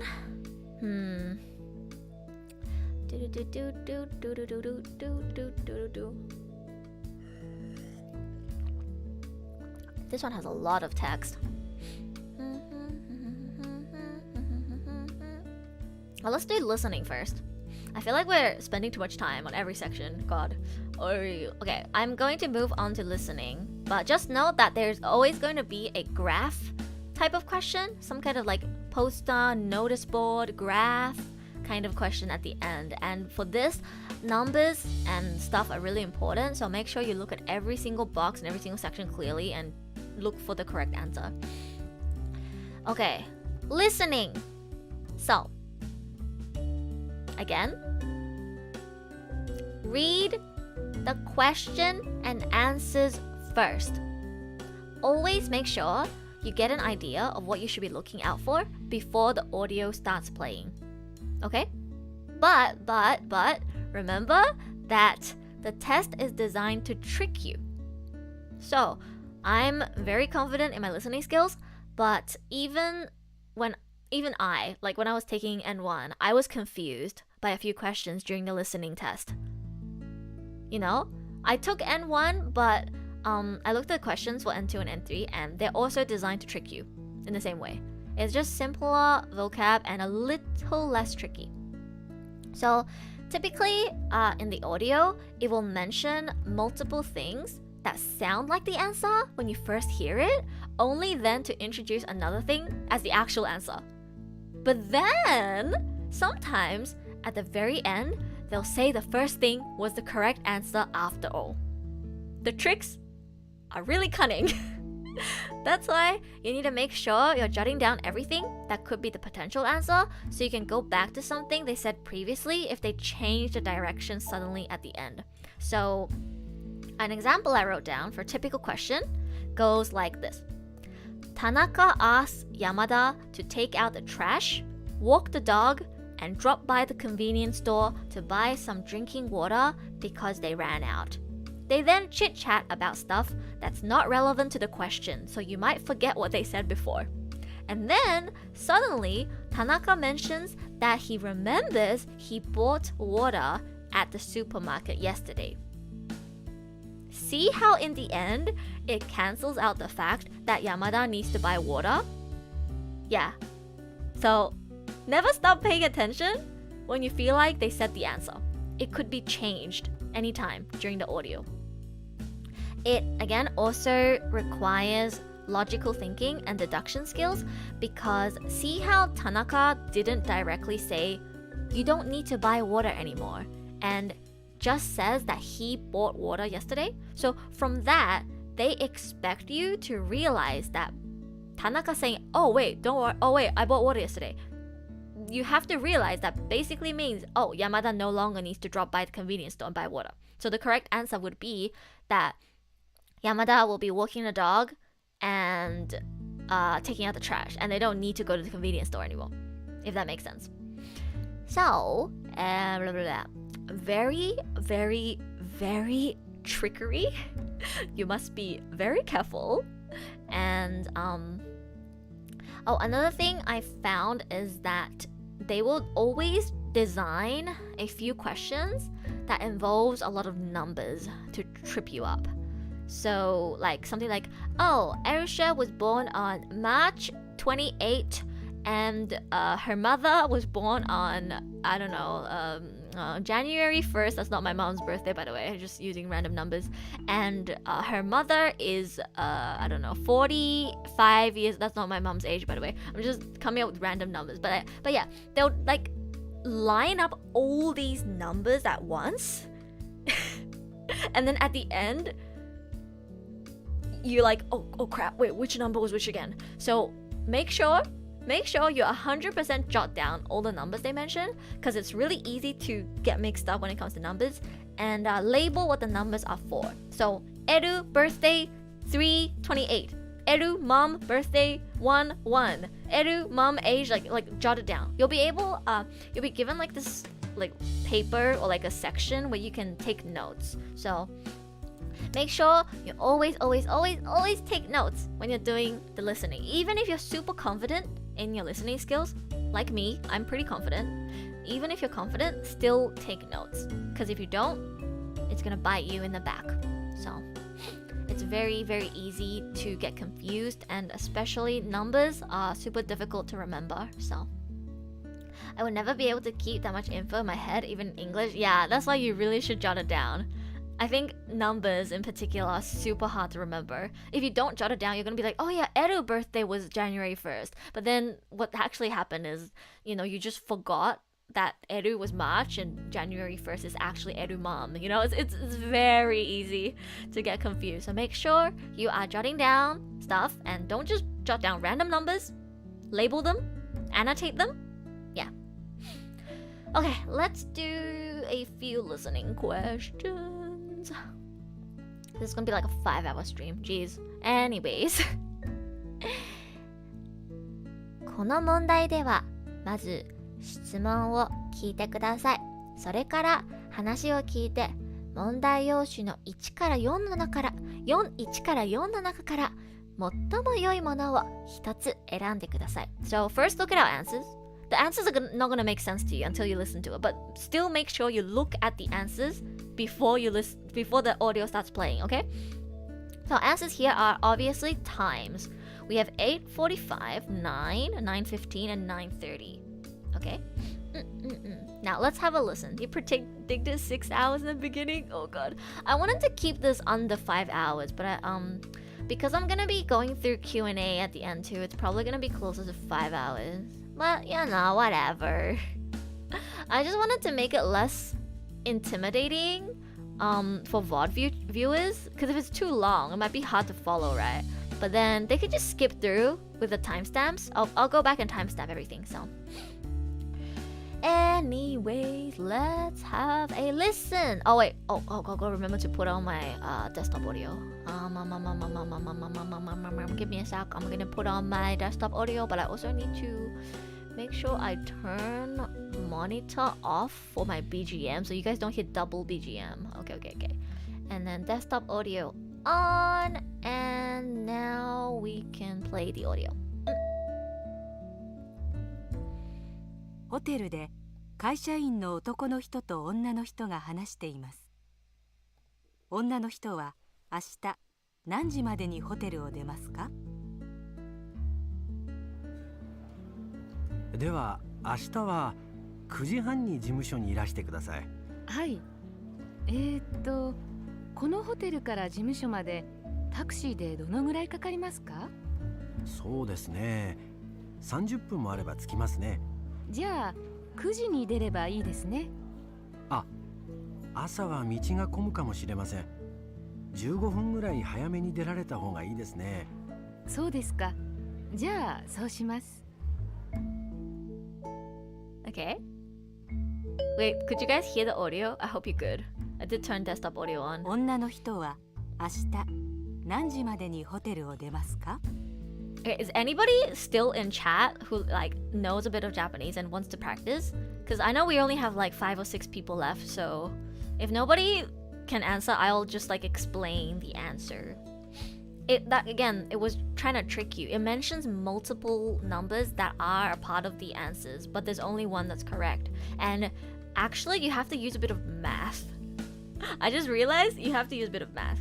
Okay, so first of all, the man said, "Could you please get to the office at 9:30?" And the lady was like, okay. How long does it take to get from the hotel to the office? And he says, oh yeah, like 30 minutes. So she's like, okay, then I leave the hotel at 9. Right? And then if you stop paying attention from there, you're gonna think it's 9. But no. At the end, he's like, oh, but in the morning, it can get really, like there can be traffic jams. So you should leave like 15 minutes early. And she was like, okay. So you have to do math and subtract 15 minutes from 9 and get 8:45, and that's the correct answer. The long pause in the beginning made me think the question was already finished. They will ask you the question and then play the actual conversation, and then in the end they're going to ask the question again. So yeah. So here the correct answer would be 8:45, and I think the most tricky part is at the end the man says, oh, you should leave 15 minutes early, but she doesn't confirm. She doesn't say, oh, okay then, so 8:45. She doesn't actually say 8:45. You have to deduct, right? She was like 9. He was like, yeah, but traffic jam, so 15 minutes early. And she's like, yes, okay. So you have to do the math and subtract the 15 minutes away from 9 and get to the conclusion of 8:45. So yeah, trickery. This is on the easier side. The N1 ones are even more difficult. Okay, let's try a N2 one. An N2 listening one. Okay, this is a different type. Great, perfect. I just wanna go through different types. So, let me see if we can find a different type on N1 as well. Let's do this one first. This is a different type of question where there's an image. There's an image and it's labeled A, I, U, E, which is basically A, B, C, D. So, before you even start, take a good look at the image and recognize what all of these are. So, A or A is 商品カタログ, so it's a product catalog. I or B is a 会社案内, which is like a what do you call it, like company, like a intro kind of pamphlet thing. U is, this looks like a business card. 山田涼子 business cards for Yamada Ryoko, and the E is cha, which is T. So you have catalog, pamphlet thing, business cards, and T. So just make sure you look at this for as much as you can before the question starts. So unfortunately, you won't know what the actual question is until the audio starts playing. So all you can do is just try to register the answers in your head as much as possible before the audio starts playing. Is there a limit on how many times you can play the audio? Oh, you only get to hear it once. Right now, I'm doing it online because we're going through practice questions. And obviously, I can play it as many times as I want. But in the actual exam, what's going to happen is you're going to be sitting all, at the desks, and then whoever's in charge is going to be playing the audio through speakers, and you only get to hear it once. At least I only got to hear it once.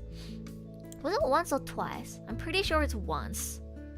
You get to hear the question twice, but the actual conversation you only get to hear once, I'm pretty sure. At least for N1. I'm not sure if N2 and N3 is like easier and you get to hear it twice. But yeah, N1, when I took it, it was once, and they only repeat the question. They only repeat the question so that, in case you forgot, since the question is not written on the paper. But yeah, pain, you only get one. You only get one chance, yeah. And what sucks the most is when like the audio quality is bad. Like if you're taking the test in like a university or something, the speakers they have sucks. So like the audio is like kind of muffled and you don't really hear clearly. Oh my god, that happened to me. It sucked. Anyways, let's listen to this one. So.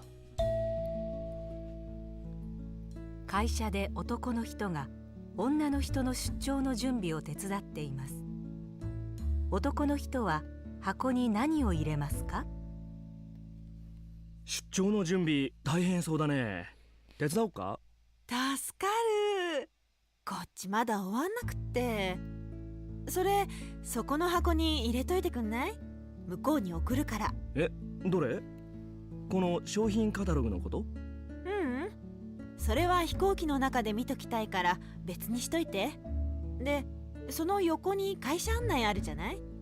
それとそこにあるお土産のお茶をお願い。はーい。それからそうそう。この名刺ちょっと多めに持ってきたいからこれもね。はいはい。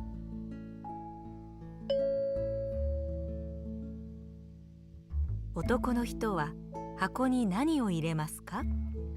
Okay, so the question is, what is the woman asking the man to put in the box?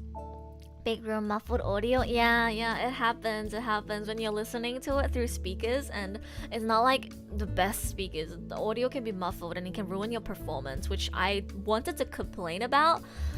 I feel like I could have been more confident with a few of my answers if only the audio wasn't so muffled where I took the exam, but you can't do anything about it. Nobody else was complaining, so... Alright, so, that audio again, it mentioned all 4 of these items. That's the trick.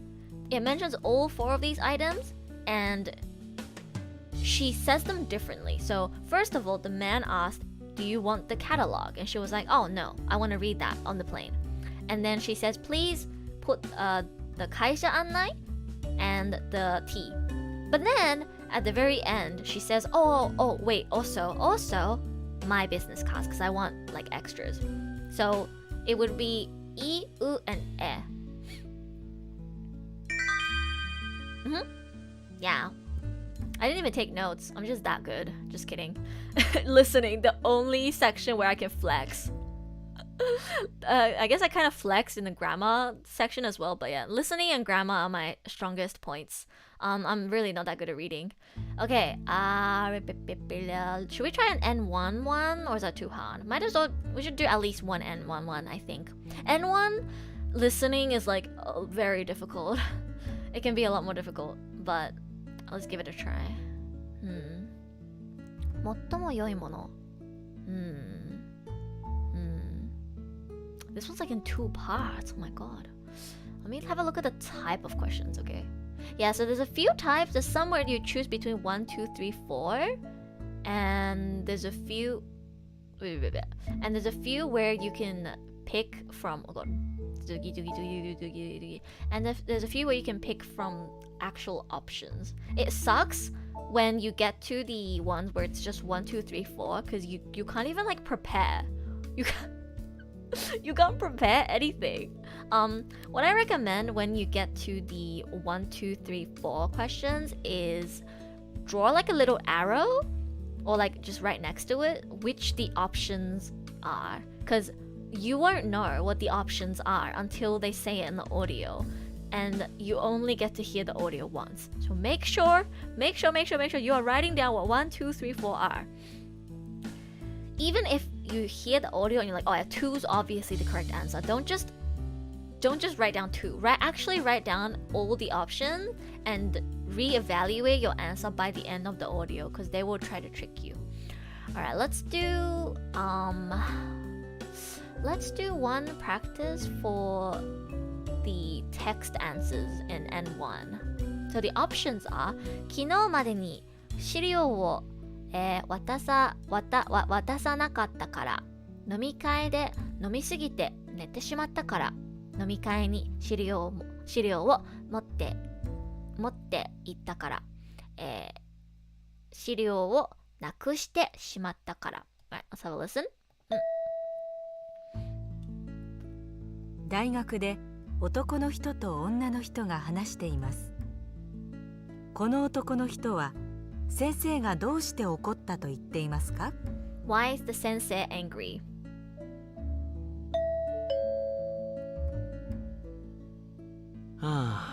先生を怒らせちゃったみたいなんだよね。困ったな。どうしたの？いや、それがね、先生に頼まれた資料、昨日までに渡さなくちゃいけなかったんだけど、いろいろあって渡せなくて。それで怒られちゃったの？いや、それで怒られたっていうより、一昨日授業の後飲み会があってね。で、ついそれを持ってっちゃったんだけど、飲みすぎて寝ちゃって忘れてきちゃったんだよね。じゃあなくしちゃったわけ？いや、出てはきたんだけどね。先生がなんでそんな大事な資料を飲み会なんかに持っていくんだって。まあそりゃそうよね。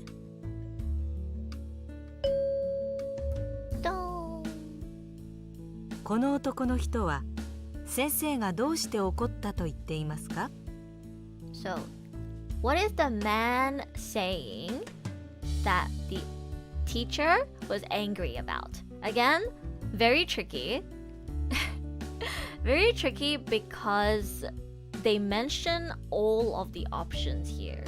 So, option 1 is he didn't hand like the print to the teacher yesterday. 2 is because he fell asleep at a like drinking party. 3 is he brought the files or the paper or whatever the shiryo is to the drinking party. And 4 is because he lost the files or paper. I don't know what shiryo it is. They don't say specifically, but throughout the entire audio, you'll see that they actually mention all of these things. He did fall asleep at the drinking party. And the girl or the woman asks him, "Oh, did you lose the papers?" But then he says, "Oh no, I didn't lose them."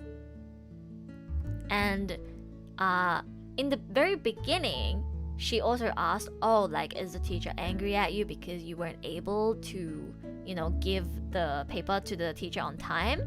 And what's so confusing, or how the listening will try to trick you, is the person who's asking the questions might ask stuff and then get it debunked, and then it might change again at the end. So all 4 of these things were things that came up in the audio, but at the very end, the man makes it clear that what the teacher actually was angry about is not because of him not giving the paper in on time, not because he lost it, not because he fell asleep. Even though all of these happened, the real reason why the teacher was actually angry at him is because he brought the papers to the drinking party, and the teacher was like, "Why would you bring something so important to a drinking party?" So that's the reason why. So the correct answer should be this. Yay! 正解です。おめでとう。この調子で次もやってみよう。Yay! Alright, let's go back to N3. Okay, I think you can do a 1, 2, 3, 4 type of question. So this one is very, again, you can't even prepare for it. You just have to go straight into listening because you don't even know what the options are until you hear them. But let's have a listen. 女の人が友達の家に来て話しています。田中です。はーい。昨日友達が泊まりに来てたんで片付いてないけど入って。でもここですぐ帰るから。この前借りた本なんだけどちょっと破れちゃって。本当？うん。このページなんだけど。このくらいなら大丈夫。読めるし。本当？ごめん。これからは気をつけるから。いいよ。ねえ、入ってコーヒーでも飲んでいかない？ありがとう。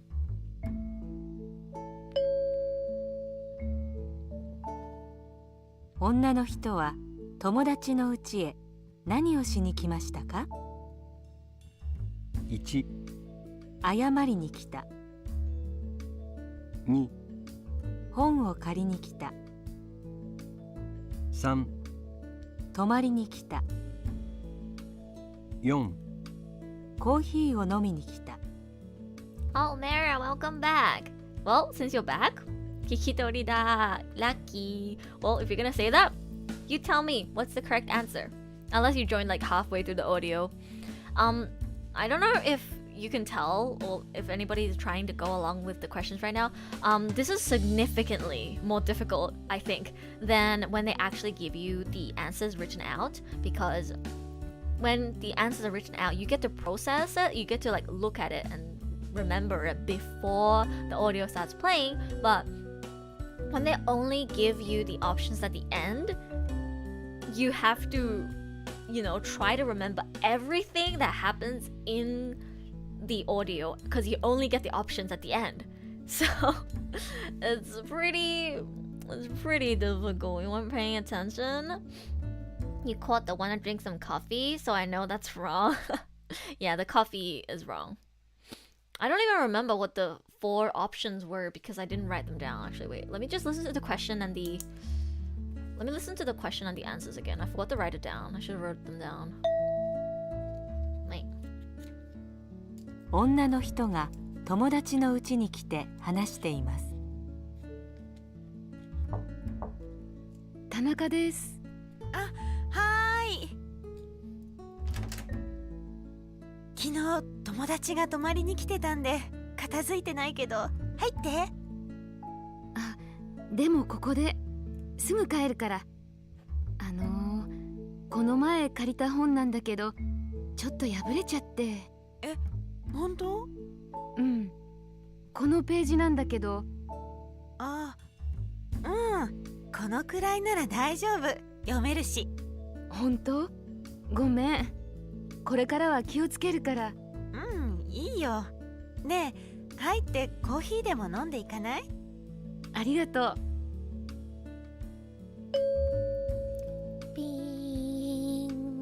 女の人は友達の家へ何をしに来ましたか？ 1、謝りに来た。2、本を借りに来た。3、泊まりに来た。4、コーヒーを飲みに来た。謝りに来た. Yep, that's correct. And also, you need to.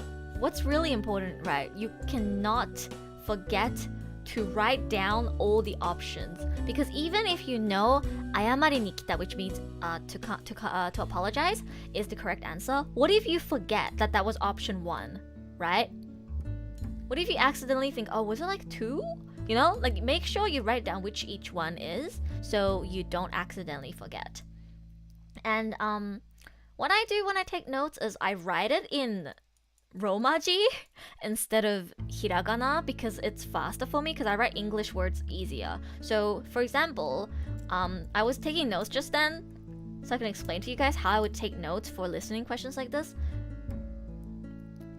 the friend asked, would you like to stay over? So tomari, and she said no. So I wrote like tomari, like Tomari, and then I wrote like a cross next to it, and then and then you know that she came to return the book, so she's not coming to borrow another book.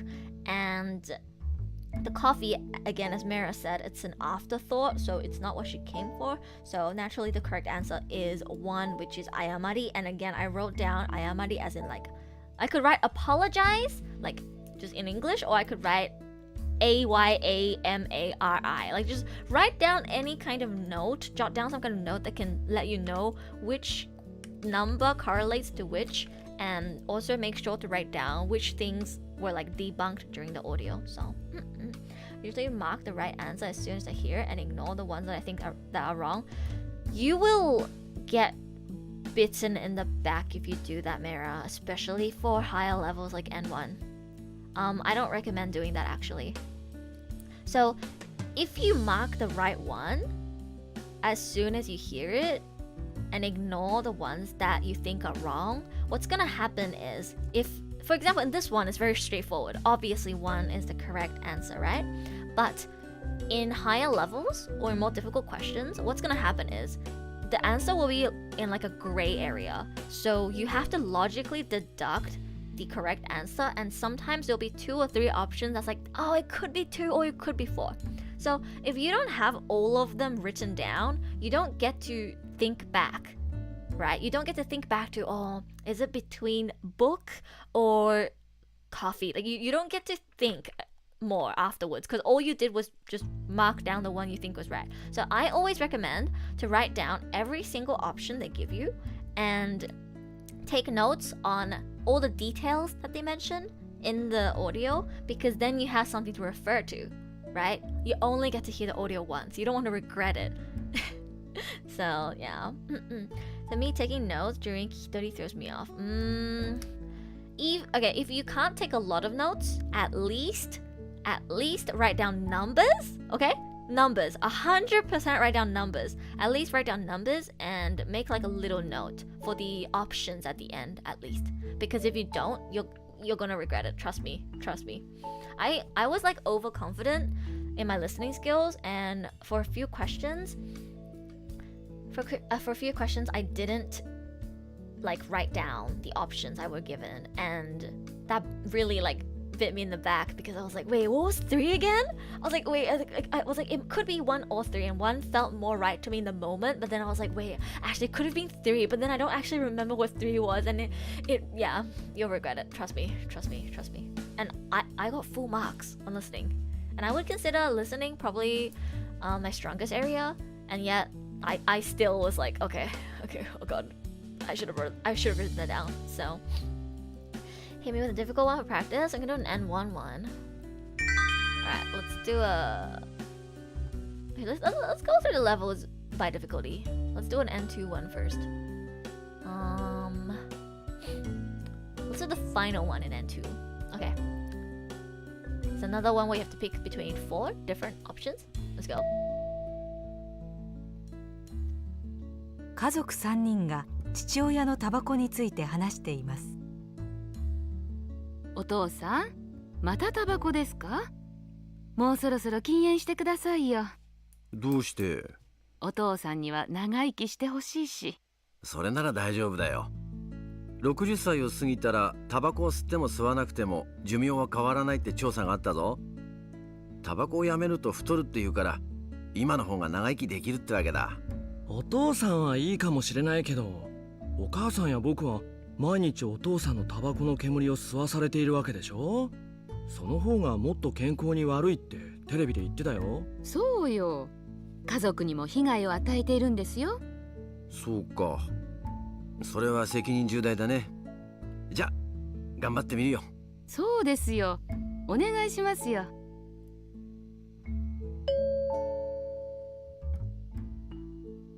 お父さんはなぜタバコを吸わないことにしましたか？ 1. 長生きしたいから。 2. 体重が増えたから。 3. 60歳になったから。4、家族の健康に悪いから。Okay. Why is this one easier than N3 low key? That was an easy one. That was really easy because it's very straightforward. Yeah, that was a very easy one. Again, the more difficult ones are the ones where 2 or 3 answers could all be the potential answer. That's where you get tripped up. When it's easy like this, as you said, if you just put down the correct one, then it's enough. But yeah, as I said, there will be at least 2 to 3 questions in N1 especially where they will trip you up really bad and give you like 2 or 3 options that are like, this could be right, but also it could be that. So be careful, just be careful. Alright, so this one is obviously for... Okay, let's give another N1 one a try. Let's see. Do you want to try the final one? This looks kind of hard. Or it could be easy, I don't know. 黄色、紫、緑. Let's give this one a try. This one is like 2 in 1, so it might be a bit difficult.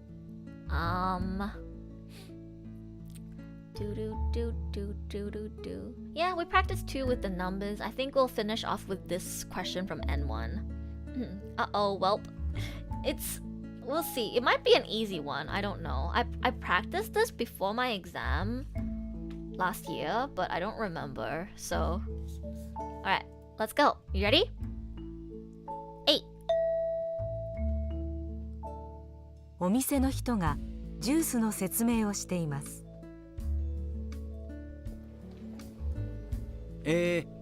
こちらをご覧ください。当店では美味しさだけでなく栄養のバランスを考えた健康ジュースをご用意いたしました。黄色、紫、緑、赤の4種類。それぞれ効果が異なりますので、皆様の体調や目的に合わせてお選びいただけます。まず男性サラリーマンの方に人気なのがこの黄色でして、こちらは疲労回復効果があります。次に女性の方におすすめなのがこの紫で、美容に大変いい要素が豊富に含まれております。緑にはパソコンなどによる目の疲れを取る働きがございます。またちょっと高いんですが、若い男性の方々からは黄色にさらに美容効果を加えたこの赤が大変ご好評でございます。へえ、良さそう。やっぱり綺麗になるっていうのは魅力的ね。でも仕事で一日中パソコン使ってるんだよね。そうなのよね。目の疲れってのも辛いのよね。そっちの方がいいかな。じゃあ飲んでみたら？僕は最近体がだるいから。赤ならお肌も綺麗になりそうね。ちょっと高めみたいだけど。いや、僕は美容効果の方はいいよ。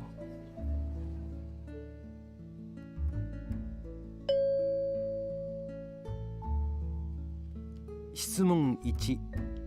この女の人にはどのジュースが最も効果的ですか？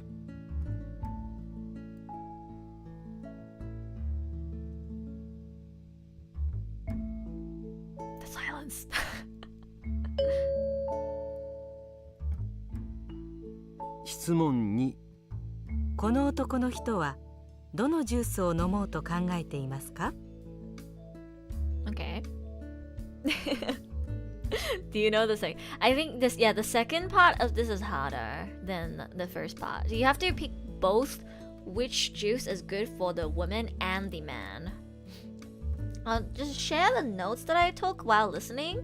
So I put 1, 2, 3, 4 because it's easier to write 1, 2, 3, 4 than yellow, purple, green, and red. And there are 2 men. Wait, there were 2 men? What do you mean? There was 1 man. Wait, there was 2 men. Wait, what? There was 1 man. Are my ears weird or your ears weird? Wait. There was 1 man. No? お店の人が Oh, by two men, do you mean like the man who was selling the juice and the man who was buying the juice? Oh, I thought you meant there were like 2 men who were trying to buy the juice. No, there was only 1 man who was trying to or like interested in buying juice. The other man is the man who's selling the juice, and they had different voices. Yeah. There's the salesman, and there was only one man who was thinking of buying the juice. So, okay, the notes I had were, I have 1, 2, 3, 4, and then I would like draw a little arrow, like almost like a mind map. Okay, I would draw out and like would write down what like are the effects for each one. So 1, I wrote down salaryman and hiro kaifuku, but in romaji. And then 2, I wrote girls, beauty.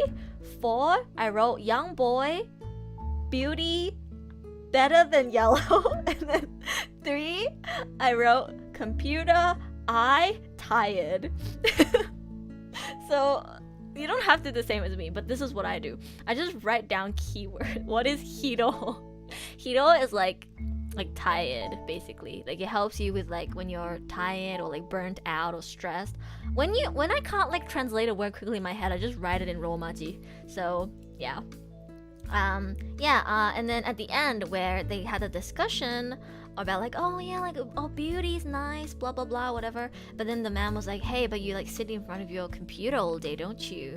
And then, you know, we know 3 is the right one for woman, because even though she was like interested in beauty at first, at the end she was like, yeah, you know what, like I'm sitting in front of like the computer all day, my eyes would get tired, so maybe like 3 is better. So 3 would be the one for the woman. And then for the man, I think Mara, what do you think is the correct answer for the man? I think this one's a bit more difficult because wait, does he explicitly say which one he's gonna get? I don't even think he does. Because at the end, the woman suggests, hey, the 4th one is so good. Like, oh, it's, you know, beauty is like so like a, you know, everybody wants to be beautiful. And, you know, the 4th one is like for men too. But then he was like, oh, you know, I don't care about beauty. Question was, which was more effective for her, which is 3. What does the guy want? Oh, right. I didn't write down the question. I was like, okay, which one for which person, basically. What do you think the man wants?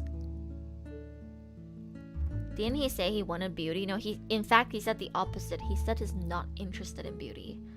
So, I mean, we can eliminate 2 immediately because the salesman said that this one's good for women. He didn't mention for himself whether he works in front of a computer or not, so we can eliminate 3 as well. And 4, she asks him explicitly at the end. Well, she talks about the red one explicitly at the end, like, oh, isn't beauty so good, blah blah blah, oh, but it's kind of expensive, blah blah blah. And he's like, and she was like, you should get that one. And he was like, I don't care about beauty's not my thing. So by process of elimination, it will be 1, I believe. Let's go, I'm listening master. But yeah, I thought he didn't care about health. He didn't want the red one, I know that. No, he said he doesn't care about beauty. He said he didn't care about beauty. Maybe you got the words for health and beauty confused. He said he doesn't care about beauty. Beauty doesn't matter to him. So we can eliminate 2 and 4 immediately. And then between 1 and 3, he doesn't mention anything about working in front of a computer, so we know it's 1. He never says he wants 1 or 1 would be the best for him, but just by process of elimination, we know it's 1. So yeah, see how N1's a little more difficult? Yeah, it requires quite a bit of logical thinking too. So like when you're doing all this thinking, right, having your notes written out means you have something you can refer back to, because you don't get to listen to the audio multiple times. So with questions like this, that's why I'm like, yeah, I gotta write down everything. Okay, your advice was correct. I wasn't making memos, so now I get what you mean. Yeah, basically.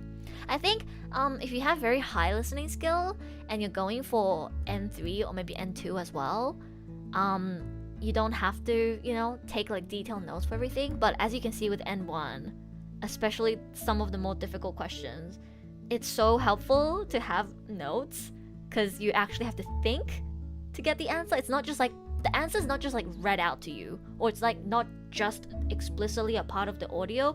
You have to deduct it based on process of elimination or reasoning. So I think having notes will help. And as I said, with my notes, you don't have to write down stuff that makes sense. It just has to make sense to you, right? Literally, if I read out everything on my notes, it says Oishi, health, hilo kaifuku, salaryman, girls, beauty, young boy, beauty more than yellow, woman, computer, eye tired. That's what's on my notes.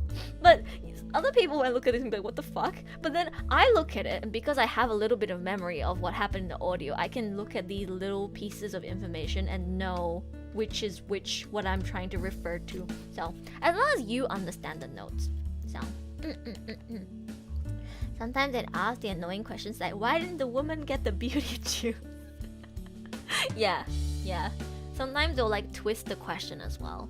Listening is actually really difficult, especially with questions where they don't give you the answers before the audio starts playing, and they also don't give you the question until you start listening to the audio. So it takes a lot of concentration, and again, I highly recommend note taking. So even if you're super confident, just know that if you're confident in your listening, I'm probably just as confident or more confident than you in my listening. I'm a really, really good at listening. And like even I struggle.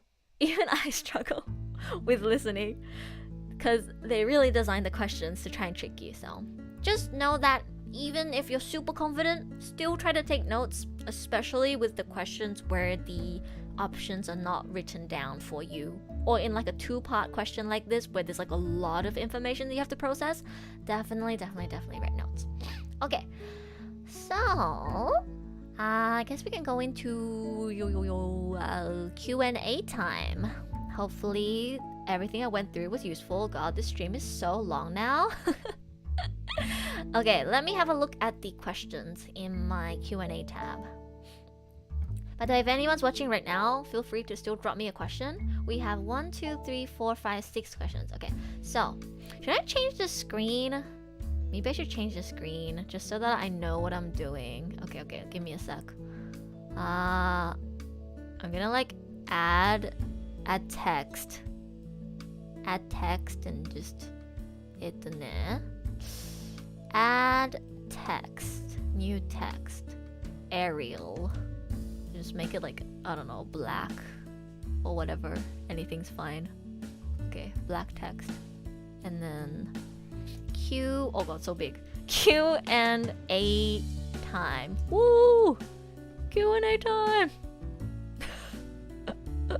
There we go. Just so that when I'm timestamping this, I know when I go to Q&A, you know? There we go. Q&A time! Whoa! Sorry it's like so blank. This is so blank, but whatever. Okay. I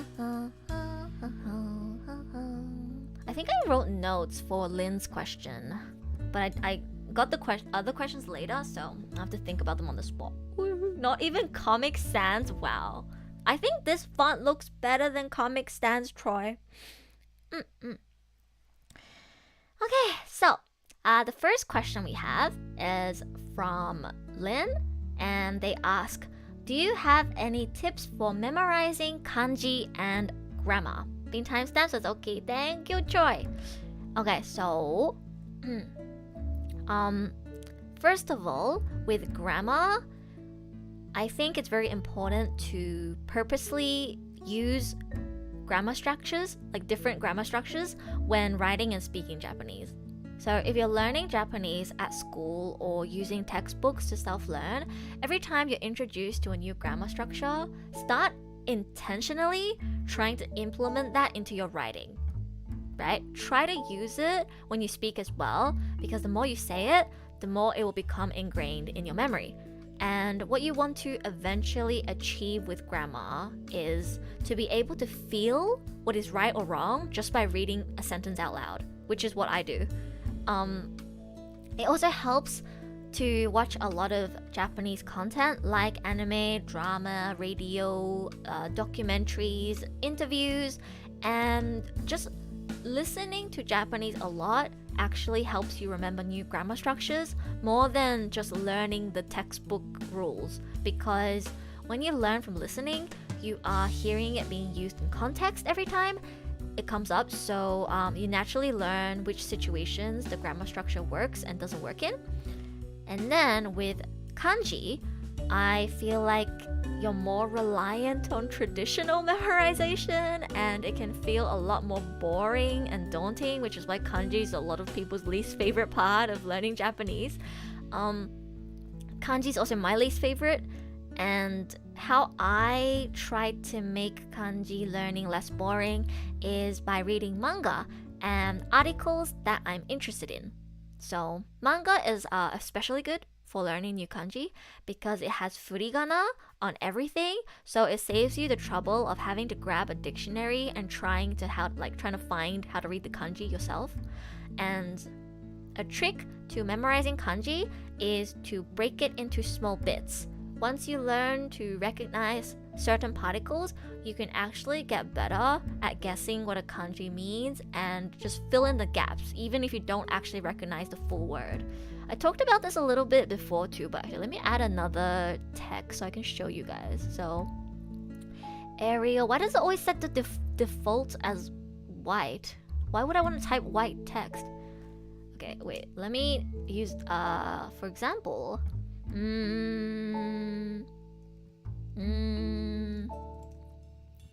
something like, let me think. So, oh god, it's so big. So for example, do you guys recognize the particle used in this kanji? The 3 dots, like at the side. This is read as kiyo, by the way. Kiyoraka. Like kiyomizu, which means like pure, say so. Pure, you know. If you're watching Japanese Let's Plays of visual novels for kanji practice is super helpful because someone reading out. Yeah, that's something I recommend as well. I think playing visual novels or any sort of game that has voiceover, reading the text while somebody reads it out for you, if you're a stronger listener, it helps a lot. It definitely helps a lot. I do that as well. I use otome games to learn new kanji. But yeah, if you want to be able to learn kanji in like a more traditional textbook sort of way, I do think you can use particles to recognize kanji.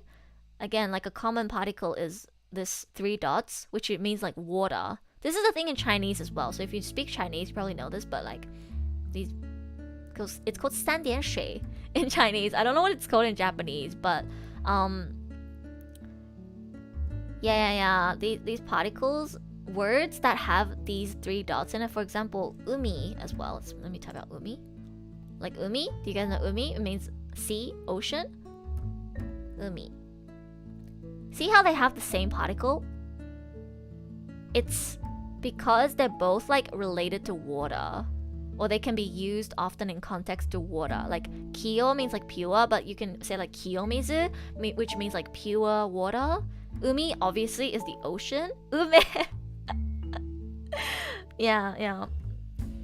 Chinese, I speak Chinese, English, and Japanese. So yeah, I think sometimes when you don't know how to read a word or you don't know the meaning of a word, you can use the particles as a context clue. Let me see if this is a thing in Japanese as well. It should be.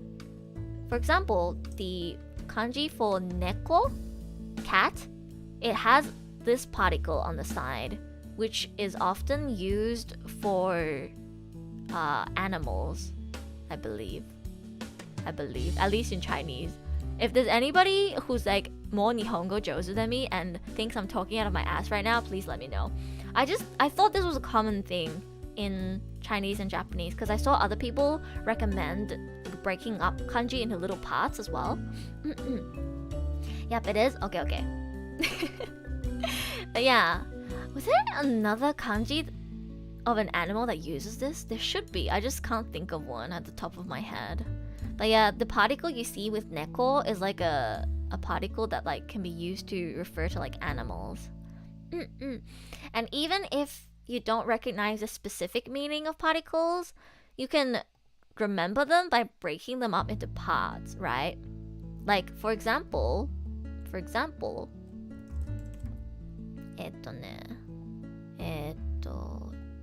you see how in Kyo, the bottom half of the right is like tsuki. It's a little straighter than tsuki, but basically this is made up of 3 parts, right? 1, 2, 3, and the bottom half of the right part is tsuki, which is the kanji for moon.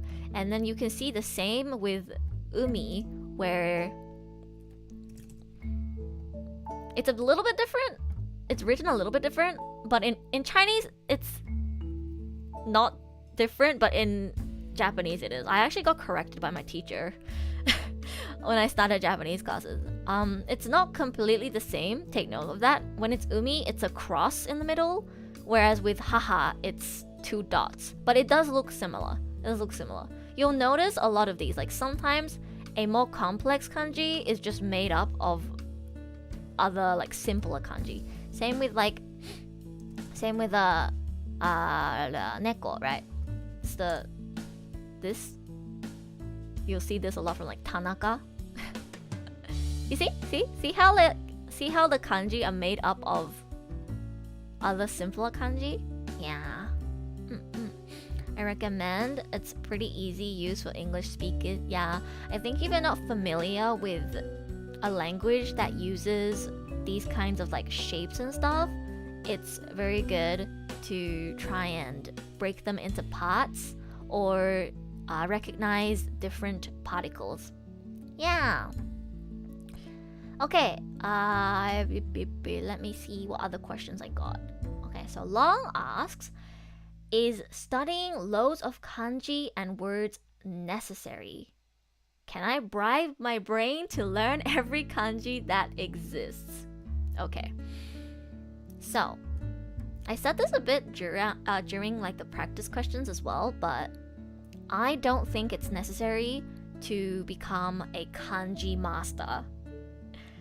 As you know, I'm not very good at reading kanji.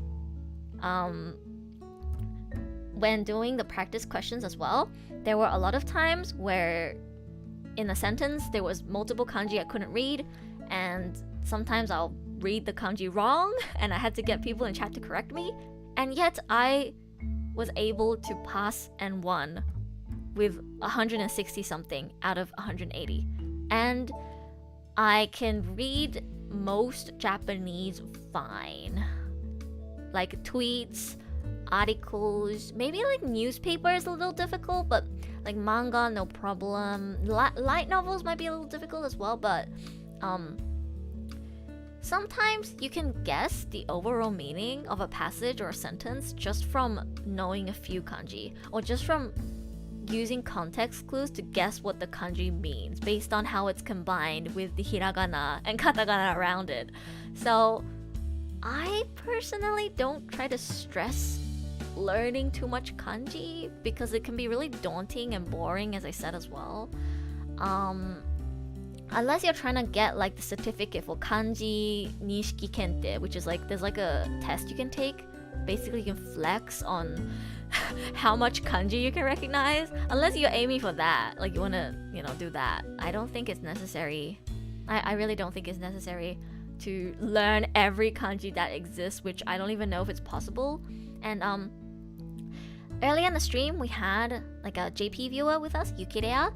Yukirea was saying that some of the questions in N3, N2, and N1 is difficult even for Japanese people. And you'll hear a lot of Japanese people say this, but JLPT is difficult even for them at times, especially like N1. And Japanese people don't know how to read every kanji that exists. So why should you, as a foreigner, feel the pressure to do so, right? So, accidentally send a question as a comment, ignore it. Don't worry, kanji suwa. My favorite question from today. But yeah, I don't think it's necessary to try and learn like a ton of kanji. Of course, the more you know, the better. But I don't think it's necessary. Long had another question. So, what about bathroom breaks? I have trauma from when I almost broke my bladder taking IELTS. Okay. I personally didn't need to go to the bathroom during my exam, but I do have experience needing to do that during my high school exams. It was during my Japanese exam too. Have I said this on stream? During my high school Japanese exam, my stomach suddenly started hurting a lot. I don't know if it was because what I ate that morning or because I was nervous, but like I really needed to go to the toilet. It wasn't even a matter of like whether I can hold it in. It actually like physically hurt. So I went to the toilet and came back as quickly as I could, and I somehow managed to finish it. But that was only because Japanese is my best subject and I'm very good at it. If that was any other subject like psychology or math or any other subject I took in high school, I probably would have lost a lot of time and not being able to like answer the final big question or missed a few questions. The only reason why I could risk going to the toilet and wasting a bit of time is because I'm really good at Japanese. So in terms of bathroom breaks, just try to prevent it. If you know a test is coming up and you have to sit there for like 3 hours, don't drink water or just drink very little. And unless you're very confident in your skills, like you obviously you can't leave during listening, right? So definitely make sure you don't drink water before the listening. In terms of the reading and language knowledge portion, I'm pretty sure you can go to the toilet if you really need to. I didn't. I don't remember anyone going, but like, can they really stop you? Can they really stop you? So, but then yeah, it is a very tight exam. Like, you want every second that you have. So, I just recommend not drinking water. You'd rather be thirsty than run out of time, I think. I know some people need to go to the toilet even if they don't drink water, but like for me, if I just make sure I don't drink water, then I can avoid it. So I'd be too brought by anxiety to go to the bathroom, so I just take small sips of water. I just don't drink. I literally don't drink water or just, you know, take small sips.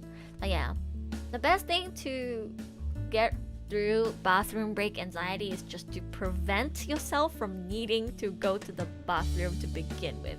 Because if you're holding in, you know, you're holding in to the point where you're almost breaking your bladder, it's gonna affect your performance as well, right? So dehydration can limit brain function. Maybe I'm just used to not drinking a lot of water because I always never drink water when I stream. Ha ha ha ha ha. Omizu nomimasu. It's a little bit hard for me to advise on because I'm really good at not drinking water and not dying from hydration because I'm used to it. Drink lots of water the previous days, you'll be fine. You could try that too. But yeah, just prevent yourself from drinking too much water would be the best method, I think. Okay, Nathan asks, Eru, what's the best way to know Japanese in a short time? Because I literally spent like 7 years learning English alone. Damn, 7 years. Let's think. I always tell people that I think language learning isn't something that you should try to achieve in a short period of time, but I can understand wanting to get better quicker. Let me think.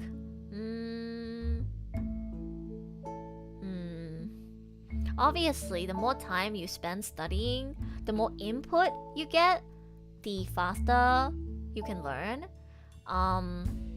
The best way would be to move to Japan, which I know not everyone can do, but what's so important about language learning is being in an environment or putting yourself in an environment where you're constantly using the language and getting in contact with the language. So any language, right? If you want to learn English, move to an English-speaking country. If you can't do that, then make friends who speak English, right? So same with Japanese. If you can't move to Japan, then try to make friends in your country or online who speak Japanese, or when you are consuming media, like you're watching YouTube videos or you're watching streamers or any type of entertainment that you get when you're playing Genshin Impact. Instead of playing Genshin Impact with the English audio, use the Japanese audio.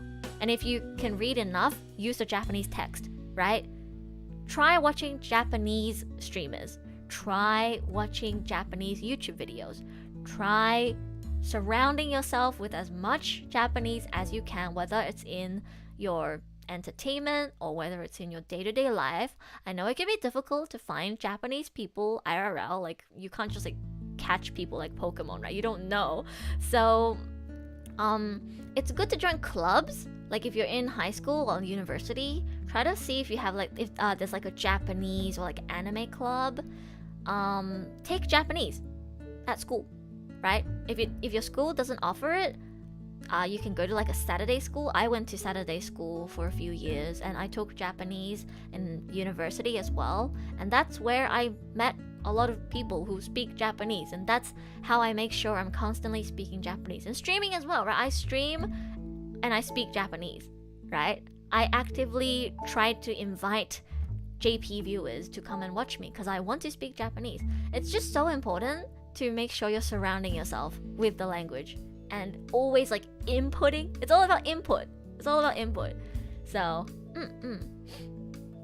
the more obsessed you are, the easier. I think that's how it works with anything you learn, to be honest. Yeah. Fast gratification comes with some sacrifices.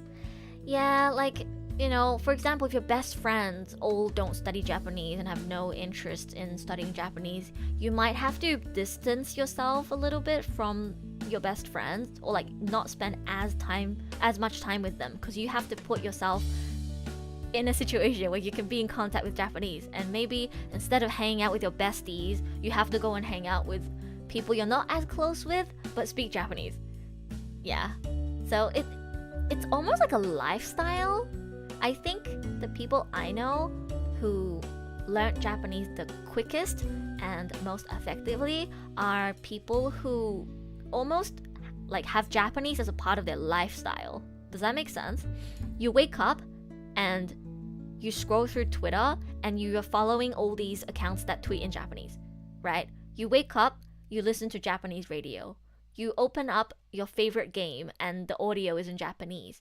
You wake up, you watch anime and not in dub, in Japanese, right? You wake up and, I don't know, your phone setting is on Japanese. You have to turn Japanese almost into a lifestyle and make sure every single day you wake up and you get in contact with Japanese some way.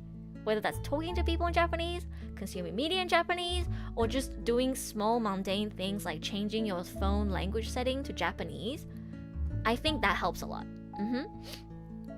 Yeah, sacrifices must be made. Goodbye, bestie.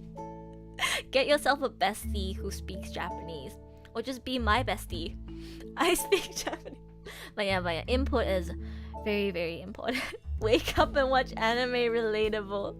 Even small things like making the choice to watch anime always in Japanese rather than dub is, I think, something that will help you in the long term.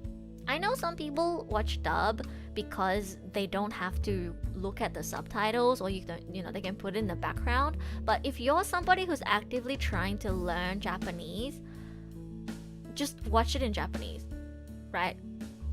Get that extra input,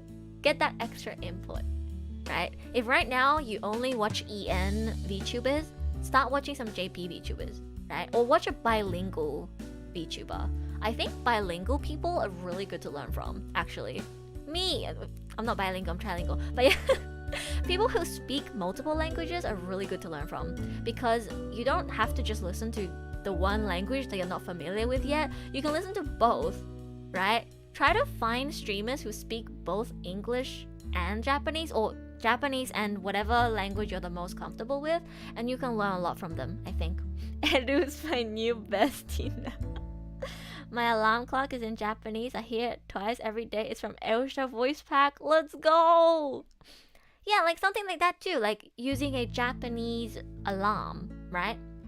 I think you can't underestimate the power of small, mundane things in improving your Japanese. And if you're like very beginner, like you still can't even read hiragana and katakana, even though I had like a kind of head start when it comes to listening and speaking, I started from zero. Okay, I started from zero when it comes to reading and writing. So I had to go through the process of remembering hiragana and katakana, like just textbook trying to memorize. And what I did when I first started was I wrote out the entire hiragana and katakana alphabet on a note sheet and I stuck it on my desk lamp. I stuck it on my desk lamp because every single day, whether I do homework, watch videos, do whatever, I'm at my desk. So by having that note stuck on my desk lamp, I could make sure that every single day I look at it, right? It's just like at the corner of my eye, the entire alphabet of hiragana and katakana. Every single time I move my eyes towards my lamp, I can see it. That helps. Just looking at it every day, it helps. So if you're just starting off and you're struggling to even, remember hiragana and katakana right now, do what I did. Write it down on a piece of paper. Don't print it out. Write it out so you can practice writing it as well. Write out the entire alphabet and stick it somewhere where you can see it, next to your bed. Probably better on your desk. But yeah, or like stick it at the toilet or in the shower. Don't feel ashamed of doing these kind of things. They will actually help you out in the long term. I know a streamer who knows JPCNE and she's pretty cool. Oh, and knows how to speak cope. This is fine. Stop. Okay. Let's see now. Question from Visisha. Sometimes I feel like I'm not making progress. Do you have tips on improving? Okay. Yeah, I know. Feeling like you're not improving can be really discouraging when it comes to language learning or anything really. This might not be the answer that Visisha is looking for, but personally, I think sometimes you just feel like you're not making progress and you're actually making progress. Does that make sense? Like, especially with something like language, it's not really clear. Like, you might feel like, oh, I'm the same as a year or 2 years ago. I'm still just at this level. I haven't improved. But if you talk to somebody else who knew how good your Japanese was a year or 2 years ago, they will be able to notice if you've improved. That's what I found, at least. Oh, Suzu, hi. Yeah, I'm still live. We're in the final part, live Q&A now. After I finish this section, we will end and I will be adding in timestamps. So we covered every single section that's on the test and went through questions from N3 all the way to N1. So if there's anything you want to check out, I will timestamp everything so the VOD is easy to watch. But yeah, right now I'm answering Visisha's question about tips on improving when you feel like you're not making progress. But yeah, I think... Oh, new subscriber. Thank you for subscribing! No, it's under the Q&A time. No! Oh well, I always forget to put my alerts at the very top layer. Anyways, but yeah, you might feel like you're not improving, but I think you're just not realizing your own growth. Unless you've been in an environment where you just have not been using Japanese at all, then maybe you're not really improving, or you might have even gotten worse. But if you are making the active effort to, get in contact with Japanese, consume Japanese media, talk to people in Japanese, you just haven't noticed it, but you have improved. That's what I think. Final parts with 3 hours left. Stop! No, I'm hungry. I need to end this stream. I was gonna make this short, so it's not intimidating for VOD watchers, but too bad. Too bad, it's me. It's me. Of course it's gonna be long. 大丈夫ます。 But yeah, Visisha, if you've been putting in the active effort to study Japanese, improve your Japanese, consuming Japanese content and media, you've improved. You just haven't noticed it. I say this because that's what happened to me. For like 2 to 3 years, I just felt like I was stuck in the same place I didn't feel like, oh, I can suddenly understand this that I didn't understand before, because I was already listening to like Japanese radio and watching anime without subtitles, so I couldn't really feel myself improving. But then I met up with a Japanese friend who I hadn't seen in like 1 or 2 years, and the first thing that they said to me was, エルさんまた日本語上手くなったね. They said to me, oh wait, your Japanese improved again. And I was like, have I? I didn't feel that way at all. I just felt like it was the same. But to them, they feel like I've improved a lot since the last time they talked to me. So I think you are improving. It might just not be very noticeable, and yeah, I think maybe you need somebody else to notice it. Okay, tips on improving.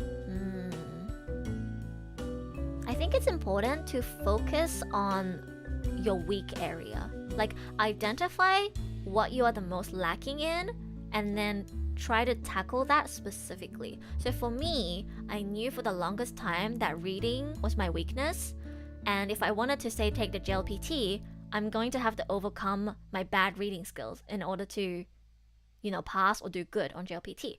So around when I entered university, even though I hate reading, I tried to force myself to read more. When I get like tasks in class where I have to read something and I want to be like, I just want to skim this and just hand in whatever, I would try to force myself to read it still. And I started reading a lot of Seiyu interviews because that was content I was actually interested in. Oh, another thing I did was I started playing otome games in Japanese, because I would always wait for otome games to get localized so I can play it with English text and Japanese audio because that's easier for me. But I think it was like 2 years ago, one of my friends from Japan sent me Buster Fellows and Dairoku, which are 2 otome games, in Japanese. And otome games are expensive, guys. It's like $70-80. It's really expensive. So obviously, if one of my friends sent me games, I'm not gonna go and buy the localized version. I'm just gonna play it, right? Even though playing in English would have been easier, because they bought me the game in Japanese, I was like, okay, I'm gonna play this in Japanese. So I played Buster Fellows in Japanese, and I learned a lot of kanji from that. Yeah. So recognize what your weakness is and try to tackle that. So if you feel like reading is your weakness, start reading more, right? And try to make it fun for yourself. Play games, read manga, read articles, read about things that you're interested in. Same with listening. If you think listening is your weakest, start listening to radio, documentaries, right? So don't read, just speak. No, Troy. Look, as much as I hate reading, if you want to get a qualification like JLPT, you will have to improve your reading skills. So, L 様は習いたい日本語オタの勉強頭脳戦。But yeah, I hope that was a good answer. Alright, last question from Troy. Any recommended way to study Japanese in the background while being in uni? What do you mean by while being in uni? Like, while being a uni student? I thought you meant like, oh, I'm in my math class, but I don't care about math, so I'm gonna be studying Japanese. Okay, I think you mean like while being a uni student and studying like a different course, right? I said this earlier too, Troy, but if you can afford to, or like if there's the option to, join a club at your university. I don't think like if just because you join a club you have to like go there every day, right? Most universities have like clubs. If you have like a Japanese or anime kind of like fan club, join a club. Join a club, and you don't have to like go to the club all the time if you're busy, but you might make some friends who speak Japanese. And then you'll have people IRL, people who go to the same uni as you, who you can maybe talk to in Japanese. The best way would be to somehow implement Japanese into your course, but I know not every university allows that.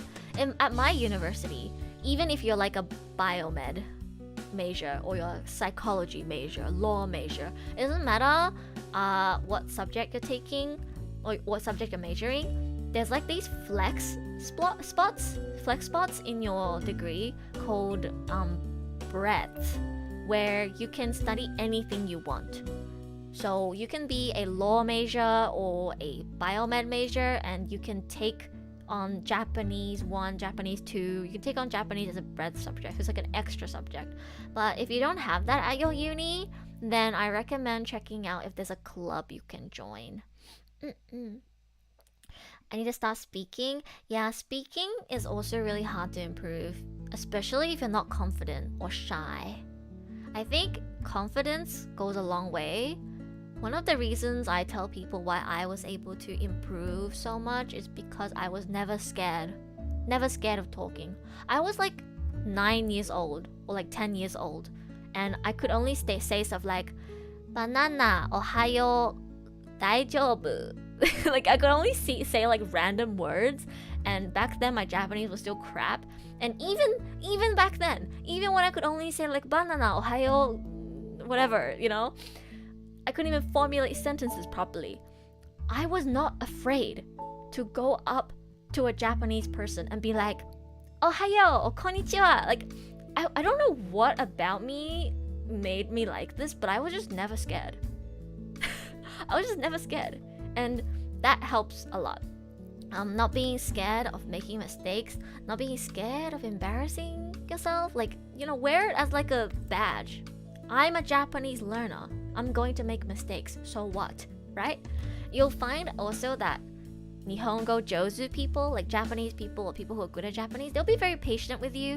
They won't laugh at you for using the wrong particle or saying something wrong. They'll be very willing to help, or at least the people I know and me as well. We're all very willing to help. So just like don't be afraid of making mistakes. If you're chatting to someone who can speak Japanese, speak to them in Japanese. So yeah, I'm shy, so I have no one to talk to. Oh no, you can talk to me. You know what? I should do a stream one day where I call you guys on Discord and then we have a conversation in Japanese. Maybe one day. Maybe. Imagine doing your major in Japanese. Wow, me. I think they'd be grateful you're learning their language. Yeah. Most people will actually be really happy to know that you're learning their language. So, Suzu, I will talk to you. Yeah, Suzu, you can talk to us. Talk to the Elutato community. We have a lot of people. There's a lot of people who come and watch my streams who want to learn Japanese and like know a little bit of Japanese. We should do a stream one day where like, I don't know, we can call and talk in Japanese, or you guys can submit a video or something and I can help you improve your Japanese. I don't know, maybe one day. But yeah, there's a lot of people. There's a lot of people who's willing to talk to you, Suzu. I'll write Japanese only on Discord then? Yeah, you can do that. I think limiting yourself to only using the language you're learning in certain situations can be really helpful as well. Oh, Jenny, hi! We're about to end. I just answered the last question we got from Troy, but if you have any questions, feel free to ask. I'm answering questions about JLPT specifically, or I guess language learning in general. Let me think if there's anything else I can say for Troy's one. Study Japanese in background while being in uni. I think it'd be the same advice as what I said before for like Lynn and Nathan and Visha. Just try to consume a lot of content in Japanese. If you're mostly watching English streamers now, try watching a few JP streamers. If full JP is too difficult for you, then find people who are bilingual or trilingual like me. Watch me. You already do. But yeah, when you are away from uni, like you finish your uni tasks, it's not a class day, you have free time, you don't necessarily have to dedicate all of your free time to just burying your head into a textbook and studying. You can try to implement it into your entertainment. So, you know, change your Genshin setting to Japanese audio, right? Maybe change your phone setting to Japanese. Maybe start watching all anime in JP. Never watch dub, only watch in JP. Not because one's better than the other, but because you can get in contact or input more Japanese. Yeah, basically. I was gonna suggest Genshin Co-op X Japanese lessons, but not many are in NA server, I assume. Oh yeah, all Japanese players will be on the Asia server, so that might be a bit difficult. Y'all have a Discord server? We're gonna sign in. Our Discord server is a membership perk right now, so you'll have to join the membership. If you join the lowest membership tier, you can join. I might open Discord to regular viewers. We'll see. I just don't want to make it a public server because I'm not very good with Discord. We also only have one mod, so it's a private server that's a membership perk right now because I feel like I need to learn how to use Discord better. But yeah, if you can't join membership, you just have to join the lowest tier, and you can like cancel it in a month if you want. I won't kick anyone out just because they quit membership. But yeah. Ume-chan, can you be my Google Assistant voice? I feel like a while ago there was like a product launched that was like using Ume's voice. Or maybe I'm just delusional. They do that a lot with Seiyu, where they like release a laptop or like headphones or something that's like modeled with like a Seiyu, and then you get like special voice lines or something. Like the laptop starts up and then you hear Ume's voice. They had one for my favorite Seiyu, Kaki. I think there was one for Yuke as well, I don't remember. There might have been one for Ume as well. Send link, time to go broke. If I find one, I'll send it to you.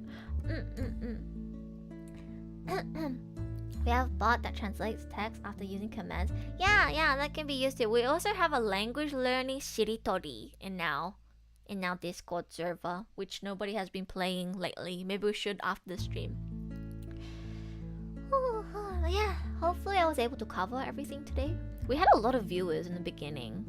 I hope I was able to explain stuff well. Gonna go back and timestamp everything after this and also eat because I'm hungry AF. You guys might have heard my stomach go a few times during the stream because I'm really hungry. Edu-sensei, arigato. No worries, Jenny. No worries, Jenny. If you didn't drop by earlier in the stream, again, I will timestamp everything. So feel free to scroll through and hear my advice. I kind of like just give my general thoughts and tips for each section, like how to tackle each section at the start, and then we look at practice questions. So yeah. Okay. Oh wait, we have another question from Meira. Have you taken kanji kente before? If yes, how difficult is it compared to N1 kanji section? I have not taken kanji kente because I suck at kanji. I feel like I wouldn't even be able to pass the lowest one. I assume it's harder than the N1 kanji section. I mean, there's different levels, right? There's different levels of the kanji kente, but because it's focused specifically on kanji, I would assume the highest level of the kanji kente is harder than the N1 kanji section. So kanji kente doesn't really do anything for you, to be honest. I don't know why people take it. Maybe just to flex.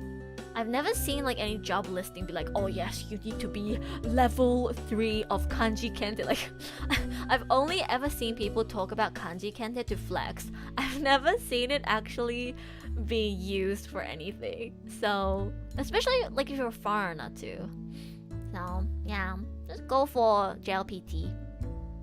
If you really love kanji though, and you want something that you can flex on people with, I guess, you can maybe try kanji kente.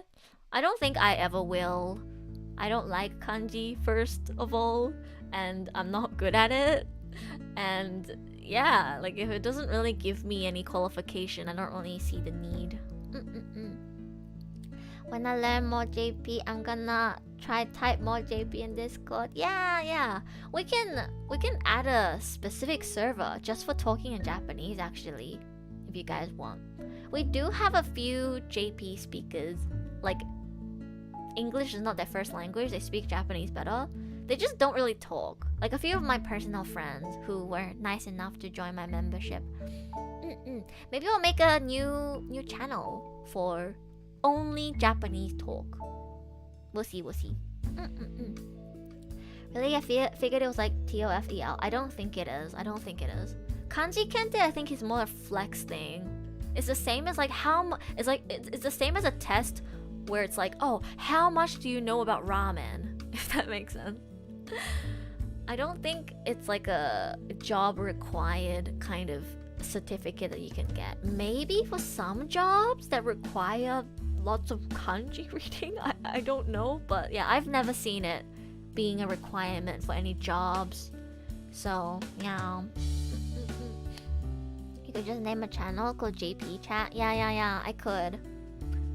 I don't know how many people would be talking there though. Maybe I should like hit up my friends and be like, hey, we have a channel for just chatting in Japanese now.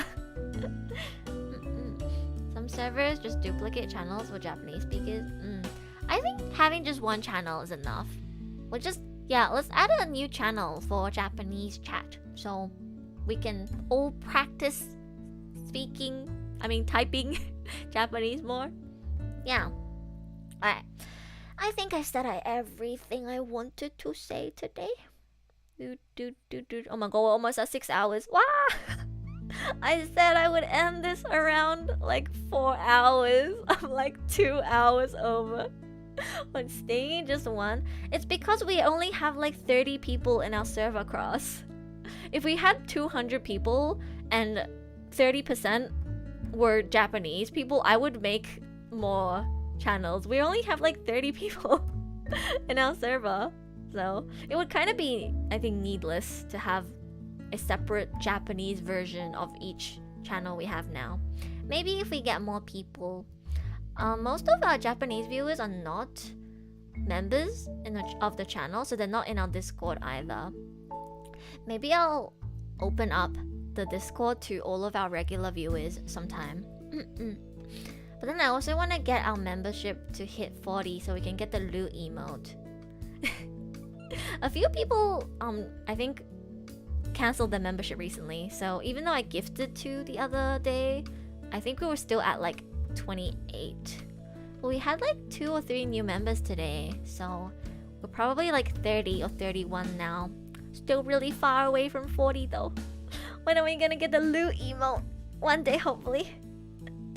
One day, 200 people in the server. Maybe if I ever become that important.